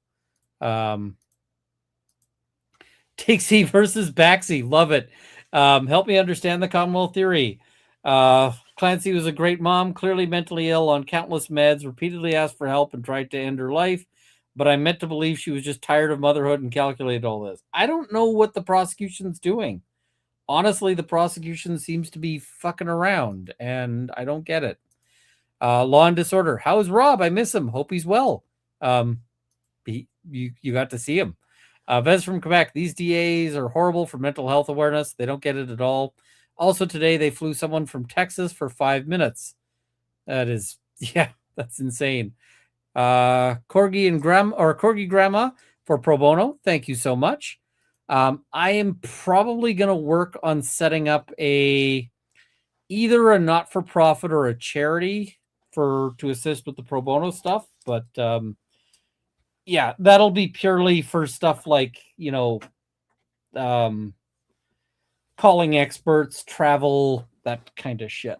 Harbinger of imminent death. If a prospective juror says they think the statute in a case is morally wrong and they'll never convict on it, does the court have any recourse other than goodbye? Contempt seems too coercive. Example, Turtle Boy. They would just dismiss the juror. That's what they would do with that.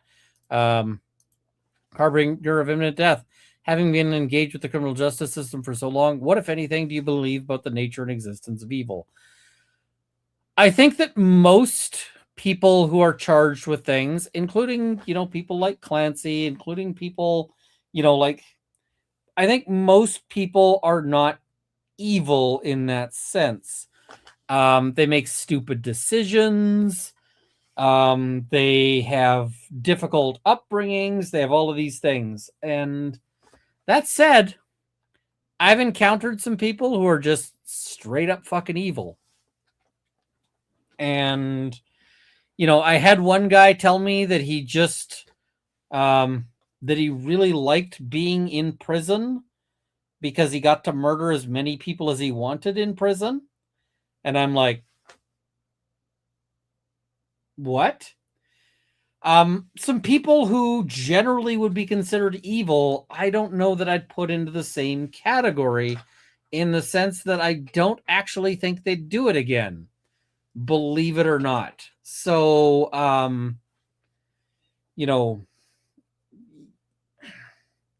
trying to think of names here, but there are people who are like serial killers, serial abusers, serial whatevers, and some of them are just straight up, yeah. If he likes prison so much, why does he want a defense lawyer? Because if they are convicted of stuff while in prison, they get put in the hole for a while, etc. So, yeah, I can see why good lawyers cost what they cost. It is true. So, yeah. Brentwood Chic with the drinks. Cheers. Tinfoil Hat Society. I'll donate to the goal. Thank you so much. Takesy versus Baxi. Have a dram. That's Scottish. I will probably actually have a dram after this. My Mrs. Runkle's parents, so they bought me a scotch as a congratulations on the new job and the pro bono and all of that. And I had a glass of it, and it was quite tasty. I think I'm going to have another one. I think I'm going to have a sip of it. Also, I will admit that there's a video game that has been absolutely eating my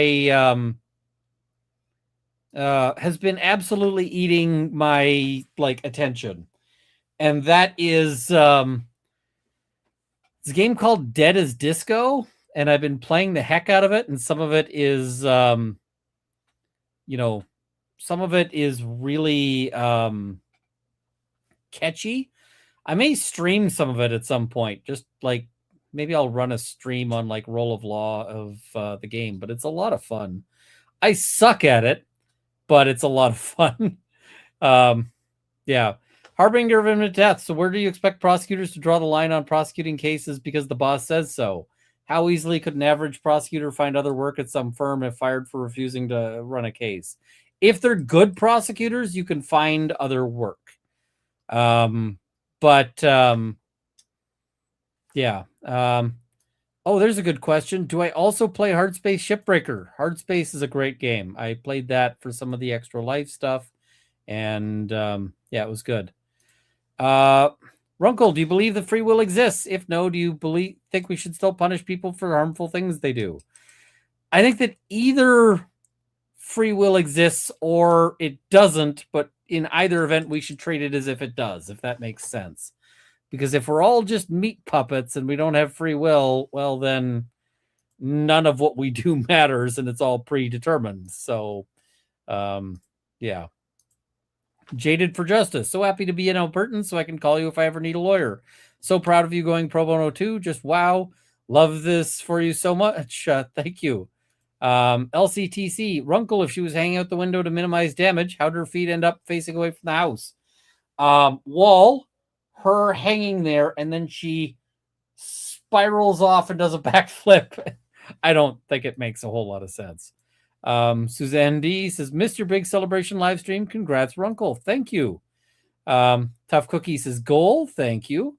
GRB Chaser, a dram is a precise Irish measurement of whiskey, somewhere between a gnat sip and an elephant snort. Love it.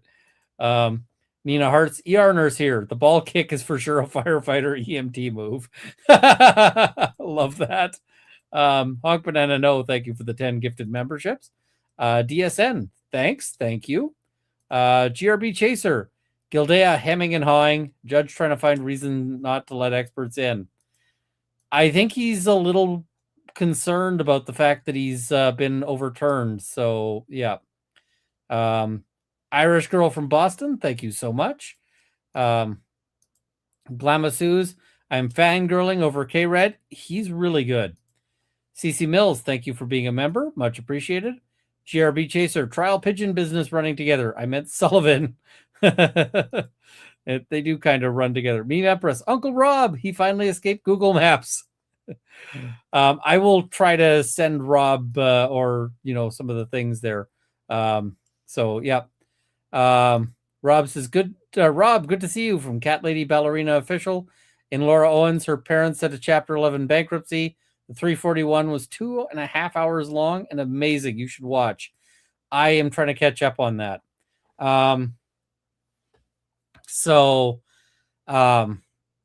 What is it? I see Rob notes, Tufts was licensed for a year before she had this patient handed to her.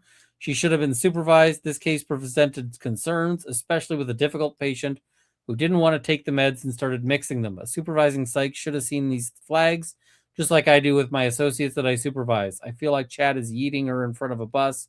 Tufts isn't an arrogant asshole. She's young. I agree. 100%. Brentwood Chic, Rob crashed the stream literally, but we're back. ASG, I passed my 120 word per minute test for jury charge yesterday. I'm so proud of myself, practicing 3 to 5 hours a day. Happy Friday, Rob. That is intense. Nick Starro, he is alive. Rob. Sandy, good to see you, Rob. Yeah. Crab, I suffer chronic pain. I always lie and say fine. Yeah, because nobody wants to hear, hey, things suck. It's just nobody wants to hear anything other than fine. It's true. Music to my soul. Rob, you can't just come in here and start talking law. Chat wants to catch up with you. We missed you. Rob, hoping we'll be back more. Hello. They used over 1 week to say she was faking a self-unaliving, then backstepped and told the judge they wasn't saying that. I thought that was so dishonest. I do not believe them for a second. Gwynny Bly, when someone is struggling, they mask hard. My depression was on the edge of DPP. That's depression psychosis. This case is break my heart. And hi, Rob. Good to see. Yep. Bobcat Red, thank you for the super sticker. Random unbreaded commenter, my go-to response for how's your day is usually dead on the inside, so same as usual. Or haven't been hit by a bus, so day could still be better. Ouch, that's dark. Harbinger of imminent death, if not guilty by reason of insanity. Realistic time frame on potential release. Realistic time frames are quite likely never. Like she may never get out. It might be that she dies in jail versus dies in a dies in a mental hospital, but the mental hospital will be a much nicer place. Maybe a decade if she does get out. Like, long time. GRB Chaser, the proper response is fine. How are you? Yep, it's sort of the only response we accept. Indicia of Red, thank you for becoming a member. Much appreciated. El Mandria, I used to honestly answer, how are you? And people looked at me like I had 3 heads. I learned to just say fine and moved on. Yeah, when I was depressed ages ago, how are you was such... I hated that question because people would be like, hey, how are you? And, I hated having to lie about it. So, yeah. Masterful Melon, thank you for the 5 gifted memberships. Much appreciated. ASG, writing along to this and getting a ton of speaker change practice between you, Rob, the prosecution, the defense, and the judge. I wouldn't have gotten as much practice in today without the stream. Awesome. I'm glad it's helping. Nella's 20 at work as a healthcare worker. I say to other staff, I'm here. And they reply, same. Hi, Rob. We missed you and we want to see Leo. You know what lawyers say? When it's how are you and you're having a shit day and you just want to, the lawyers I know will say, living the dream. And what they mean is life sucks. So the number of people I've seen, who answer that with, living the dream. And we just mean, yeah, things are not great. Thoughts on the Commonwealth hammering on about Lindsay asking about an attorney while she was in hospital. Commonwealth being super shady with that one as well. I hated that. If I was the judge, I would not have allowed it because, quite frankly, that seems to me to be trammeling on, to be getting into the suggestion that she's asking for an attorney because she's guilty. Nick Staros is not saying Rob looks different, just acknowledge his hairline is traveling backwards, just ribbing, stream something. I think Rob's hairline is fine. Against the Tide, Ina's pro bono, please like the stream. It helps. It's terrifying. But L. LeBlanc, Reddington reminds me of my wise but curmudgeonly grandfather. No flies on him, as my Mim said about my Pip. Yeah. Ian BPK, thank you for being a member. Much appreciated. Hello. Once again, I will say, sit the F down, ma'am. GRB Chaser, so is the prosecutor trying to defraud the court? I don't know if I'd go that far, but I think she's weaseling. Laura Leanne, thank you for being a member. Much appreciated. Peggy Riordan, thank you for becoming a member. Glad to see you. Shelly Knuckles Kelly, this whole thing is unbearably sad. It really is. I try to stay lighthearted when I cover these things because you kind of have to, but it is tragic. Like, nothing that happens here is going to bring the, nothing is going to bring the kids back. Nothing's going to make anything better. It's going to be fucked up no matter what happens. And yeah. So, in my opinion, prosecution thought they would launder the reputation of the Commonwealth after the Reed fiasco and pad their resumes with an easy win. So they did no prep, not going their way. The thing is, this is not a no prep case. They have prepped the fuck out of this. She's very well prepped. I don't know about witness prep, but the prosecutor is like, she's got things down. Elmandria, welcome aboard. Thank you for becoming a member. Nancy Druby, I so miss you two together, but still love you both. Rob, take care of you. And Runkle, hope all goes well with your new job and the flooding issues get resolved. I'll tell you a little flooding story right now, and it's a story really of how Mrs. Runkle kicks ass.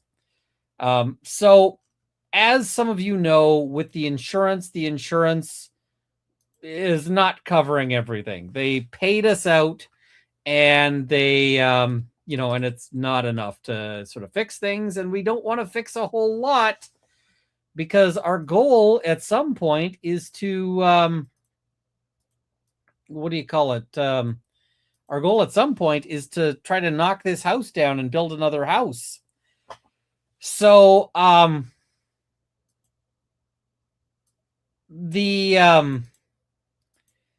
that was like, what are we doing with, what are we doing with, like the carpet situation in the basement?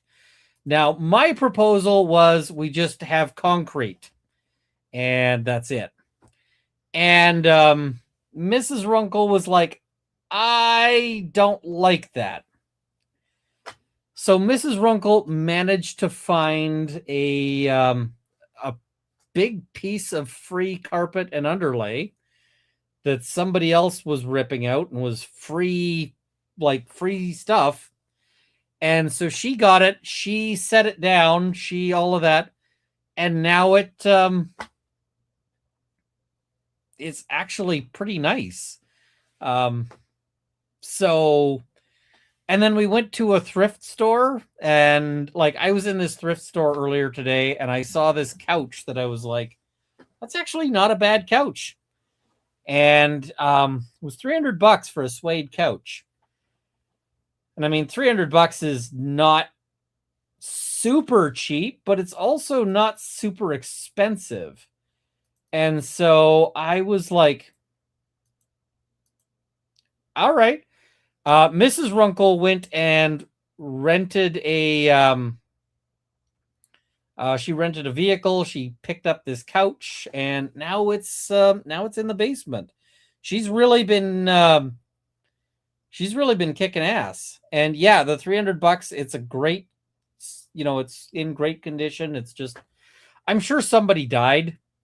Like, I'm sure that's why this couch is available, is that somebody died. But yeah. Oh, hey, random other thing. A game called Breathe Edge is apparently free on Steam right now, and it's a good game. Fat Craig, drinking vodka Red Bulls, playing Diablo 2, and listening to Brilliant Lawyers. This case is sad as hell, but you guys help make for a good evening. I wasn't sure if I'd cover this one because it's a rough case, but the prosecution pissing me off is carrying me through on spite. So Shay says, oh my God, Rob, hi, missed you both. I think Rob is still in the chat looking, so and watching. So yes.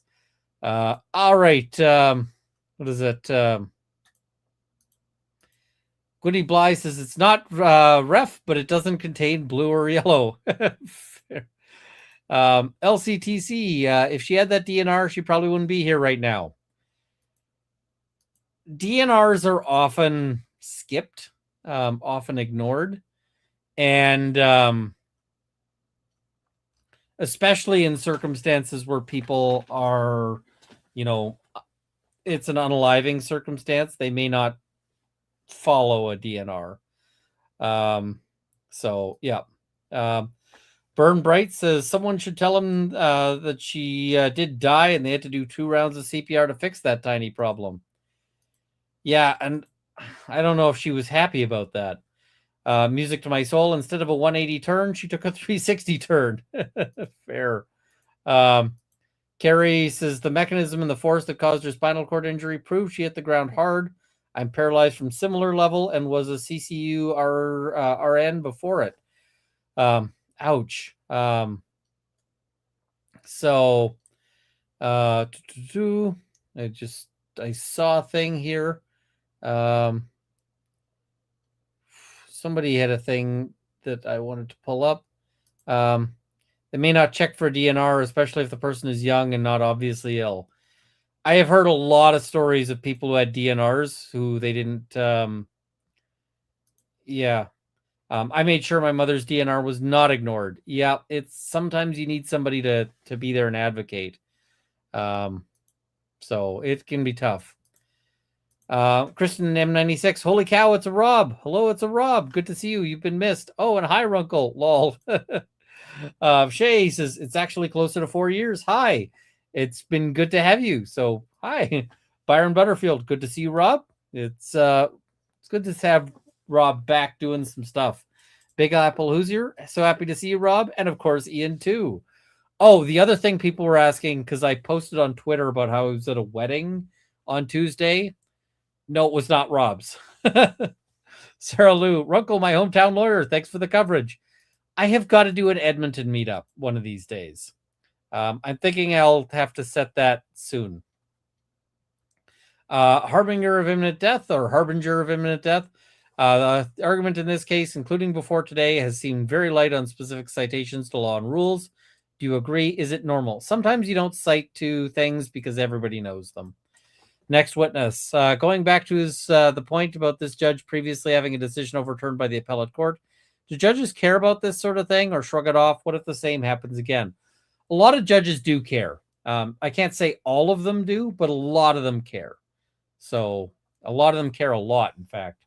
Indicia of red. One thing I can't stop thinking about is how Patrick kept the old meds in his truck. Would love to get your takes on what, if anything, that shows. I think he said he was planning on disposing of them, but I don't know. Michigan Farm Boy, Your Honor, we said it was half a dozen. We in no way said that was actually the quantity represented by the number known as 6. That's pretty much how that was going. World Wonders. The only part of his strategy I don't like is the 0 objections because she's running wild as hell with it. Minimal is okay, but my opinion going too far. If I was him, I would do some stuff to rein her in and just like one day just start objecting to every every bit there. And yeah. All right. Brandy Rose, just coming in. I'm so excited to see Rob's face. You've been so missed. Good to see you, man. Excited to hear your take on this one. I think we both agree that this one is absolutely bizarro bonkers. Rob, good to see you. No explanation needed. Rob will be back. Brandy Rose, Wood Daddy's looking good. Couldn't resist. Sorry. Seriously, good to see you. Don't scare him off. JPJH, why should the defense have to provide the state discovery? The state is the arm of the government with investigative authority. Some places do, for some reason, require discovery from the defense. I'm glad Canada's not one of them. So, Kristen Murray, I'm late to the party, but hi, Rob. Good to see you. We missed you. It is absolutely. La Posada Walk Up. All I Do Is Win by TJ Khalid. That would be funny as hell. Vomit Fountain. A grapefruit fizz sounds tasty. You should have one. I like these. This is the grapefruit fizz. I like them because they're not too sweet. And so many things are too sweet. Michigan Farm Boy, who gets to choose the walk-up music and who gets to choose the walk-out music, assuming they're both based on expectations of what will follow. Walk up the testimony, walk out, personal, legal, professional fallout. It should be the other side gets to choose. Fizz away, kind sir. Thank you. Gin Fizz should do it. Cheers. GRB Chaser, good hearts, evil purple eyes are glowing. JPJH, listening to her, it sounds like the practice is to advise PCMs and not actually provide care to outpatient patients. It felt bad. Sarah Strawberries, so happy to see you, Rob. Thanks for sharing your time with us. My understanding is that he was watching the super chats there. JPJH, do those team members agree with each other? Dangerous question to ask because they will almost certainly say yes. So, yeah.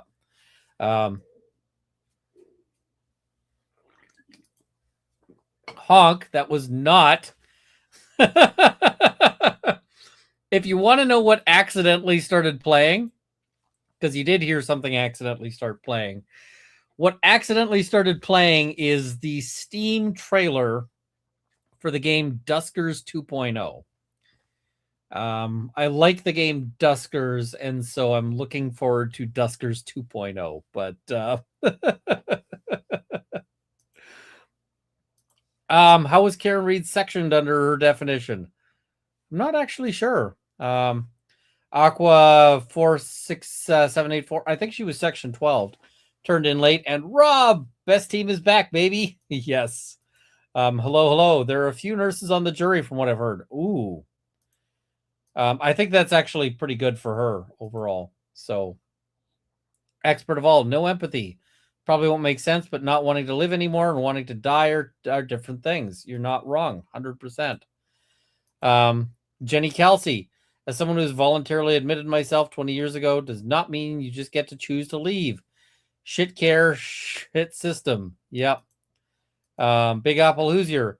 Did you know in person before the Depp adventure? No, we did not.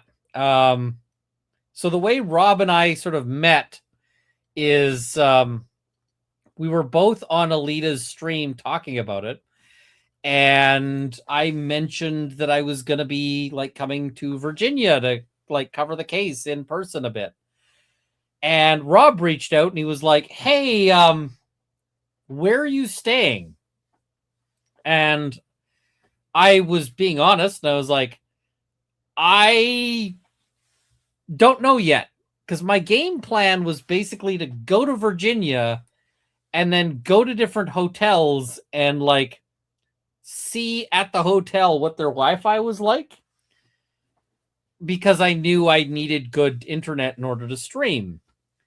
And Rob was like, or you could stay with me. And I was like, huh. Okay, I guess I can do that. Person I've never met, I will stay at your place. And not only did Rob put me up, but Rob was one of the nicest people you could possibly imagine, even though I stole his tie by accident, but I stole his tie. And like, he's just one of the nicest people you could ever meet. And so we got along tremendously, and, you know, yeah. So, yeah, we did not know each other at all before that. So, yeah. Hawk Banana, no. Breaking my own restrictions to demand Leo proof of life. That'll probably have to happen on a different stream. Julia 543, Rob Owen's parents, chapter 13 case dismissed with 2-year bar. Yeah, they're gonna have a rough time. Hello, Rob. She leads the whole case to the Commonwealth. Yep. Just got here, but MA can't prosecute. Also, hi, Rob. Massachusetts is a weird town. That weird state.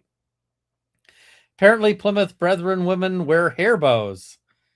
That is fair. That is weird, but it is a thing. Phil McLean fried my brother's brain. EST. McLean was so pretentious. I grew up in Belmont. They're not telling the truth. Shame on the Commonwealth. Thank you, Runkle. Okay. Michigan Farm Boy, Your Honor, I'd like to call a bobblehead just to nod yes to all of my questions.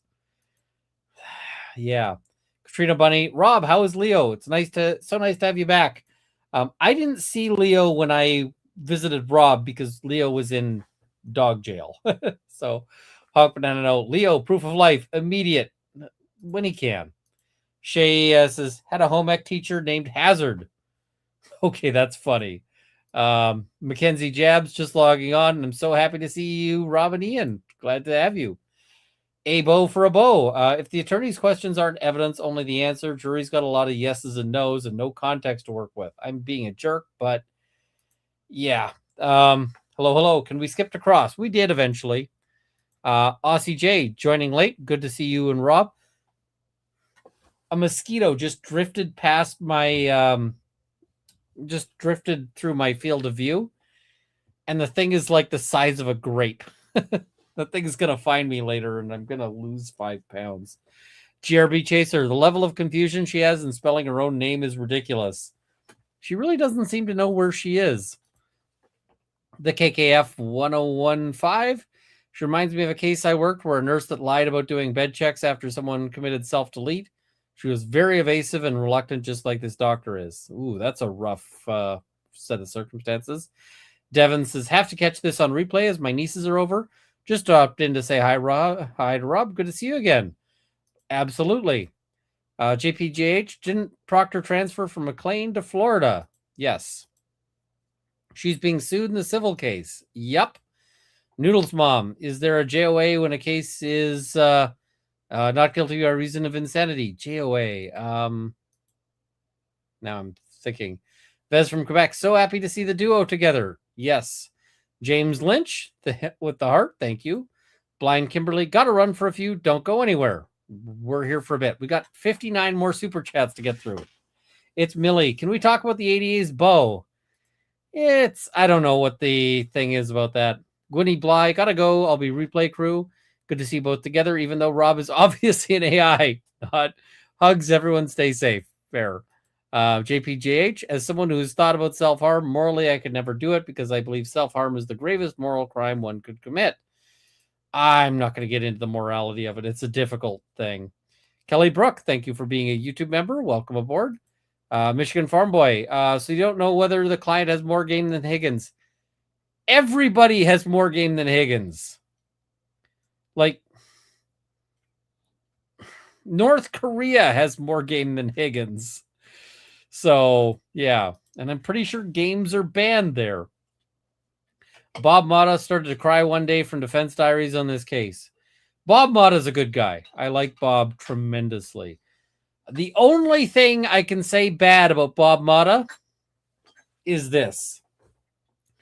Bob Mata has very cruelly, and I say this very tongue-in-cheek, introduced me to the Italian beef and the Chicago dog, both of which I now have cravings for. And believe it or not, especially the Chicago dog. And, like, I cannot get either of those things here in Canada, anywhere. I may have to try to teach a restaurant how to make these things. But, like, sport peppers don't exist in Canada. I cannot find sport peppers here to save my life. And I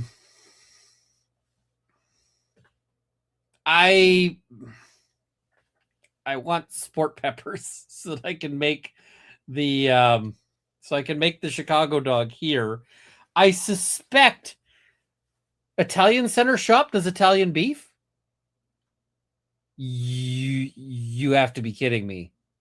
Okay, I will have to try to check that out. Somebody says that the Chicago dog is not hard to make. There are no sport peppers in Canada, like at all. Like at all. So I gotta figure that out. Michigan Farm Boy, psych today. I'm hearing voices that are telling me to harm someone. What should I do? Seems perfectly useful to me. Yeah. Giovanni Madrid, catching up. I am late, but love to see this duo together. Yeah. So, Victoria Lafon, my grandma always said, crazy doesn't mean stupid. Just because a patient is in a mental health facility doesn't mean their brain stops working. In fact, sometimes they can be dangerously smart. So, yeah. Bob was talking about you today, about your meet and greet. He's headed to the Clancy trial next week. So yeah, I miss Bob. I do. I hope his flooding is going okay. I got to check in. GRB Chaser, bad heart, basically handed her a phone book. Yeah. Hello says his billboards instead of small pictures on the TV and him not being able to use the Elmo right goes along with the elder look you was talking about. Yeah. Sometimes that's just an old thing. There was a lawyer here in Edmonton. He's now retired, but he was really good, like really excellent at, at lawyering, but he had his like assistant or his juniors check his email because he could not do email. Crab says, this woman reminds me of the doctor who sent me home with acute appendicitis after running wrong tests, telling me they don't always know what causes pain. I asked him if it could be my appendix. He said no.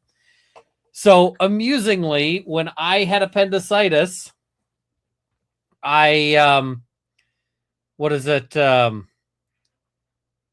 had appendicitis, I went to the emergency room, and the triage nurse, I described my symptoms, and the triage nurse is like, have you had your appendix out? And I was like, nope. She's like, that's going to change today. You're going to get your appendix taken out. And I was like, well, shit. And then I went and I saw the doctor. And the doctor was like, it is not your appendix. Like, it's definitely not your appendix. It's something else. But we're going to do an ultrasound just to confirm that it's not your appendix, because if we're wrong on this, it's like seriously, it's high stakes. And I was like, why do you think it's not the appendix? And they're like, because you came here on your own. And I was like, yeah, my wife drove me. And they're like, yeah, no, people take the ambulance to get here when their appendix is going. And I'm like, you don't know my pain tolerance. And they're like, yeah, no. So anyway, they took me into the back and they did the ultrasound, and then they're like, it is definitely your appendix. Surgeon's coming to remove that. So, but yeah, triage nurse was like, it is your appendix that's going to get taken out. Doctor was like, it is not your appendix, but we're going to check just to be sure. Appendix was like, it is me. It is totally me. So, Dandy Deb, welcome aboard. Thank you for being a member. The Goodmans 4431, ADA should be ashamed. No words. Thanks, Runkle. Thank you. Marmar says, Rob, Snoopykins got the Lazy Susan. It's beautiful. I will make sure he knows. Patty says, thank you for being a member. Megan Rowland, as someone who takes the 35 and 75 of Fexor plus a 30 of Bus Bar, my moods are very stable. I used to take a high dosage of Zoloft, but got immune. I'm glad they're helping. Lena, when I take my dog to a veterinary specialist, they require all of my dog's medical records. They don't just take my word for it. That is some quality shade. Stephanie Bachman, Runkle and Rob, what is the craziest witness defendant counsel slip-up moment you've ever witnessed in court? I'm talking jaw-dropping.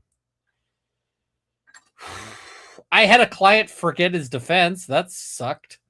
That really sucked. I'm not sure. I'd have to think about it. Mildred Katie, if it's not in the ticket file, it didn't happen. Yes. 100%. Chat Mom Lynn, there's an NTL national database to check what meds patients are on. They should be checking. NP Viz Queen, as someone who struggled with mental health and took years to get help, the doctors pissed me the F off.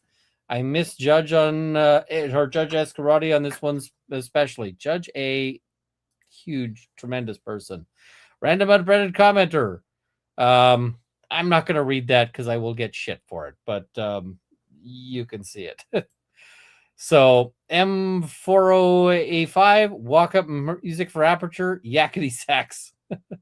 Dog BRFBI, thank you so much. Love that. Dina Kawaji, thank you. It's really appreciated. Suzanne D, this nonsense is part of why we have such a mental health crisis in the US. And yay for story time. I will do the story time. Fat Craig says, this poor woman, thank you. Random unbreaded commenter, motion for rolled up newspaper. Jaded for justice. Runkle, if possible and convenient, can you move to the opposite corner? I did. So I can read chat on my TV and see you as well, pretty please. I did manage to move it. Nola's for livers. Thank you for becoming a member. Much appreciated and love the username. Random unbreaded commenter, waiting for, were you negligent or incompetent? Yeah. Kristen M96, I have not been following this due to subject, but the doctor totally failed Clancy. Also, Dr. Muffins explained those tests in the depth trial. Correct. Chelsea Rama, please tell me you're going to cover redirect where Commonwealth says the DSM is only one meager tool in diagnosing and no one has to agree with your diagnosis. it's a shit show. Sue LW96, why aren't these doctors on trial? They completely failed Clancy and her family. Because at the end of the day, them fucking up is not a criminal thing. So it doesn't matter if they did or didn't. Doesn't help. Victor Man 7777, as a person with mental health issues, getting care at the VA is a plus, as many veterans have mental health issues, and all types of providers focus on screening, at least for depression. It is one thing that I'm told they do fairly well. Tough Cookie, thank you for the 10 gifted memberships. Much appreciated. Random unbreaded commenter. Prosecutor looks and acts like she wanted to be a social worker, but someone told her she didn't have the people skills for it, and she took it personally. Fair. Purple Dragonair, leaving this here so I know when to pick up in the morning. That is a good purpose. JPJH, no wonder why Proctor fled McLean for treatment in Florida. You might not be wrong there. Karen G says, when mom was diagnosed with psychotic depression, it was only an interview. I later searched on YouTube. Doctor followed question order flawlessly. It's hard to believe for the rest of us. A lot of it is formulaic. JPJH, if I was to talk to a shrink, I would never talk to her. I want to talk to someone who understands the conversation. Trust matters. I mean, one thing that is actually kind of a difficult conversation is that there is a shortage of men in the psychiatry field, and it can be really hard that can result in a gap that can harm people. That's not something that mattered in this particular case with Clancy, but it is a potential thing. Vicky Andres, these prosecutors are extremely unlikable. They remind me of Corey Richards' defense team. Corey Richards' defense team was extremely unlikable. Try not to think about it. Dr. Tuss stated she's been a licensed psychiatrist for 4 years as of August 2026. This occurred in January 2023. That's licensed for 1 year. Yeah. Barbecue Counselor, welcome aboard. Thank you for being a member. I will have to return the favor. JPGH, hell, I got prescribed Wellbutrin to stop smoking while deployed overseas in the U.S. military. I ended up in an Abu Dhabi emergency room. Wellbutrin also did not work to me as well, because when I was a teenager, I ended up on Wellbutrin, and it reacted so badly with me that my mom immediately was like, you are not taking any more of this. And it was a very good call. So, yeah. Random unbreaded commenter. Someone call Rakeda. He has expert ketamine knowledge. I don't know if that's, yeah. Lady Fang, I've been the streaming goat this entire stream. Where is my goat? I don't know where my goat is. Someone got my goat. Mama Betts, thank you for all you do, Runkle. Thank you. I'm hoping to have some new developments soon too, but yeah. Emmy Loves Makeup, thank you for the super sticker. Much appreciated. Meme Empress, this trial is not very girls' night or very girls' girl of the prosecution. Not sure what that means. Random unbreaded commenter, being in jail means free reign to delete PDFs. No, because they are in protective custody. So it would have just been anybody who annoys him, as opposed to, yeah. Lori C says, congrats on reaching your goal. Wishing you all the best. Thank you so much. And Lady Fang says she did a Trooper Paul flip off that wall. Yep. Congrats on life change to Pro 1 from Nova Scotia, Canada. Thank you so much. Annabelle Feinstein, my response to how are you is I need more coffee, or I've had coffee, you're safe. I love the second one. Meme Empress, tell prosecution to reprep. The plot followed Google Maps. No, the plot followed Apple Maps. Nels 20 says, I also feel it's weird cosmically that you and the Matas both just had basement floods. I'm glad you and Mrs. Runkle are figuring it out. We're working on it. Matilda Heinen, replay crew, wave from the Netherlands. I want to visit the Netherlands one. I want to visit so many places, but the Netherlands is on the list. So, Nurse Dale, sending love from New Orleans. Speaking of places on the list to visit, thanks for the stream for your reno fund. I so want to visit New Orleans during like peak food season, because like I would love to go there for like a proper crawfish boil. I don't really want to go there for Mardi Gras because I'm sure it's just going to be too many fucking people at Mardi Gras, and there's only so many of that I can take. But yeah. What is it? Fender says, as a therapist, this case is my literal professional nightmare, both the consequences to the patient and to myself. This is not how mental health care is supposed to be. JFC, good to see you, Rob. Yeah, it is not ideal. LMP, she's wearing the bow because Cora loved to wear bows. It's her way to manipulate, remind the jury of the kids. Oh, that is gross. Annabelle Feinstein, a pickled serrano would be a reasonable substitute for a sport pepper. Cut to size in strips. So I did actually see at the wholesale food market, they had some pickled peppers that are not sport peppers because they're not the right coloration and whatever else, but they are like small peppers. And I'm going to have to check them out to see if they are like the right thing or close to it. Crab, exactly. I have chronic pain and sat up all night until I could go back to the hospital to see another doctor. Yep. And music to my soul. I've had a rough time recently and really needed something uplifting. So Rob returning on a Friday was exceptionally well timed. Thank you. I'm glad to hear that. And what is it? You should try pickled peppered papayas sometime. Huh. I'd try it, but it's NOLA. There's no off season for food, but there's like an on season. If you want crawfish, just come to Texas. I've been to Texas. I didn't run into any. I didn't actually have like crawfish, but yeah, I should check it out. There are apparently some lakes in Alberta that are overrun with crawfish, and the rule for crawfish in Alberta is you are required to kill them immediately on site. So you can go fishing for them, but you are not allowed to let them you're not allowed to let them leave the site. So yeah, you basically have to kill and eat them there. So yeah, I'm one of these days I'm gonna have to actually go and do that. But yeah.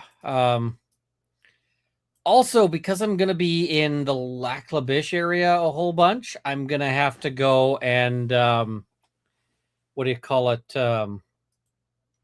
I'm gonna have to go and do some fishing. There's a lake there that apparently has trout, so I need to what do you call it? I need to go and what do you call it? Get like an inflatable. I've got an inflatable kayak, but it's at the land, so I need like a second inflatable kayak. Natalie L says, I know the Chase family in NOLA. If you want to hit me up for a private real meal at their restaurant, it's the gumbo restaurant that Princess and the Frog is based on. Yes, I totally do, but I don't know when I'll be in New Orleans, but I totally do. So yeah. All right. That is all of the super chats there. And what is it? We will have to wrap things up here. I gotta go do some knife sharpening. So yeah. William says, I'd check that rule. Most of the rules pertaining to invasive species are that you have to kill it and not release it back to the environment. You may not have to cook on site. Also, don't transport across zones. Yeah, I'll check, but yeah.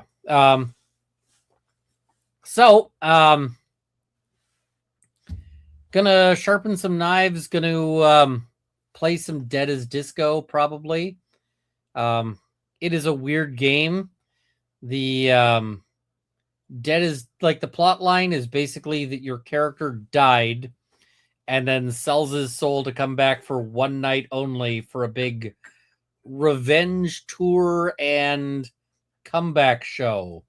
It's weird, but it's like a fighting game that is music and dance themed. So I may have to run a stream on that. And yeah. Anyway, good night all, and see you soon. I'm not sure when. It might be Monday, might not, but we'll see. So good night all.